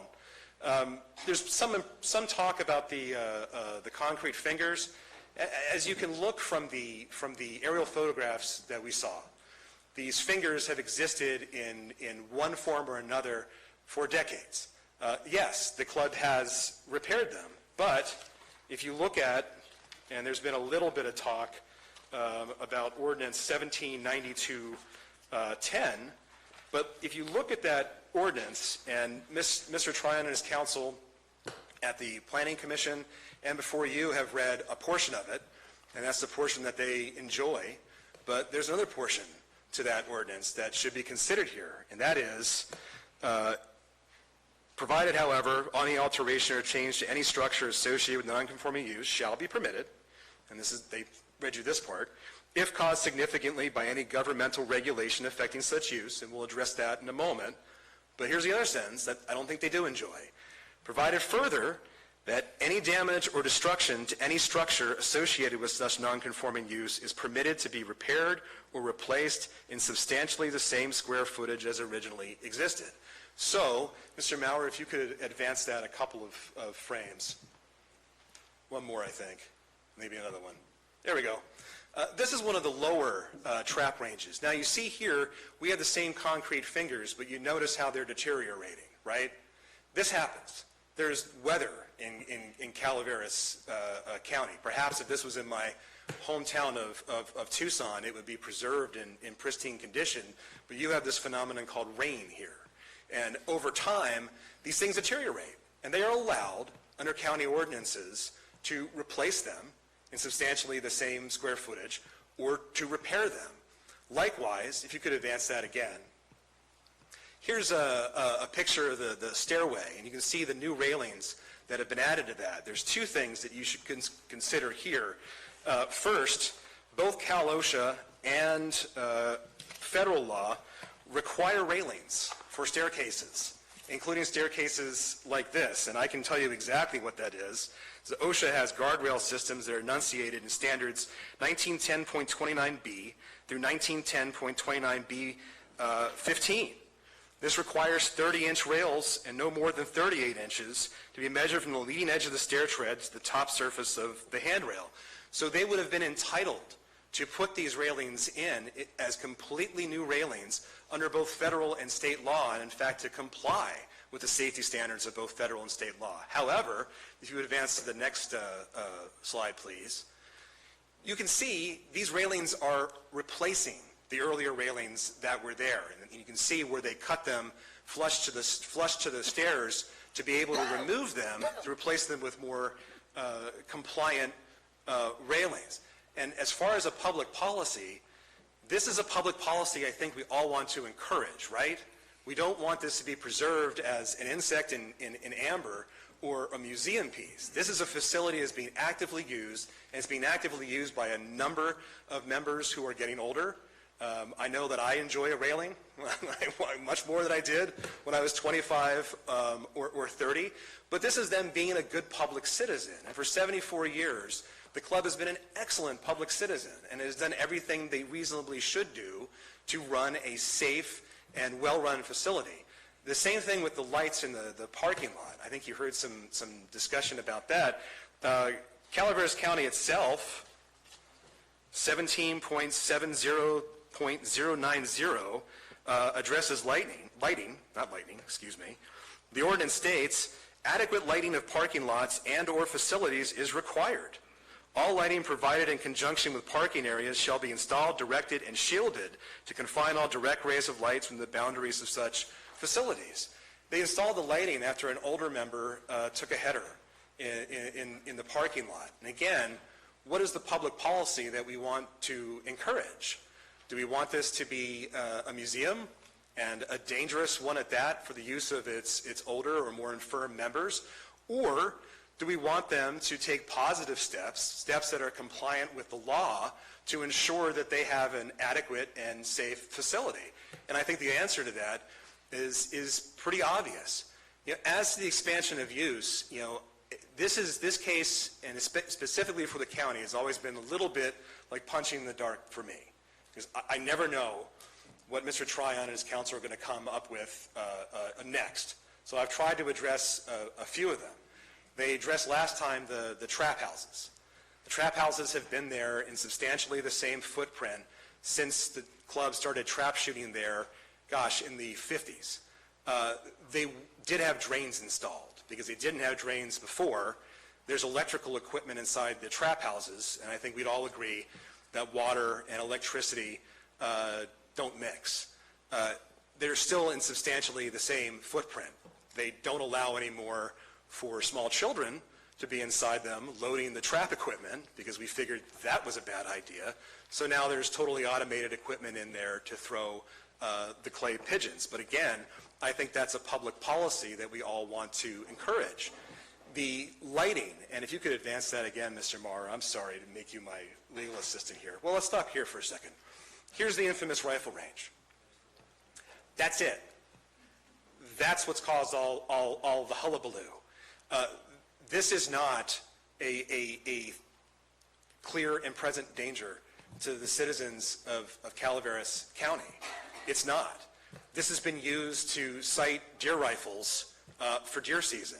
And, I grew up in a rural area much like this one, and I remember most of my classmates had rifle racks in the back of their pickup trucks and were absent for the first day of deer season. And I suspect that that's a tradition that's carried on around here. And this speaks to the place this gun club has had in the community here. This is a community resource. This is a valuable community resource. Yes, Calaveras County is changing, but it hasn't changed so much, and frankly I hope it never does, that a facility like this falls out of use or is outlawed because the neighboring landowner suddenly, after 75 years, has a problem with it. And given the amount of development around here and the plots I see being developed around Murphy's and Copperopolis and other places, I think I can suspect why this is suddenly an issue for Mr. Tryon. But this is not a threat. Would you please advance to the next slide? And you can see down there at the end, that's the terminus of the rifle range. Again, this picture isn't the greatest, but this is what this is used for. This is a view right from the bench. And, another thing we should talk about briefly here, and Mr. Tryon brought it up, that land behind the gun range is not Mr. Tryon's land. He knows that. There's a 1984 land swap where Mr. Tryon's family gave that parcel to the gun club, and in exchange, the gun club gave Mr. Tryon a parcel. Now, I don't see him in here saying that he's willing to give up the parcel that his family has enjoyed for 33 years. But apparently now he's saying that one was never part of that deal. Or if it was part of that deal, they weren't aware of the pistol range, and they weren't aware of the rifle range. I have a few things to say about that. One thing is that the law does not prevent you from making a bad bargain. The law requires you to do your due diligence. Mr. Tryon has been a member, or was a member of the gun club for decades. You're going to hear from some members of the gun club here today, I'm sure, who are going to tell you about the existence of the rifle range and the existence of the pistol range. Now, maybe Mr. Tryon didn't notice because he's not a shooter and he didn't visit the gun club to shoot there. So, yeah, he has a lack of personal knowledge, but to say that it didn't exist is a little disingenuous. Could you advance to the next slide, please? There's a couple of things I want to mention here, to some extent because Mr. Tryon and his counsel brought them up. This is the shade structure at the pistol range. This burned down at one point. They had to rebuild it. Again, they're allowed to do that under the code. If you see those, the sort of straw tube that's down there, this is part of the plan that the gun club has agreed with, in conjunction with the state of California, to put in place to ensure that there isn't contamination of groundwater. And they've worked very closely with analysts and with the state of California to ensure that. Can you please advance again? Can I ask a question? Of course. Mr. Maurer, were these photos presented to the Planning Commission? I don't believe so. I mean, there are similar photos that we've had, but this specific set of photos were not. This was something that was submitted to the board clerk earlier today. Yeah, and I can address that. County Council? Yeah. I just wanted to make sure and remind the board and remind council and the public, under our county code for appeals, it specifies that no issue which was not addressed during the hearing upon which the appeal is based shall be part of the appeal hearing. All relevant and known facts must be presented to Planning Department staff and the Planning Commission. The key here is, in the event that new information is presented on appeal, the Board of Supervisors shall have discretion to remand the project back to the Planning Commission for consideration of new facts or issues. And I just want to clarify, the facts and the issues at issue that you're presenting were the same arguments that were made at the Planning Commission. Yes. This is just in furtherance of that, so it's not a new argument, it's not a new issue. I just wanted to make sure that the board was clear about the language of our code. Yeah, and I apologize for that. We tried several times to email these to the Planning Committee, and I think because of your security, they kept getting rejected. So as soon as I got here this morning, at about 8:30, I presented them to Mr. Maurer. I presented them to your clerk. You certainly have the discretion to disregard them if you like, but I think it's good for the board to get a ground view of what's been going on at the gun club. You could advance again, please. This again shows the straw tubes that were added, and there's some gravel there. This is again to prevent runoff from the higher ground, and the higher ground is where the shot is falling from the trap range. And again, this is in cooperation with both the state of California and the analysts that the gun club has hired to monitor this. Go one more. This is the backstop for the pistol range. Routinely and regularly, the gun club adds dirt and removes rocks from the backstops for both the pistol and rifle range. This is a necessary repair to ensure the safe operation of the gun club. You please go forward one more time. You're not even being able to see this, but this is a steel cable that runs across. This is what holds the targets that are shot at the pistol range. The rifle range has something similar. There is mention of realignment in the gun club's minutes. This is what they're talking about when they're talking about realignment.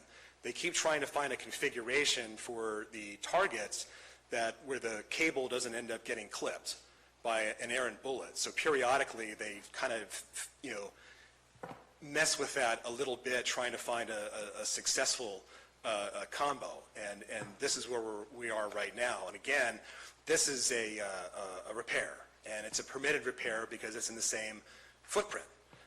Please go forward one more time. Same thing. And again, this is the backstop for the rifle range. Again, and we'll talk about this very briefly in a minute, the land directly behind us is not Mr. Tryon's land. This is land that he exchanged with the gun club for another parcel in 1984, and this is what his family did. Can you please go again? This is that agreement in 1984. One more time. These are the signatures, including Tom Tryon's signature there. And one of the things that drives me a little bit nuts about this case is this idea that Mr. Tryon had no idea what he was getting into with this agreement, that he had no idea there was a pistol range and there was a rifle range. So let's just accept that agreement as true as in 1984. Now again, I mentioned my client's maniacal attention to the minutes of their board meetings. You can go one more time. Here's the parcels that were swapped there. See, A and B were given to the club. E and C were given to Mr. Tryon. And again, I don't see him here saying that he's going to give E and C back. He's just here saying that, well, I've got grazing rights on B, and certainly he does. He also admitted at the Planning Commission hearing that he routinely goes out there and cuts the fences to allow his pickup truck in there.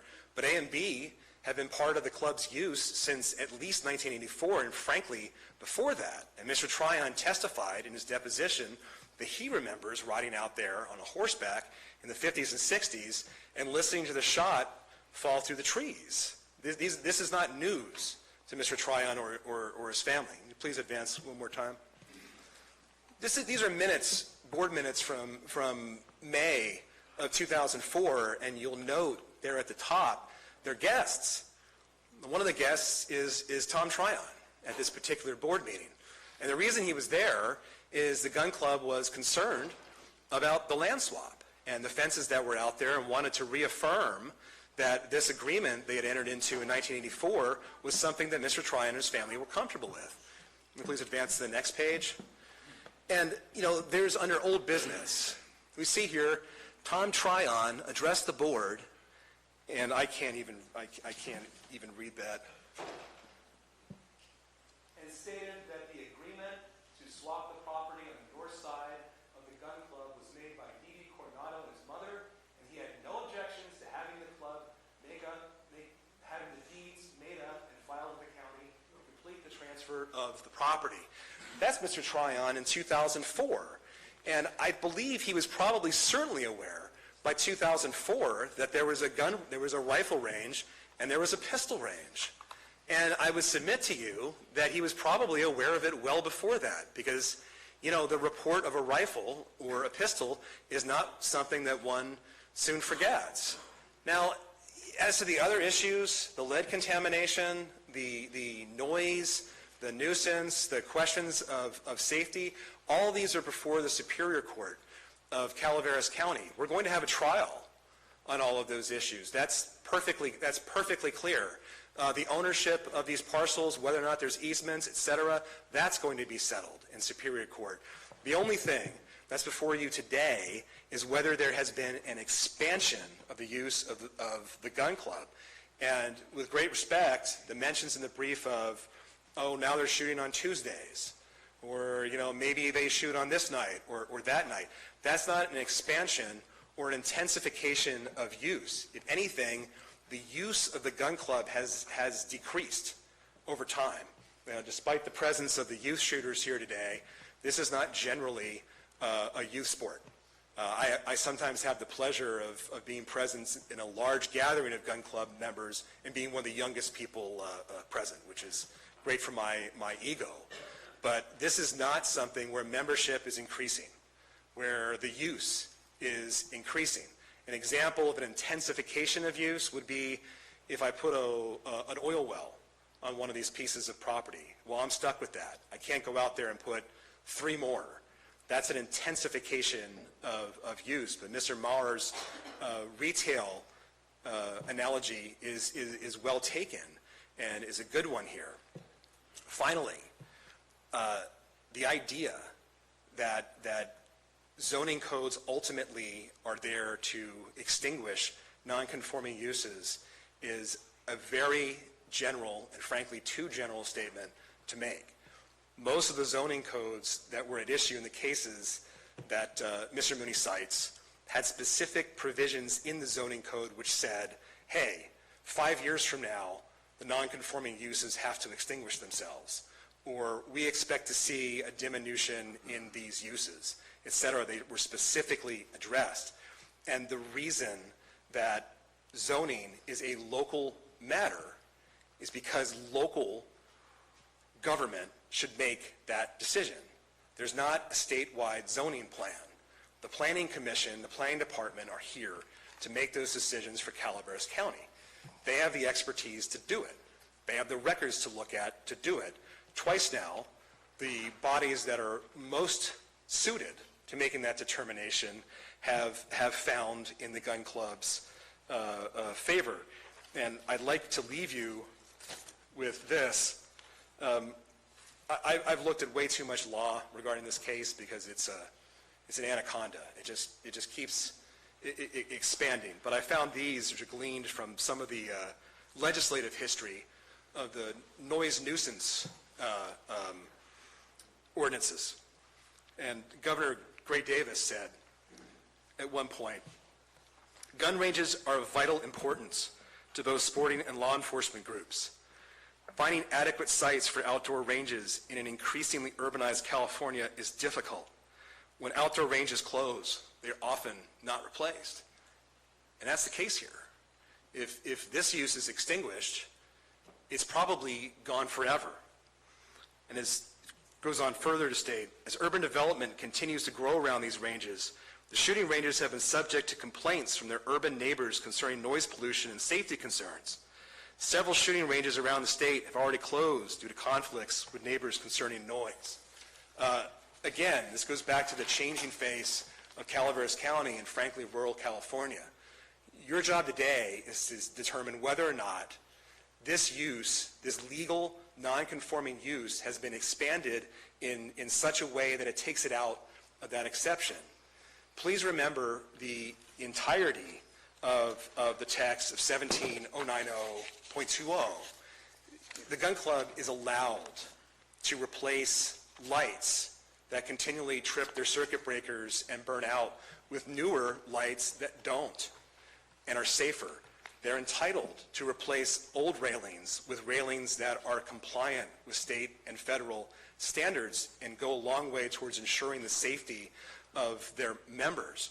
They are entitled to replace deteriorating backstops as a safety measure. And in fact, I believe we would want to encourage that. The gun club's been a wonderful citizen of Calaveras County for 3/4 of a century. Generations of, and you see them here today, from kids who are 8 to 9 years old to people my age in their late 40s and 50s, to people who are older than that. They've depended on the gun club, not just for an opportunity to exercise their rights and to sharpen their skills, but for fellowship. This is a threat to them. This is an existential threat to them. You have the power to put this part of it to an end. They're clearly within their rights here. And I would ask that you uphold the decision of both the Planning Department and the Planning Commission. Thank you. Thank you, Council.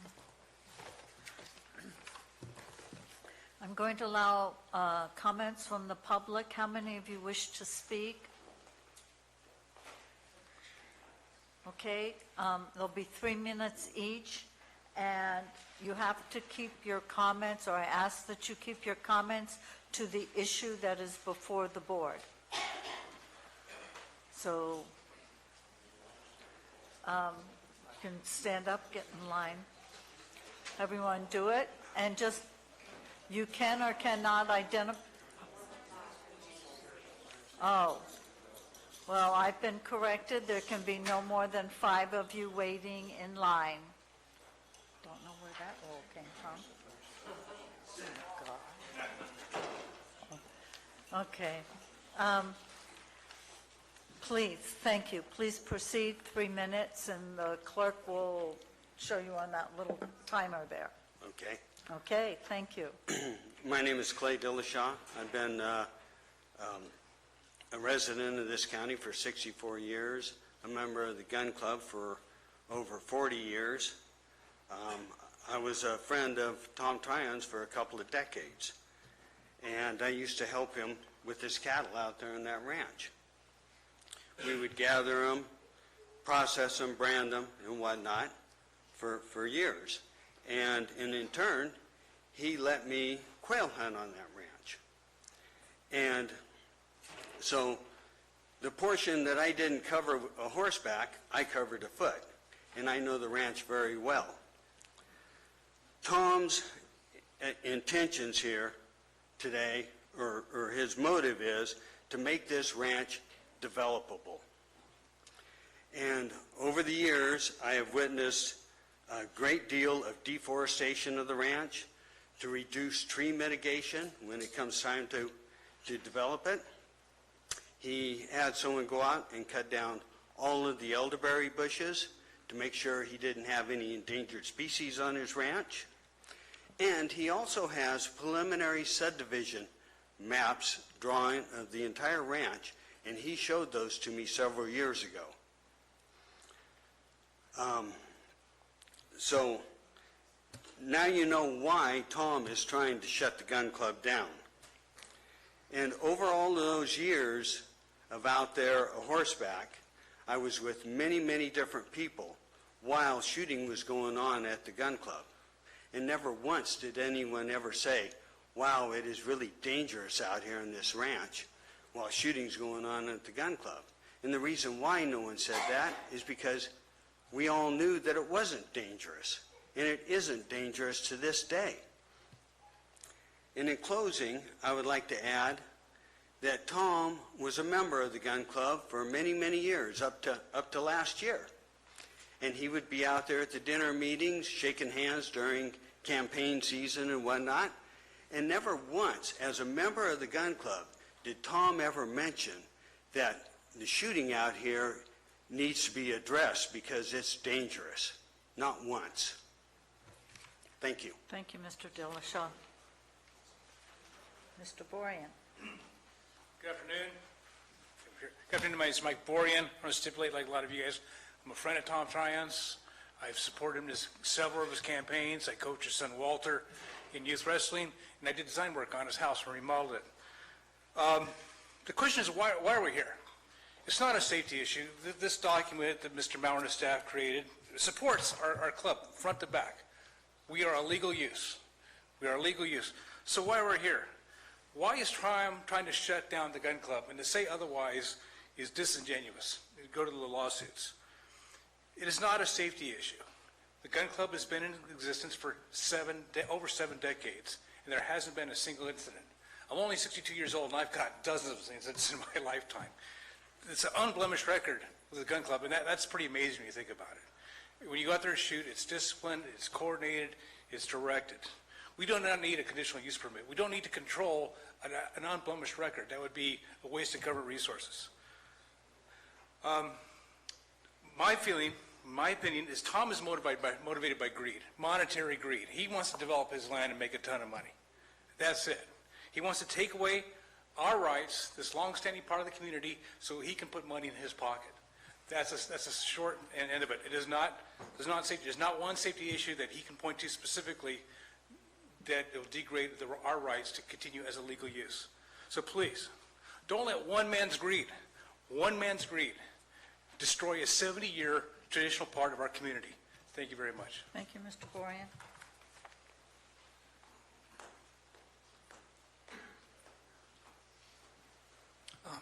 I'm Al Segala, and I'm speaking for myself because my taxpayer board has not addressed this issue. And this is kind of sad for me because I've known Tom, and my wife and I have been his friends for many, many years. We used to sponsor the Jefferson State dinners in Murphy's as part of his campaign. And while he was in office, maybe 90% of the time he's made decisions that we agreed with, which were in support of property rights. And it's kind of sad for me now because even though he's made good decisions, every once in a while he make a bad one. And this is one of those bad ones. We recommend that you uphold the Planning Commission. Thank you, Mr. Scala.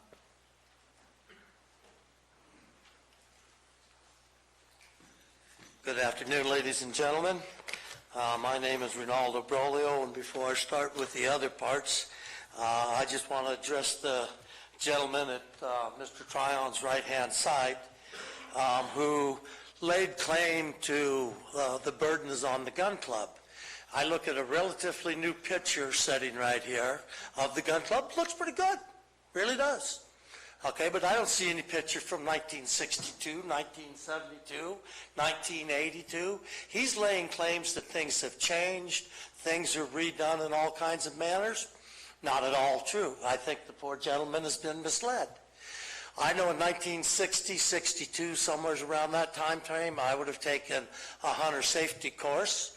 We went out of the gun club, went down, crossed the barbed wire fence, and went right down there and draw and shot 22s, etc. Okay, with a large group of children going through hunter safety. So before I started, I wanted to make the point that I don't believe the burden is on the gun club. I believe the burden is on him, and he showed no proof as to anything. He shows one new picture.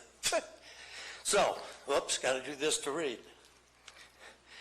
Yes, it's true that I am in complete favor of keeping the gun club open and running just as it has been for more than the past 70 plus years. My family and wife's family are at the very beginning of this club. My father showed up with an old 30 cable-drawn bulldozer to flatten the lot for the clubhouse. My wife's family, the Pecanino family, are the founding fathers. Her father was the first president. The gun club has served this community without ever having a single major problem. Our track record is nothing short of great. In the past 70 years, there has been many community services done there. Sheriff Department has used it for command center. Fire departments have used it. Numerous celebrations of life and family reunions have been held there. It's my own hunter safety course was done there. My kids was done there as well. I fully hope my grandchildren will be able to use it in that manner as well. I shot trap there when I was young. I now have a grandchild still shooting trap there. He's sitting right over here somewhere, Charlie. Who is shooting trap in this club? As well as shooting trap in my family, use the rifle and pistol range still today, where, unless in the county, where else in the county could you go and use a pistol range? There's one place, Tom Tryon's. The sheriff, is that it? That's it, Mr. I'm sorry. Borrell. Sheriff's Department, Highway Patrol, everybody shoots on Tom Tryon's property. And the big part is our children, Okay. right here. Thank you, Mr. Thank you. Borrell. Sorry to overrun it. Remember, 3 minutes. Hi, Greg Meyer from Copperopolis, and I'm among quite a few people that belong to the club since it's been discussed that it is the only place to shoot in the county. The Angels Gun Club was established prior to 1947 when it filed with the Secretary of State as a business entity. Trap shooting, rifle range, pistol range uses have continued on the property since that time. Because the gun club had been in operation before 86, or I think it was actually 61, when the county began to use zoning and land use designations as regulatory and planning tools, uses allowed on its parcels became legal non-conforming uses, as we discussed here.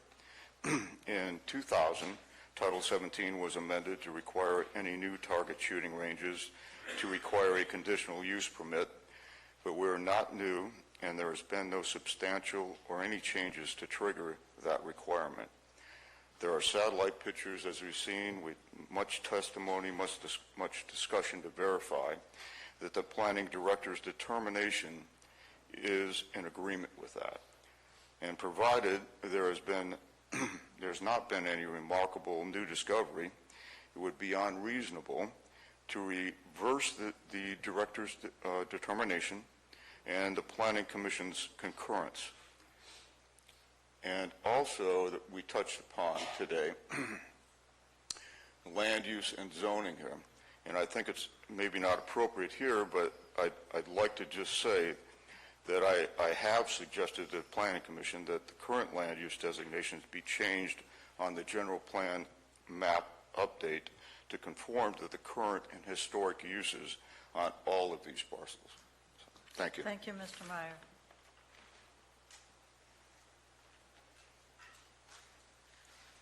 Hi, my name is Rusty Madrigal. I've lived in Calaveras County for my entire life. Angels Camp, San Andres, Murphy's.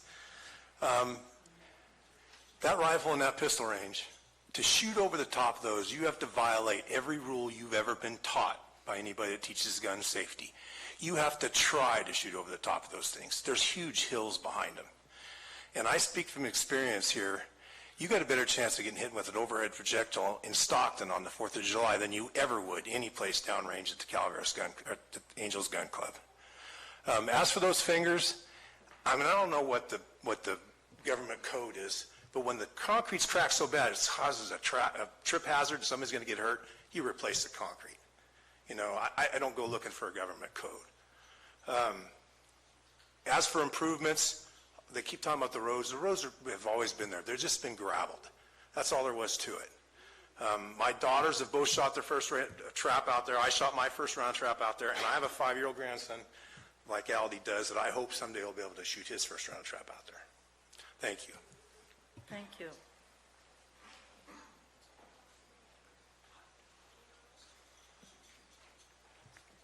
Good afternoon. My name is Mike Fish, and I am the head coach for the Team Angels Youth Shooters, and this is 1/3 of my kids.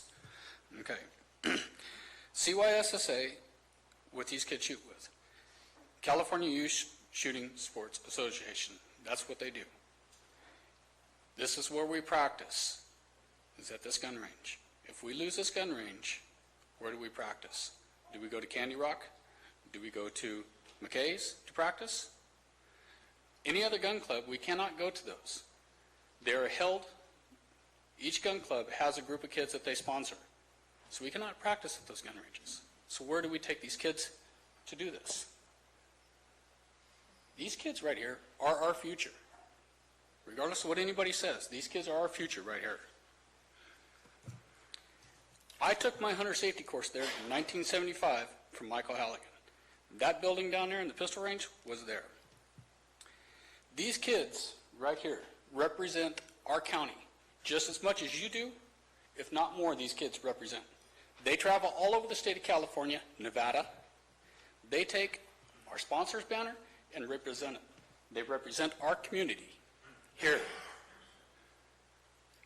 That's what they do. This group of kids, you don't see them running around. You don't see them bouncing around. This is how we train these kids. We train them to be safe. That's what we want. We want safe kids to be able to shoot correctly. That's what we do with them. When we travel to Nevada, these kids go with us. Whether we're in California or Nevada, they are representing this community. Right now, I have a chance to take a dream team to Illinois. I was asked to do this, to represent the Tri-County. I haven't brought this to Gun Club or anybody else. This is the first time it's being brought up. I've been asked to build a dream team to represent the Tri-County to take to Illinois for the state competition or the national competitions in the Trap League. Where else are we going to practice? If we cannot practice here, where are we going to practice at? This is our home. These kids, this is their home. Why should they be denied of their future? This is their future. If you look at these kids, each and every one of them, I want you to look at them. Look at these kids, because this is what we represent, our future, right here. Thank you. Thank you, Mr. Fish.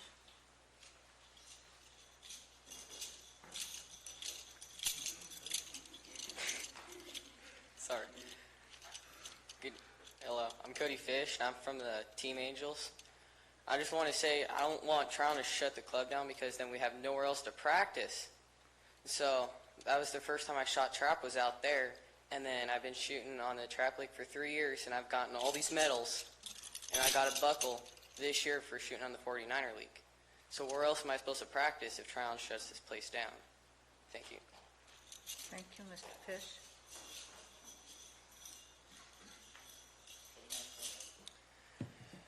Hello, my name is EJ Schwartz and I'm 12 years old. I have been shooting trap for 2 years with Team Angels. I don't play football, basketball, or baseball, so trap is my sport. I have made friends on my team, and I have learned gun safety and responsibility.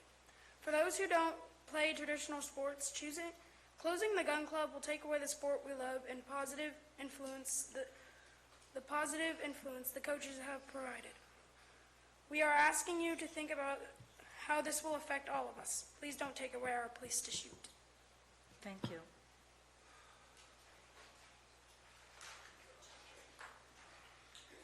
Hello, my name is Walter Tryon. And yeah, I just want to make sure that it's clear again that we're not shutting the gun club down. We're simply asking them to follow the rules. And something interesting, a lot of people have come up and talked for the gun club, but not one of them has mentioned shooting rifles growing up. They talk about the trap, talk a little bit about the pistol, but not one has ever mentioned shooting rifle there. They might now, but no one's brought that up. It was not a part of the gun club. I grew up there, I shot there as a kid, and it was not a part of it. And yeah, my experience is I live on that ranch. I'm not allowed to go out there, really. I go out there to work. I've been working pretty close on that parcel, and it's like as soon as I start hear shooting, I get in and go. If I hear shooting when I wake up in the morning, it's like I don't go out. So it's like it does affect our way of life. It affects our use of the property. And people are talking about how, oh, it's just for development. I don't know anyone here that doesn't buy something as an investment. So, you know, that's what it is. It's been over 100-year investment on our part in this property, and it means a lot to us, our use of it, because we've used it for over 100 years as a ranch. We haven't developed it. No, we use it as a ranch. We use it to graze cattle. We use it to sustain a way of life that we grew up here. A lot of people are talking about changing the county. We've been here since like 1856, and this is important to us. The gun club was important to me when I was a kid, but you know what? There wasn't the shooting range, there wasn't the rifle range, and there was not the possibility of projectiles that go 2 or 3 miles. Like they were saying, they gave the story of like lead pellets falling. Well, yeah, that's not extremely dangerous, but someone's out there, you know, sighting in a 30-06. It's not just as simple as that as like falling pellets. It's a lot different projectile. So, yeah, it means a lot to me. It's something that's been in our family for a long time. And me personally, it's like I love guns. I use guns a lot. People talk about there's nowhere else to shoot. I will say all federal land you can shoot a gun on. There's a lot of federal land. There's Stanislaus National Forest here. There's even BLM land. So there are options. You just got to find them. Thank you. Thank you, Mr. Tryon.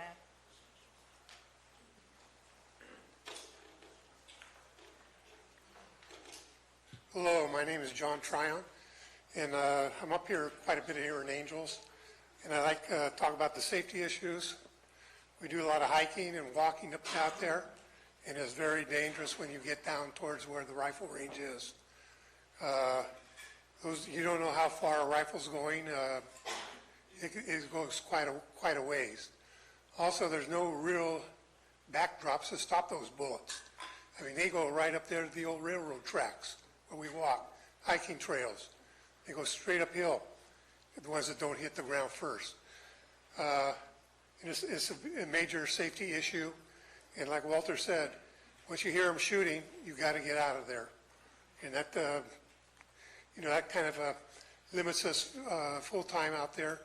And it probably takes up 20-30% of the property where you have to get out. So, thank you. Thank you, Mr. Tryon.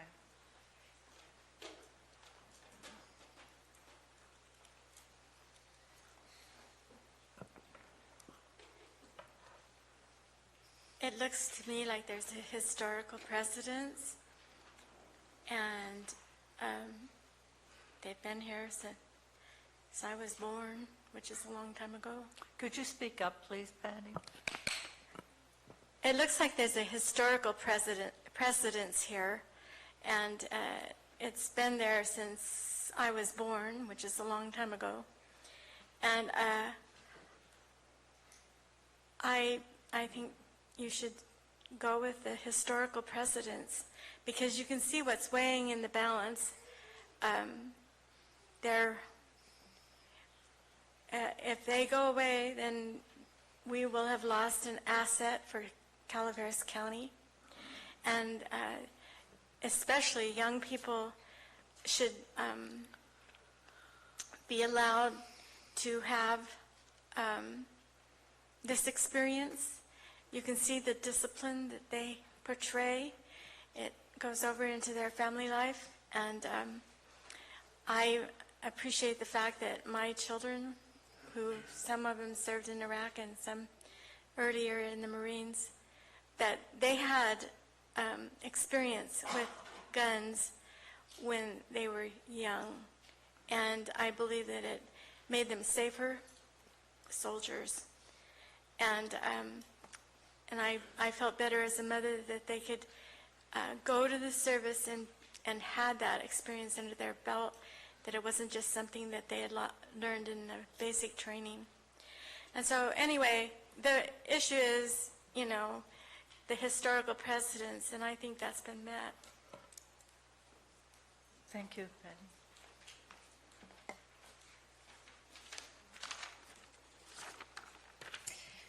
Good afternoon, members of the board. My name is Denise Tryon, and I'm here to speak specifically, excuse me, in regards to safety issues presented by the activities of the rifle and pistol range at the Angels Camp Gun Club. It is my practice to walk on our land during the spring, fall, and winter seasons. I restrict my walking to areas well away from the portion of the ranch affected by shooting activities. We now have 2 young granddaughters, ages 4 and 7, who visit the ranch frequently and hike with us. Soon, Rhea will be riding a horse on the ranch. Unfortunately, we will restrict her riding and walking away from a significant portion of the ranch during active shooting times, and in fact, all other times in anticipation of the commencement of shooting activities. With all due respect to the users of the rifle and pistol range, the way that they are using the range presents very serious safety issues. It puts people on our ranch at potential physical risk and also seriously limits the way our ranch can be used. Some of those in the audience who support allowing the gun club to continue to operate without a conditional use permit have in fact engaged in recreational activities on our ranch. Today I'm saddened and disappointed that they are, and others in this room, are unable to appreciate the value of maintaining a safe environment that does not expose any person or property to injury or damage as a result of gun discharge. Advocacy for the right to use firearms does not invalidate the personal property rights of others, be they based on altruism or greed. Thank you. Thank you, Mrs. Tryon.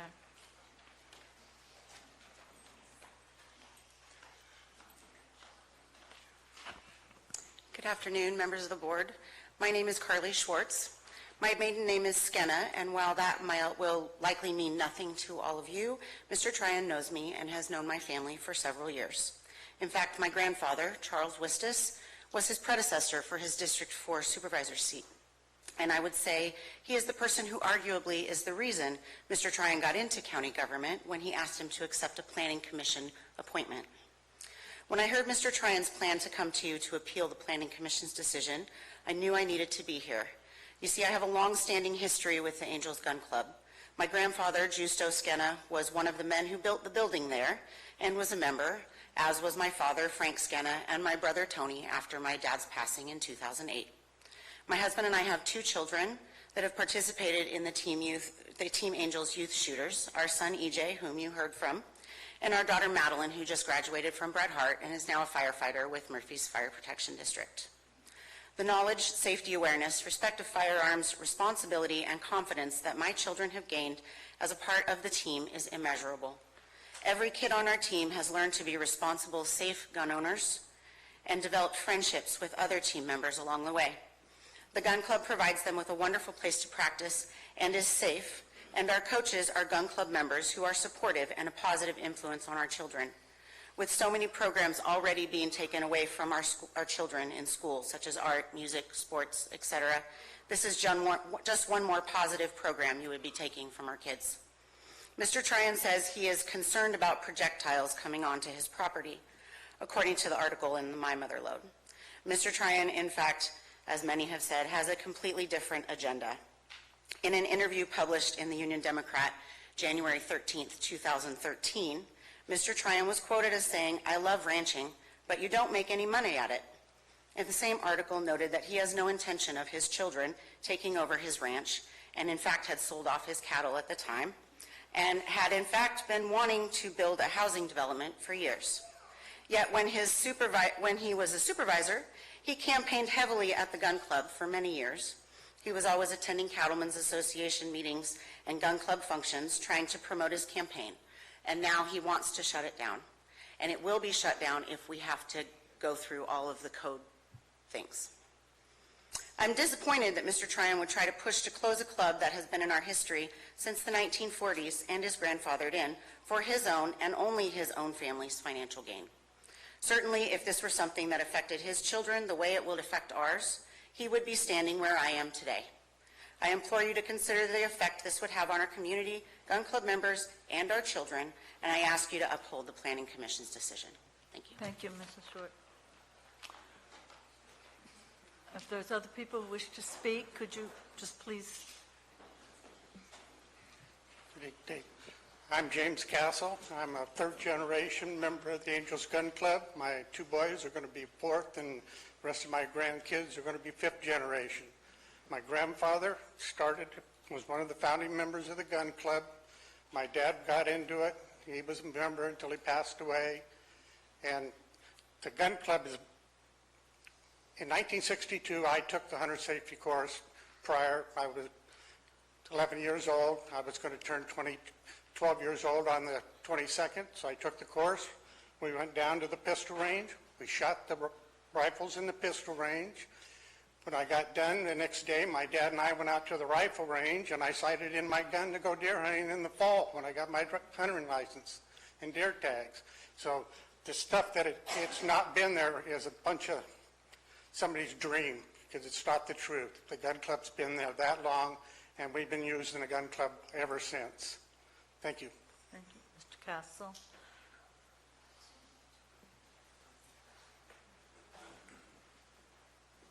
My name is Andrea Case. I'm a United States Practical Shooting Association junior shooter. I am the youngest chief range officer in the United States, and I have been an RO range officer at 2 national level matches. Therefore, safety is my biggest concern. However, safety is not the issue that has been addressed today. And clearly, the issue that is before us has been addressed and has been addressed well. And it is obvious that the issue is not there. Thank you.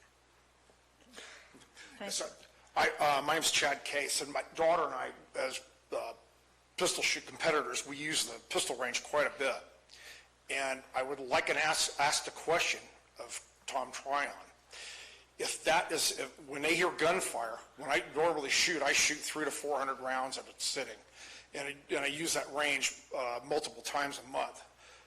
Why have I seen Tom Tryon walk that yellow line directly over that pistol range when I am shooting? Thank you. Thank you, Mr. Chase. Are any other comments at this time? Only one bite of the apple, Mr. Broglio. I should have spoken to you ahead of time. Okay, we're going to take a 7-minute break for a 7th inning stretch before we go to summation and rebuttal by council.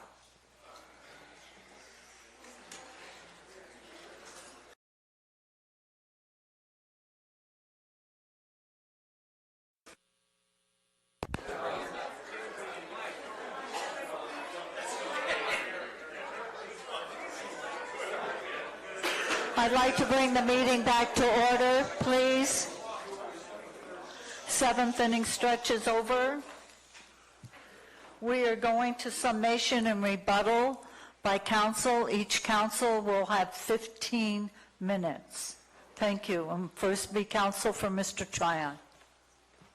Thank you. Again, Donald Mooney on behalf of Mr. Tryon.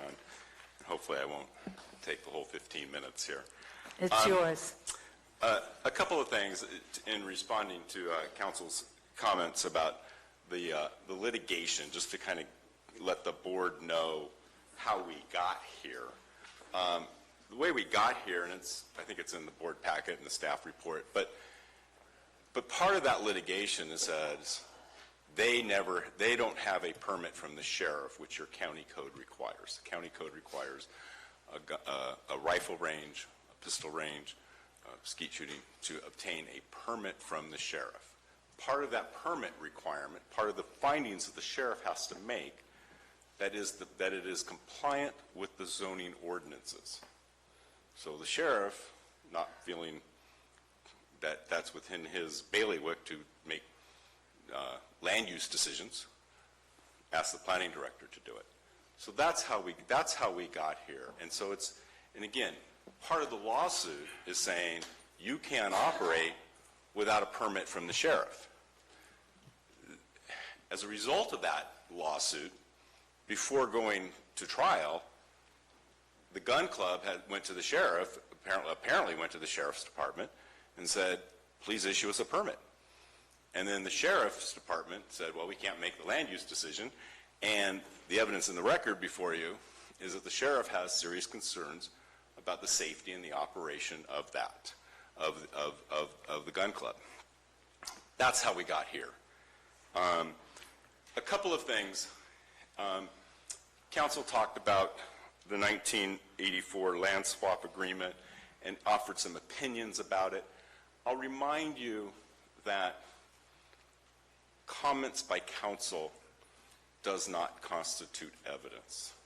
And council offered a lot of commentary that had he had personal knowledge, say, of the 1984 agreement, of when it was entered into and what were the parties' intent at the time, he could testify to that. But there's no indication that council has any personal knowledge associated with that. So with a lot of the comments that council made on behalf of the gun club, a lot of that was his opinion, his talking about how he thinks the gun club operated, or how he thinks, what was being contemplated in 1984 for the agreement. Again, none of that's evidence, and none of that should be relied upon for them to meet their burden of proof that they have here. There's discussion about that the gun club membership has decreased over the years.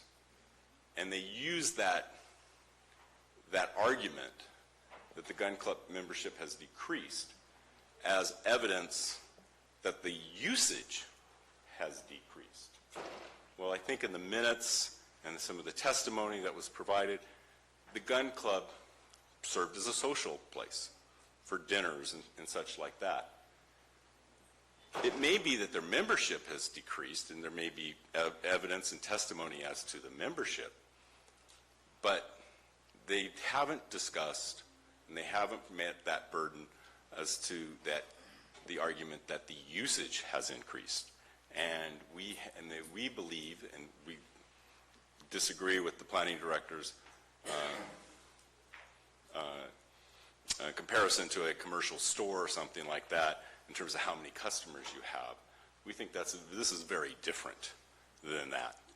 This is a situation where the expanded usage creates safety issues. It creates noise issues. So, if you have more customers coming into your store, it's making you more money. If you have more people shooting out there, or maybe fewer people, but they're shooting more often, or they're having leagues and things like that, then you have expanded your use of that. And if you were not shooting on Wednesday nights, and now, as the minutes indicated, they're expanding the use to Wednesday nights, you've expanded that use of that property. And we think that their own evidence, their own records, and I'll point out that council said he likes his client, or he admires his client, because they keep good minutes. And they keep good and accurate minutes. That's counsel's statement. Well, those good and accurate minutes say it's a new road. Didn't say it was, let's go grade an old road or go put gravel on an old road and improve it. The citations that we provided in our submittal to the Planning Commission and the exhibits, which is their newsletters, says we're putting in a new road. Doesn't say anything about getting a grading permit. Doesn't say anything about going to the county, saying, can we do this? Those also talk about, well, we got to build a berm, we got to grade this, we got to do that. It's all within the evidence that we submitted in terms of their newsletters. In terms of the realignment of the shooting range, we believe that if you go look at the other pictures that were submitted that are by the planning director and elsewhere, you will see that the areas of shooting have changed. And council's testimony of showing some bars and cables and talking about that's what they mean by realignment, again, that's him testifying. That's not evidence before this board.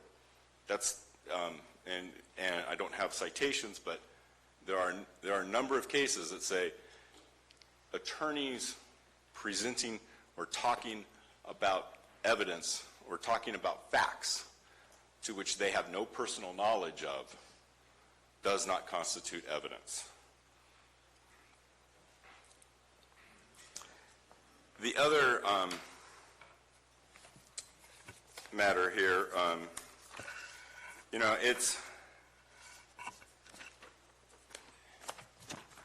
I think from the Tryon's, some of the public testimony and from the Tryon family, and also email from the range master, the rifle range master, clearly indicates that historically here, the rifle range had minimal use. And in the record, in the packet that you have, there's even an email from the former range master saying that, one, they built a new road, and two, that there is minimal use of the rifle and pistol range, and particularly I think he refers to the rifle range. The concern is that expanded use. And then that brings us that use since 1986, since 1984 when the agreement was entered into, that use on the rifle range has increased significantly enough that you heard the testimony from the Tryons, who have had that land for 100 years. And now they are worried about going out there. Now, that may not be, you may be saying, well, that's a safety issue. But it's not just a safety issue. It's evidence of the expanded use of the rifle and pistol range over the last several years. That's what has brought us here. And as further evidence of that, as I talked about in the 1984 agreement, the 1984 agreement is silent as to the pistol and rifle range. Now, I'm not going to get up here and tell you what the parties were thinking in 1984, but I think that as the finders here, or the finders of fact here, and making a determination, you can look at that 1984 agreement and say, well, and imply that the rifle and pistol range was either in a different location so as not to cause any concern to the Tryons for the use of those parcels above that top yellow line, or that the use of the rifle and pistol range was so minimal and insignificant that nobody addressed it because it wasn't a concern. Skeet shooting was a concern. Having the lead pellets drop on the head was a safety concern. And so I think you are free to imply that there was minimal use of that rifle and pistol range so as not to create a safety concern.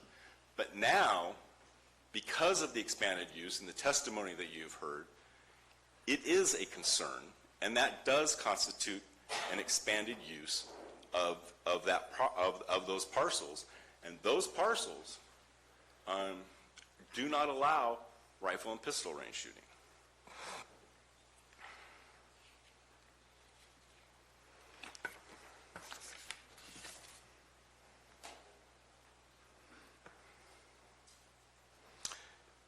There was the comment about the pictures that council had introduced, and county council had indicated that the board has the option of disregarding them because they weren't provided. But even more so about those pictures is the narrative that went along with that, as I talked about it a little bit ago, is that amounted to testimony from council, and much of his narrative.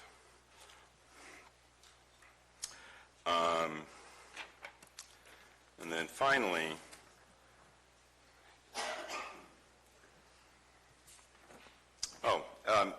and then back to and given the opportunity, councils, or the gun club, and I don't think this is something council can testify to, but the gun club has failed to state why they've never recorded the 1984 agreement. Is there some reason they haven't recorded the 1984 agreement that they rely so heavily upon? And then finally, there was discussion about what the council ended about what they're entitled to do, that they're entitled to make improvements for safety, that they're entitled to do to replace buildings that are in disrepair, to make safety improvements. But what they're not entitled to do, and that's what's important before the board, is that they're not entitled to grade land without a permit. They're not entitled to build new roads without a permit. They're not entitled to build shade structures, presumably without a permit.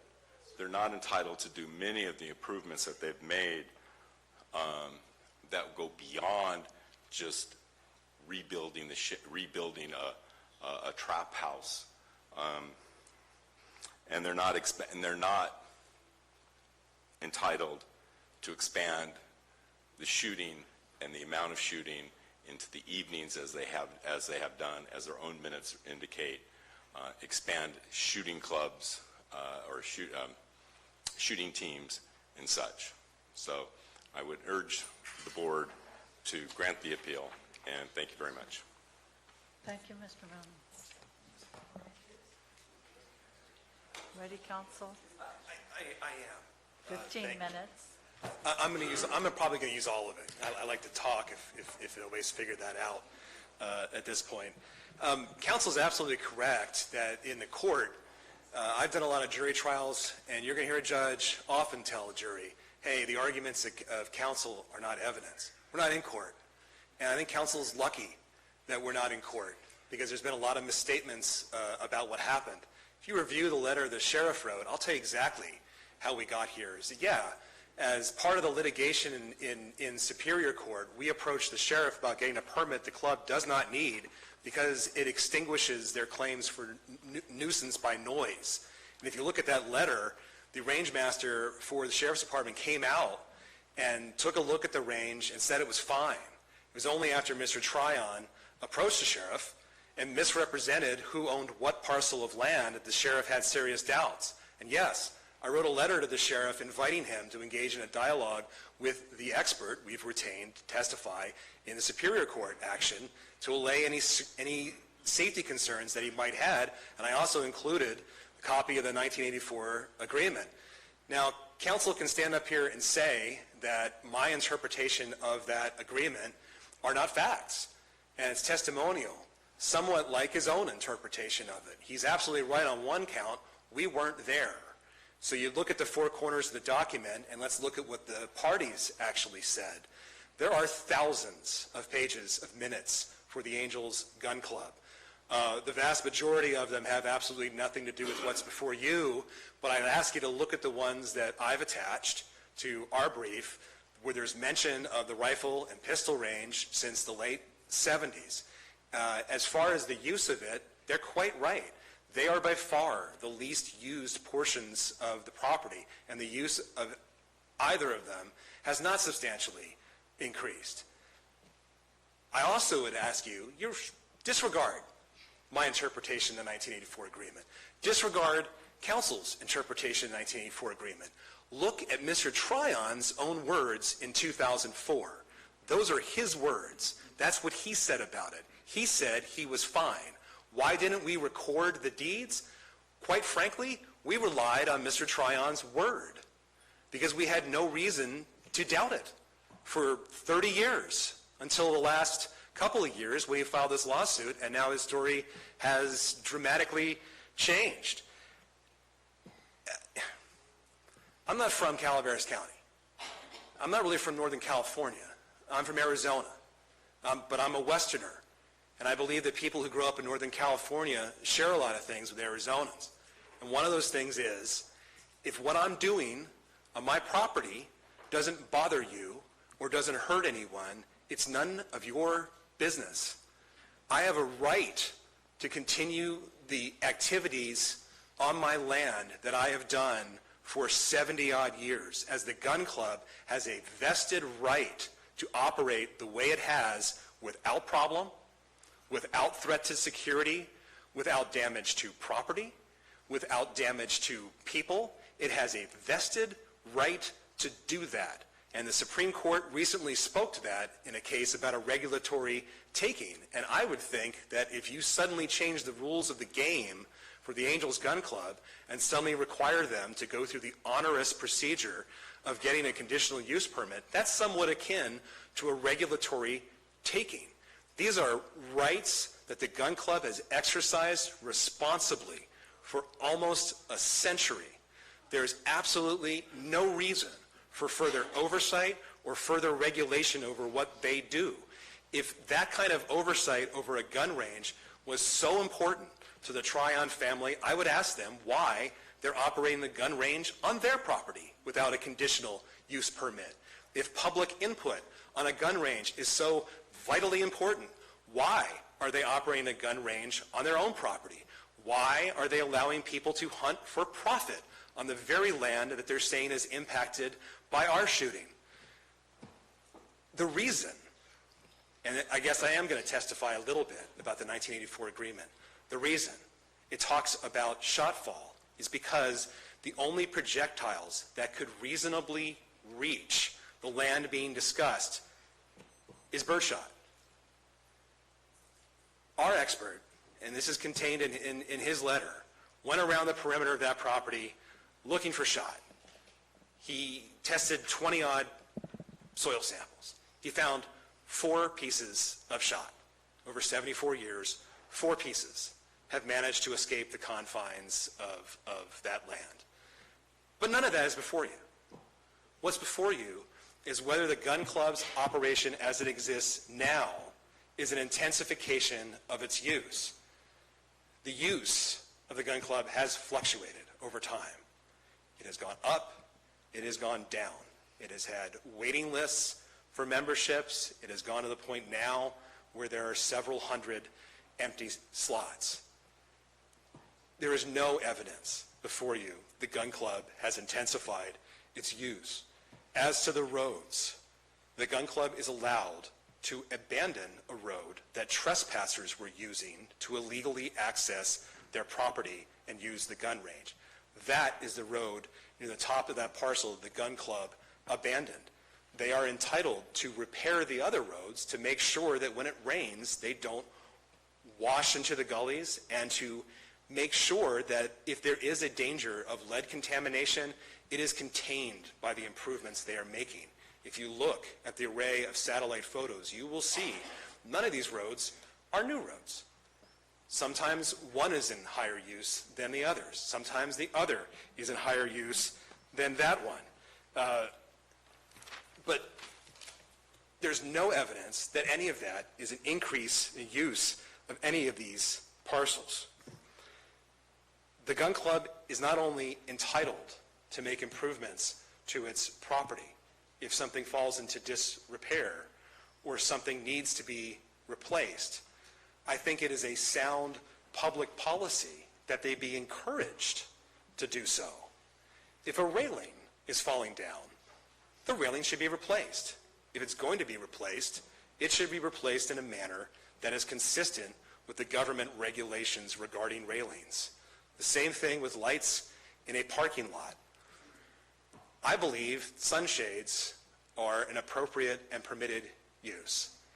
If the board finds differently, the club will abate it and they'll wear hats while they shoot. But it is not an increase in the intensity of the use of any of these parcels. You've heard testimony. You've heard from the people that this gun club is important to. You've heard testimony from them that the pistol range has been there as far as their memory extends and that they've used it personally. That's personal testimony. You've heard them testify that the rifle range has been there and they've used it since at least the late 70s. There's no evidence before you that there has been an increase in use in any of these parcels. And as far as lead contamination and safety issues, that can be addressed in the proper forum, which is the Superior Court of Calaveras County. And, this may be news to some of the people who testified on Mr. Tryon's behalf here today, but the aim of that lawsuit is the extinguishment of the gun range. That's what's at issue here. It's not oversight. It's not regulation. It's not safety. They want it eliminated. To do that, they have to meet a very high standard, and they're attempting to end run that process here. You shouldn't allow it. The gun club has a right to do what it's doing. It has a vested right to do what it's doing. If there was a problem, somebody other than the Tryon family probably would have mentioned it in the last 3/4 of a century. They have not. And they've presented you with absolutely nothing that demonstrates that this club is a nuisance, that there's groundwater contamination going on, or that there's an intensification of the use of any of these parcels. This is a lawful, non-conforming use. This is exactly what the county code contemplates. To deprive them of it is not only unjust, it's probably unconstitutional, and I would urge you not to do it. I would urge you to bow to the expertise that this county has in its planning department and its planning commission, who gave this a full hearing over the course of several hours. I think the planning department made the right decision here. I think if you look at the facts and you look at what's been presented here, you'll agree with them. And I'm going to do what my wife tells me is the most difficult thing in the world for me to do.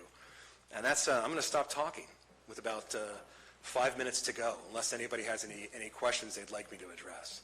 No, not at this time. Thank you, Thank you. Counsel.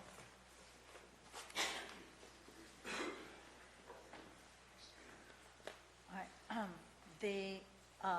Is rebuttal allowed by members of the public? You're limited to 3 minutes, but you can only discuss what was brought up by counsel for Tryon and counsel for the gun club.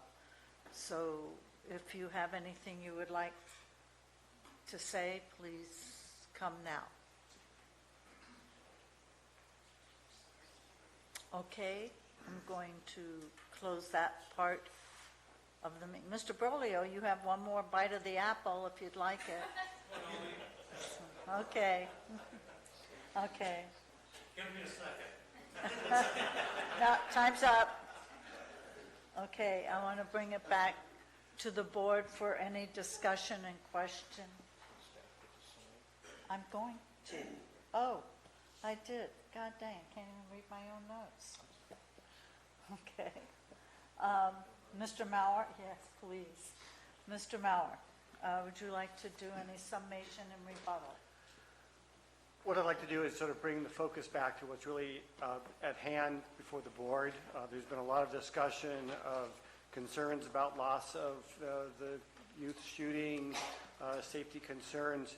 What's before you is whether or not I made the right determination and the Planning Commission took the right action in upholding that determination, that this use was established before the code prohibited it, and that it has not expanded. So the facts of the matter are before you as to whether or not you believe that the changes that have been made over time since 2000 on parcel 8 and since 1986 on parcel 31 and 7 constitute an expansion or enlargement of the use. And that's what's before you. All the other issues are not before this board at this time. They may come before the board on some other action under our nuisance requirements or under the Title IX permitting requirements from the Sheriff's Office for a gun range, but the decision here that was made was, is this a legal non-conforming use? And those are the facts that need to be considered and the determination made.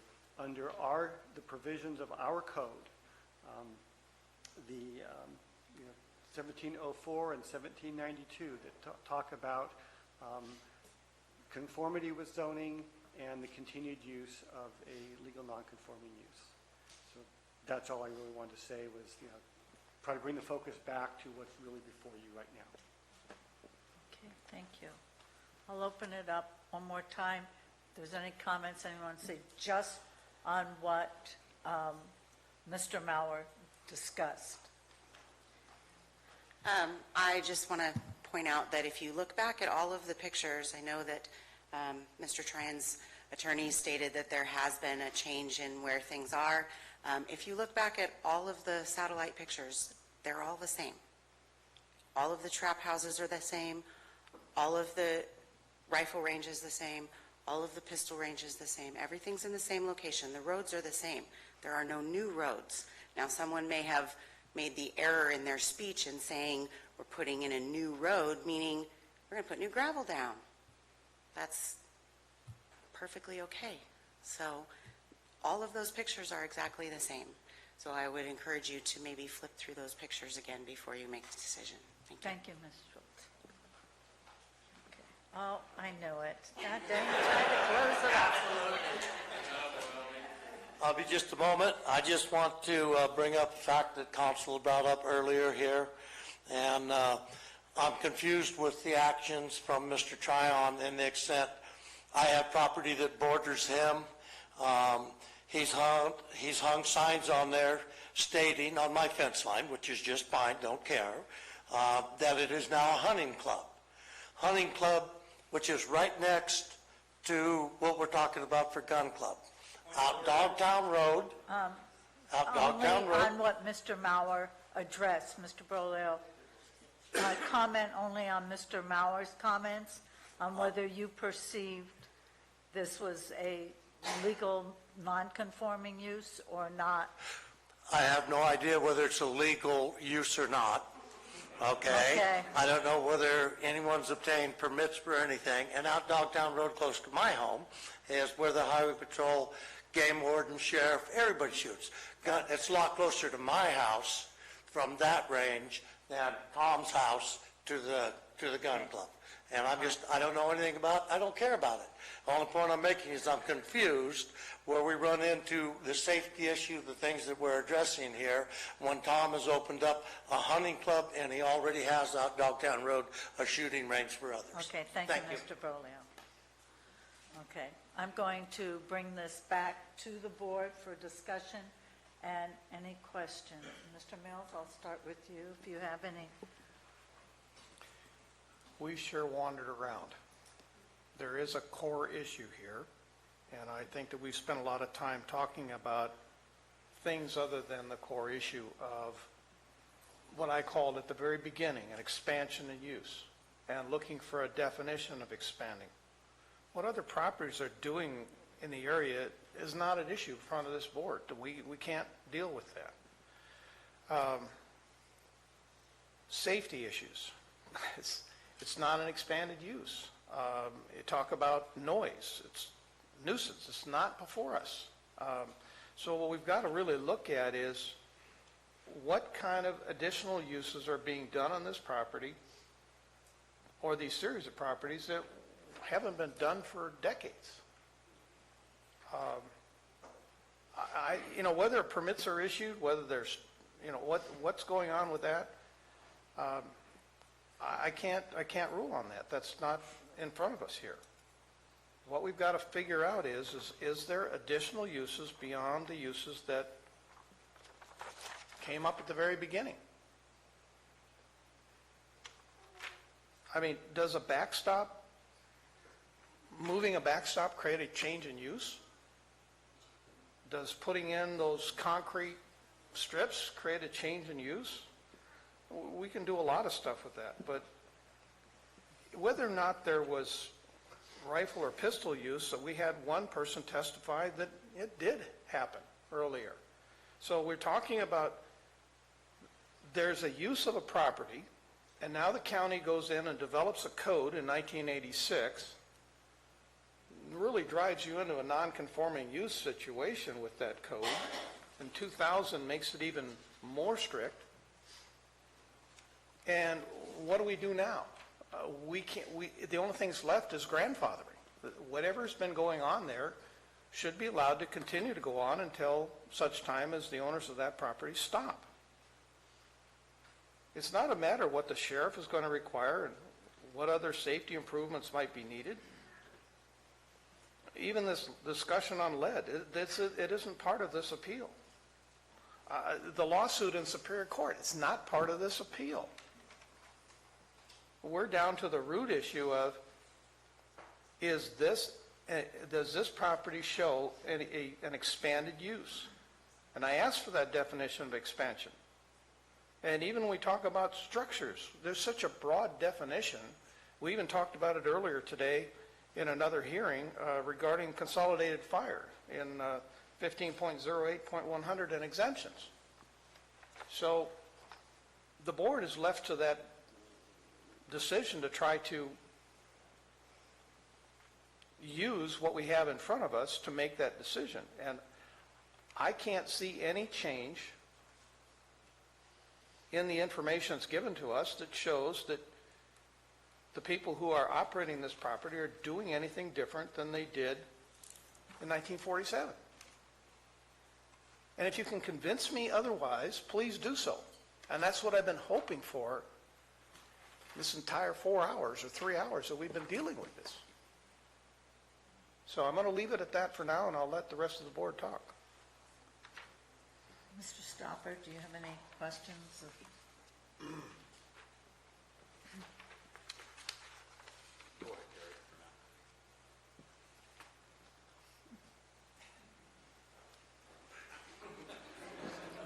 Remember, they have guns. Yeah. If you have a gun, can you raise your hand? So I know now. Oh my God. How quick? I do have some questions of Peter. And I'll start with just the question that when a non-conforming legal use comes to, or anybody comes to the building department to get a permit for something for construction, or they go to Public Works to get a grading permit. Is that then, especially if it's a legal non-conforming use, is that then channeled through planning? We review every permit that comes to either building or Public Works for conformity with zoning. So can we go back to some of these slides that you had? I'm going to go back to that one. That's 2010.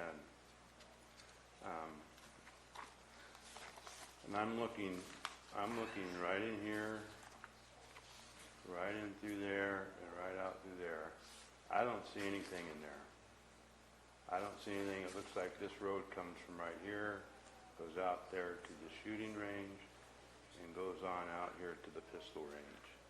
I don't see a road here, but if you go forward to your slide that you had of 2018, even 2016, stop right there, that was not there. Now, this actually was there, but it wasn't to what it is in this image here. you could tell there was a road and it came from here and went out to there and went out to there. However, this part here, that to me would constitute needing a grading permit, and that you would need to route that through the proper departments for you to look at to see if it constituted anything that they're doing as an expansion, or whatever you deem that you saw on it you needed to weigh in on. Is that correct? If it required a grading permit, I don't know if it reached the threshold. It predated my tenure here, and we don't have any records in the planning department about any communication with Public Works over that road work that was done. Okay, well, I'm just asking the question. Also, in this area right here, you can see, and this is 2016, is that what this is? Yes. Yeah, you can see they put the one straight shade structure up there. And if you go forward in 2018, you're going to see both of them there. Again, in my opinion, being in construction, the construction of those and going through some things right now for the children's crisis centers, trying to get a permit, those would have required a permit also. Is it constitute an expansion? That would be up to you, which everything else here is up to you. You went out and visited the site, and your determination was, even though those weren't there, and you mentioned it in your report, and you did mention something about a road, is that an expansion? Does that allow them to do more than what they were doing previously, or does that give them a doorway to go to something else? There's also, if you go back to those pictures, you can see where that, and then go forward. There's been extensive work been done there. There's been extensive work been done there. This is pretty much the way it was. I mean, you can tell they've cleaned it up, and they really haven't expanded it. But there was some expansions here. Whether that expansion means that they've added more shooting stations here, they've added more area here to increase the shooting.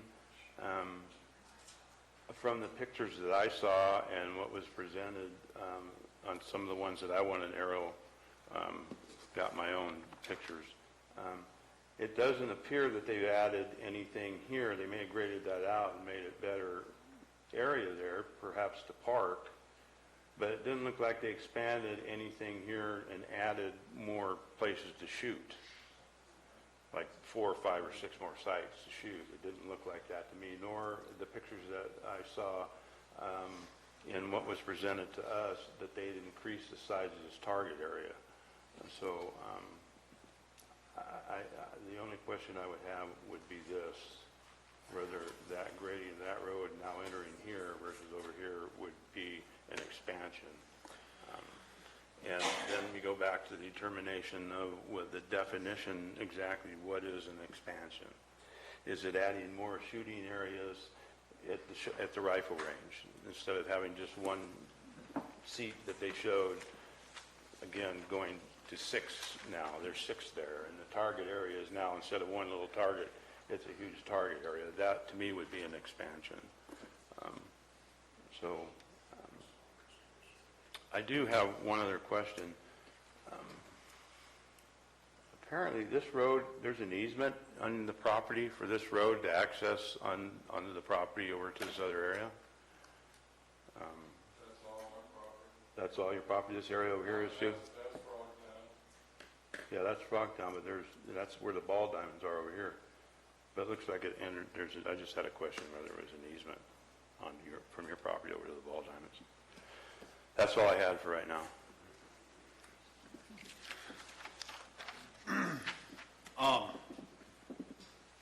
Some good points by both supervisors. That's why I asked at the beginning whether recreation allows for shade structures. So I believe in interpretation that's a conforming use. Whether or not they had permits is not before us right now. Whether or not it's a non-conforming use as you put forward in your recommendation. The threshold on grading, You know, we can debate that all day, but unless we got a true measurement, I mean, that part of the land is fairly flat out there. I don't see much soil being needed to be moved for the realignment of that one road. I mean, we could question all day whether they got an encroachment permit going into the other road all day also, but that's not the point of why we're here. I see the cleared areas around a lot of the areas, but that could be brush clearing, whether they grade it or not, that's a whole nother debate. I personally see the same use as the thresholds of 1986 and 2000 allow. And I don't see any evidence provided substantially to the contrary. So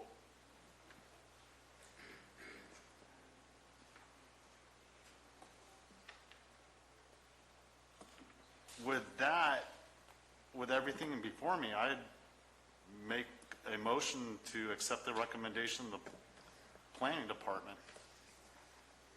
Okay, I still have questions. Go ahead, Mr.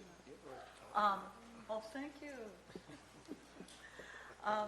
My questions are really geared towards whether it's a continued use of legal non-conforming use. So that's, I mean, I know that's the issue before us. So since the gun club has to provide the burden of proof, I'm not sure, have they provided the burden of proof? What does that mean, they provided the burden of proof? I mean, have the shooting areas changed? I mean, going back to 1947, rifles were allowed, and yet there was talk of there was no rifle shooting, and now there's rifle shooting. So I wasn't clear about that. I'll just go through everything. Public nuisance. I know if something is a public nuisance, they can remove someone from a legal non-conforming use. Is that applying this case, or should the appellant have gone to code enforcement regarding a public nuisance? Again, looking at things on a cumulative basis, Mr. Mauer. So it gets back to, the safety issue. Is that a code enforcement item cumulatively, because that's been brought up? Was the rifle and pistol range a part of the current location before 1986? I've heard that rifles were not used much before then, prior. The message really wasn't clear from council. So, an intensity of use, does that move things to a conditional use requirement? Meaning, does the legal non-conforming use have to move to a CUP if there's intensity of use? I mean, there's really nothing saying whether they operate it 2 days a week or 4 days a week. But I wasn't clear if there would be a nexus there.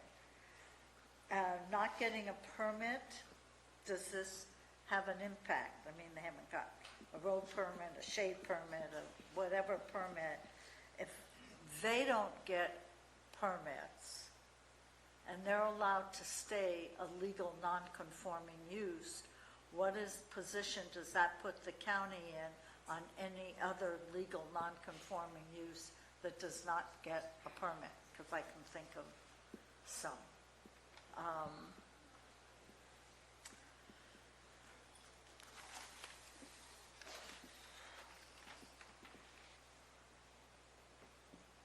Again, I'm looking at cumulative things. I mean, individually, none of these things are before us in terms of safety, roads, permits, the structures, building permits, but all that makes up that legal non-conforming use. So if they're not dealing with safety and they're doing whatever to roads, not getting permits, putting in structures, does that invalidate their legal non-conforming use?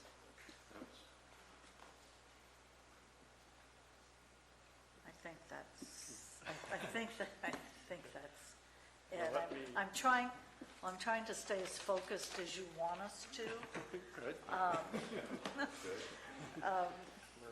But it's, it sort of keeps ballooning out, and you keep wanting to bring us back into focus, but there's been a lot of good points brought up. Well, I think the questions that you and Supervisor Toffenelli raised are sort of really get to the point.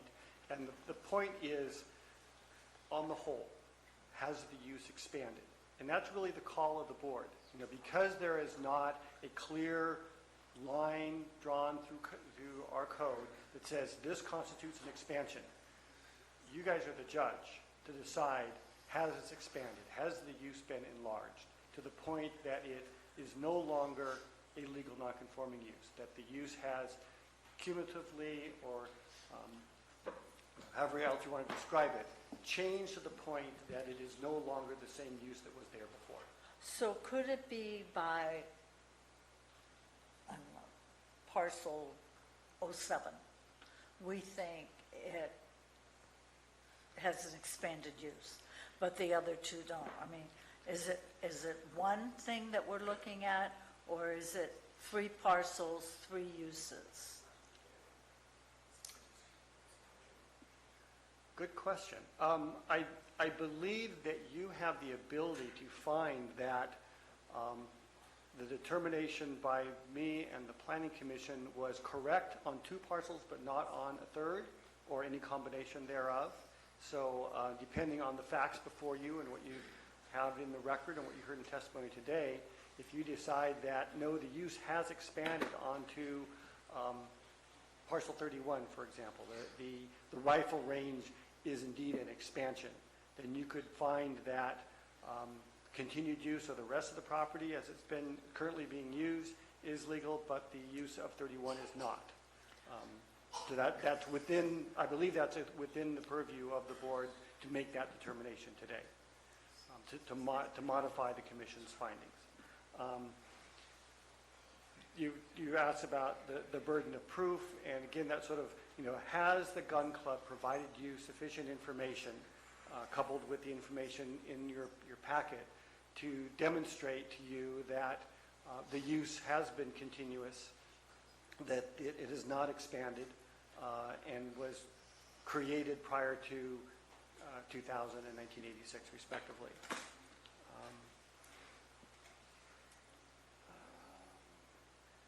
I think the intensity of use question, has it intensified? Is the changing hours certainly part of the picture?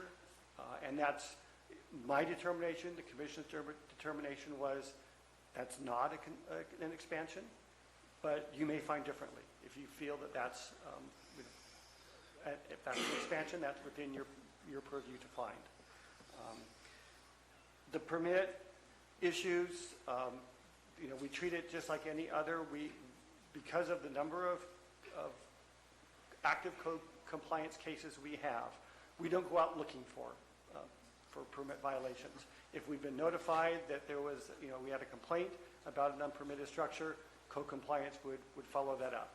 It wasn't until yesterday that I discovered that apparently they don't have a permit for that.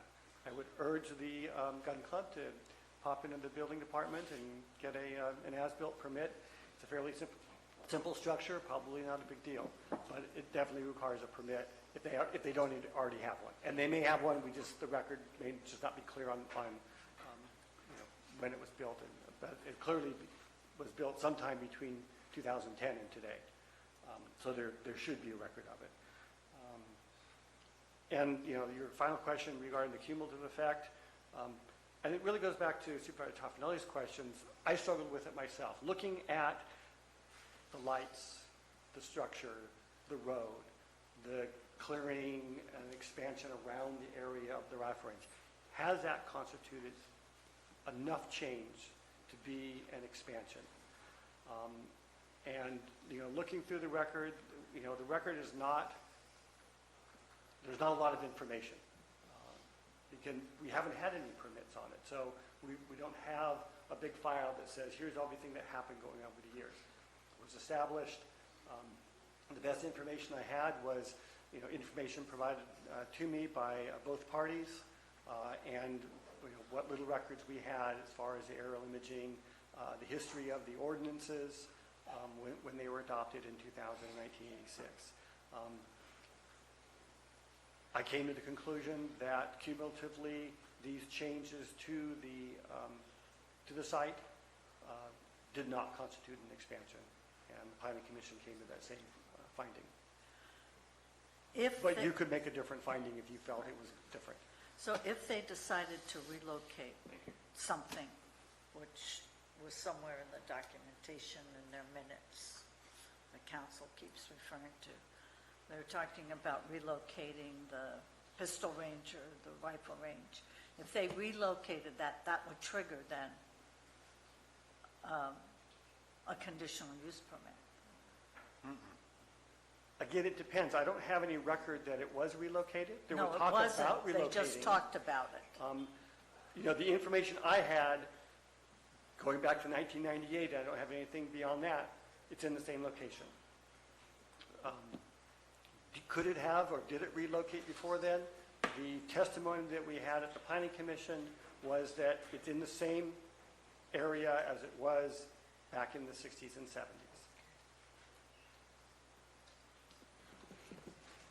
I got a question, Peter. Can you go back to the 2010? Okay, I'm looking in this area right here. I don't see anything.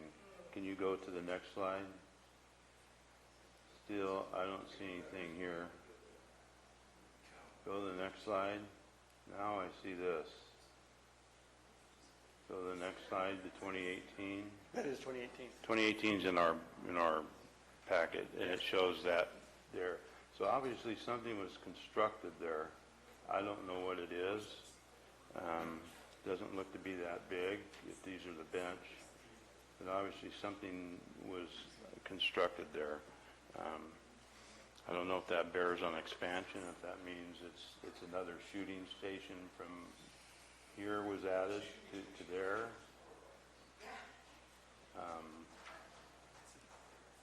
Which clearly it's now bigger, it's been graded out, it's going over to there. Would that constitute, in your mind, an expansion if they added another shooting station there? I would say the addition of a shooting station would be an expansion. That would be an expansion? At least that would be my opinion, unless, there's some other rationale that, but on the surface, my first inclination would be that a new shooting station would be an expansion.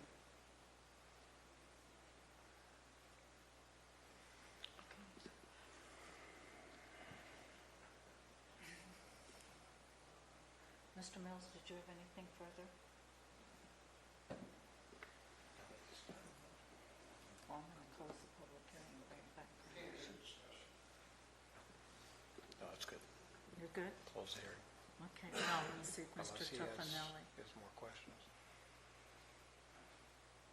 Am I allowed to ask somebody from the president what that structure is that's appeared there?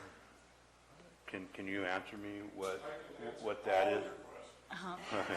I'm sure you can, but I'm interested in what that right there that appeared sometime between.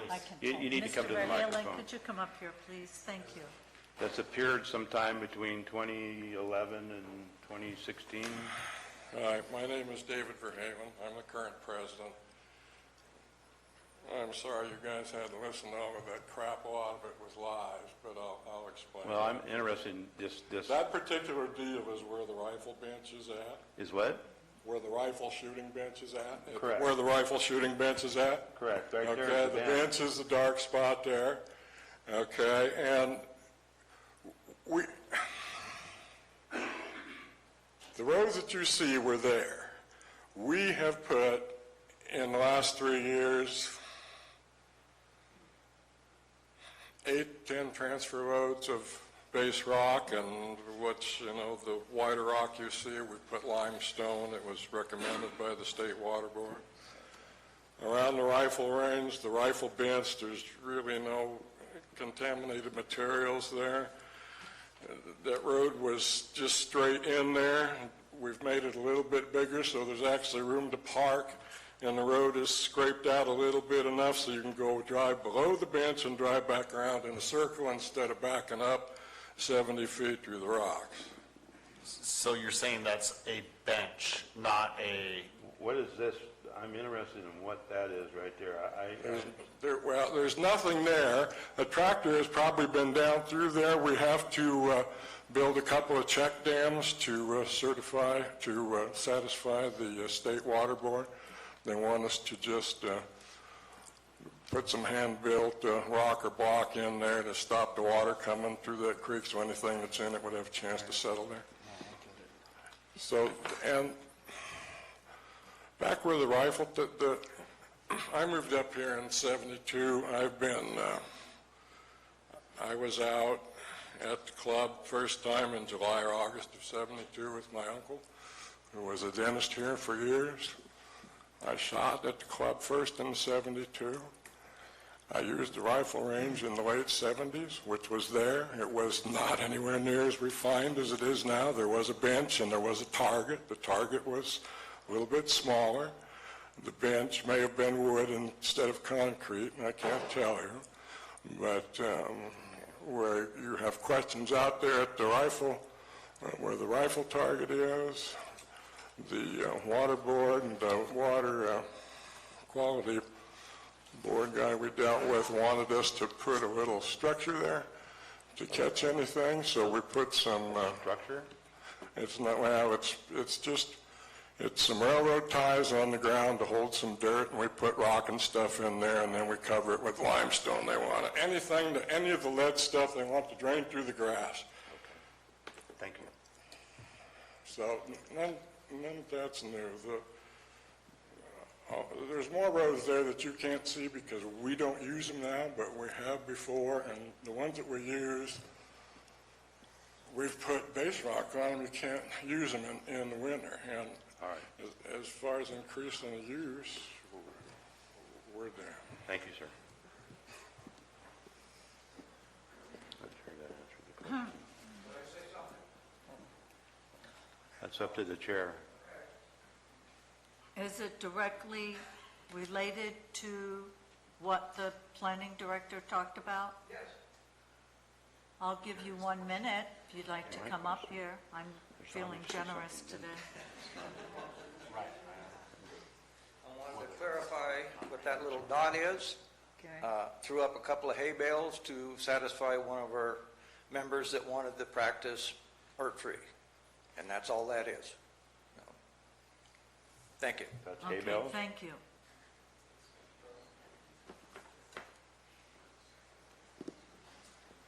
Okay. Any other questions from the board? I'm going to close the public hearing and bring it back for board action. No, if there's no further questions, I'm closing the public hearing and bringing it back for board action. Mr. Stopper, did you want to make a motion, reiterate your motion? I would like to reiterate my motion to uphold the planning's recommendation. I will second it. Okay. Did anyone want to make any comments on their vote, why they're voting the way they are? Why don't you lead us, Madam Chair? I'd be happy to. I'm going to uphold, this is extremely painful for me, to uphold the decision of the Planning Commission, the recommendation of the Planning Director. Our focus was extremely narrow, and as much as I wanted to consider some of the other permutations that were before us, that was not possible, and so I will be upholding the denial of the appeal and supporting the Planning Commission's decision.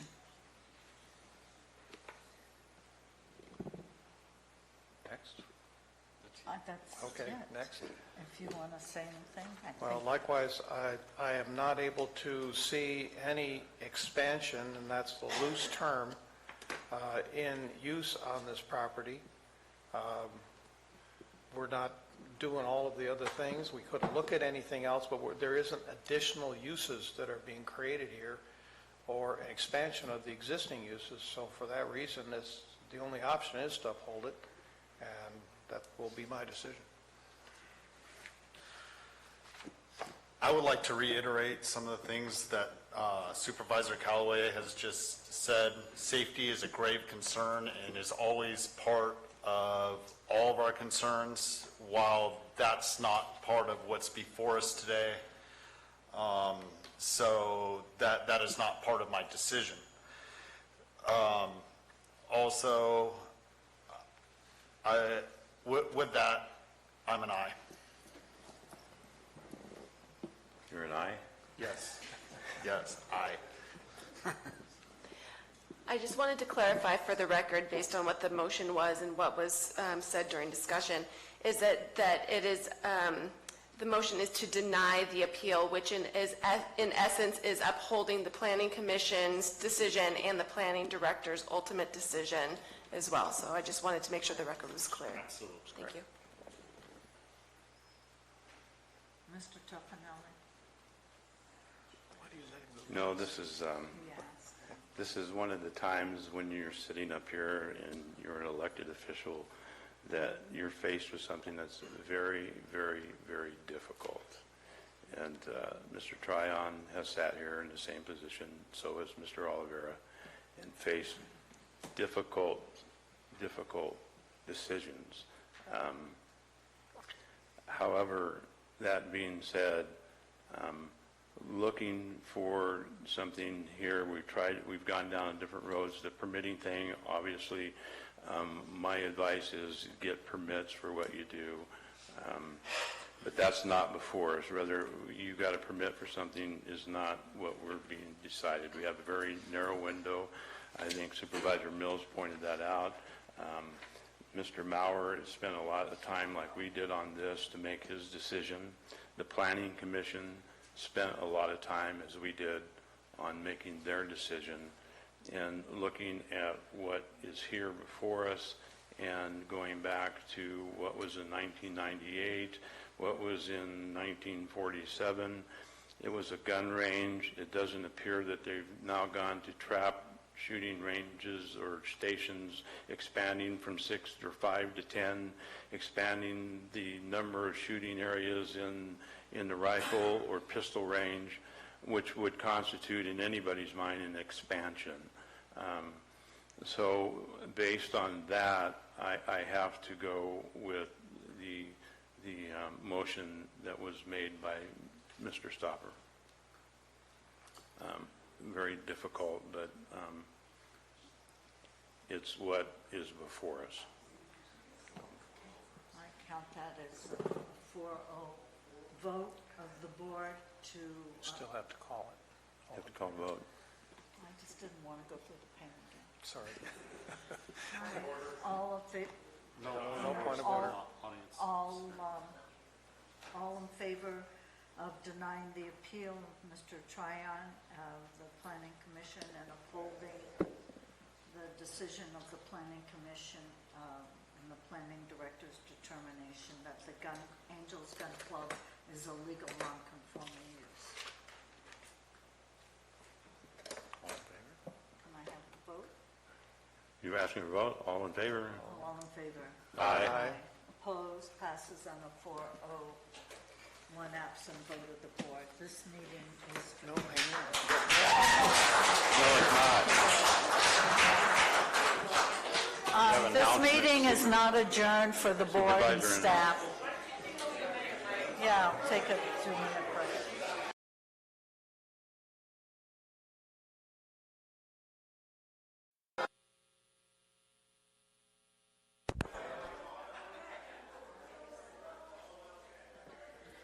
Okay, I'd like to return to the next item, which are any supervisor announcements. I'll start with Mr. Stopper.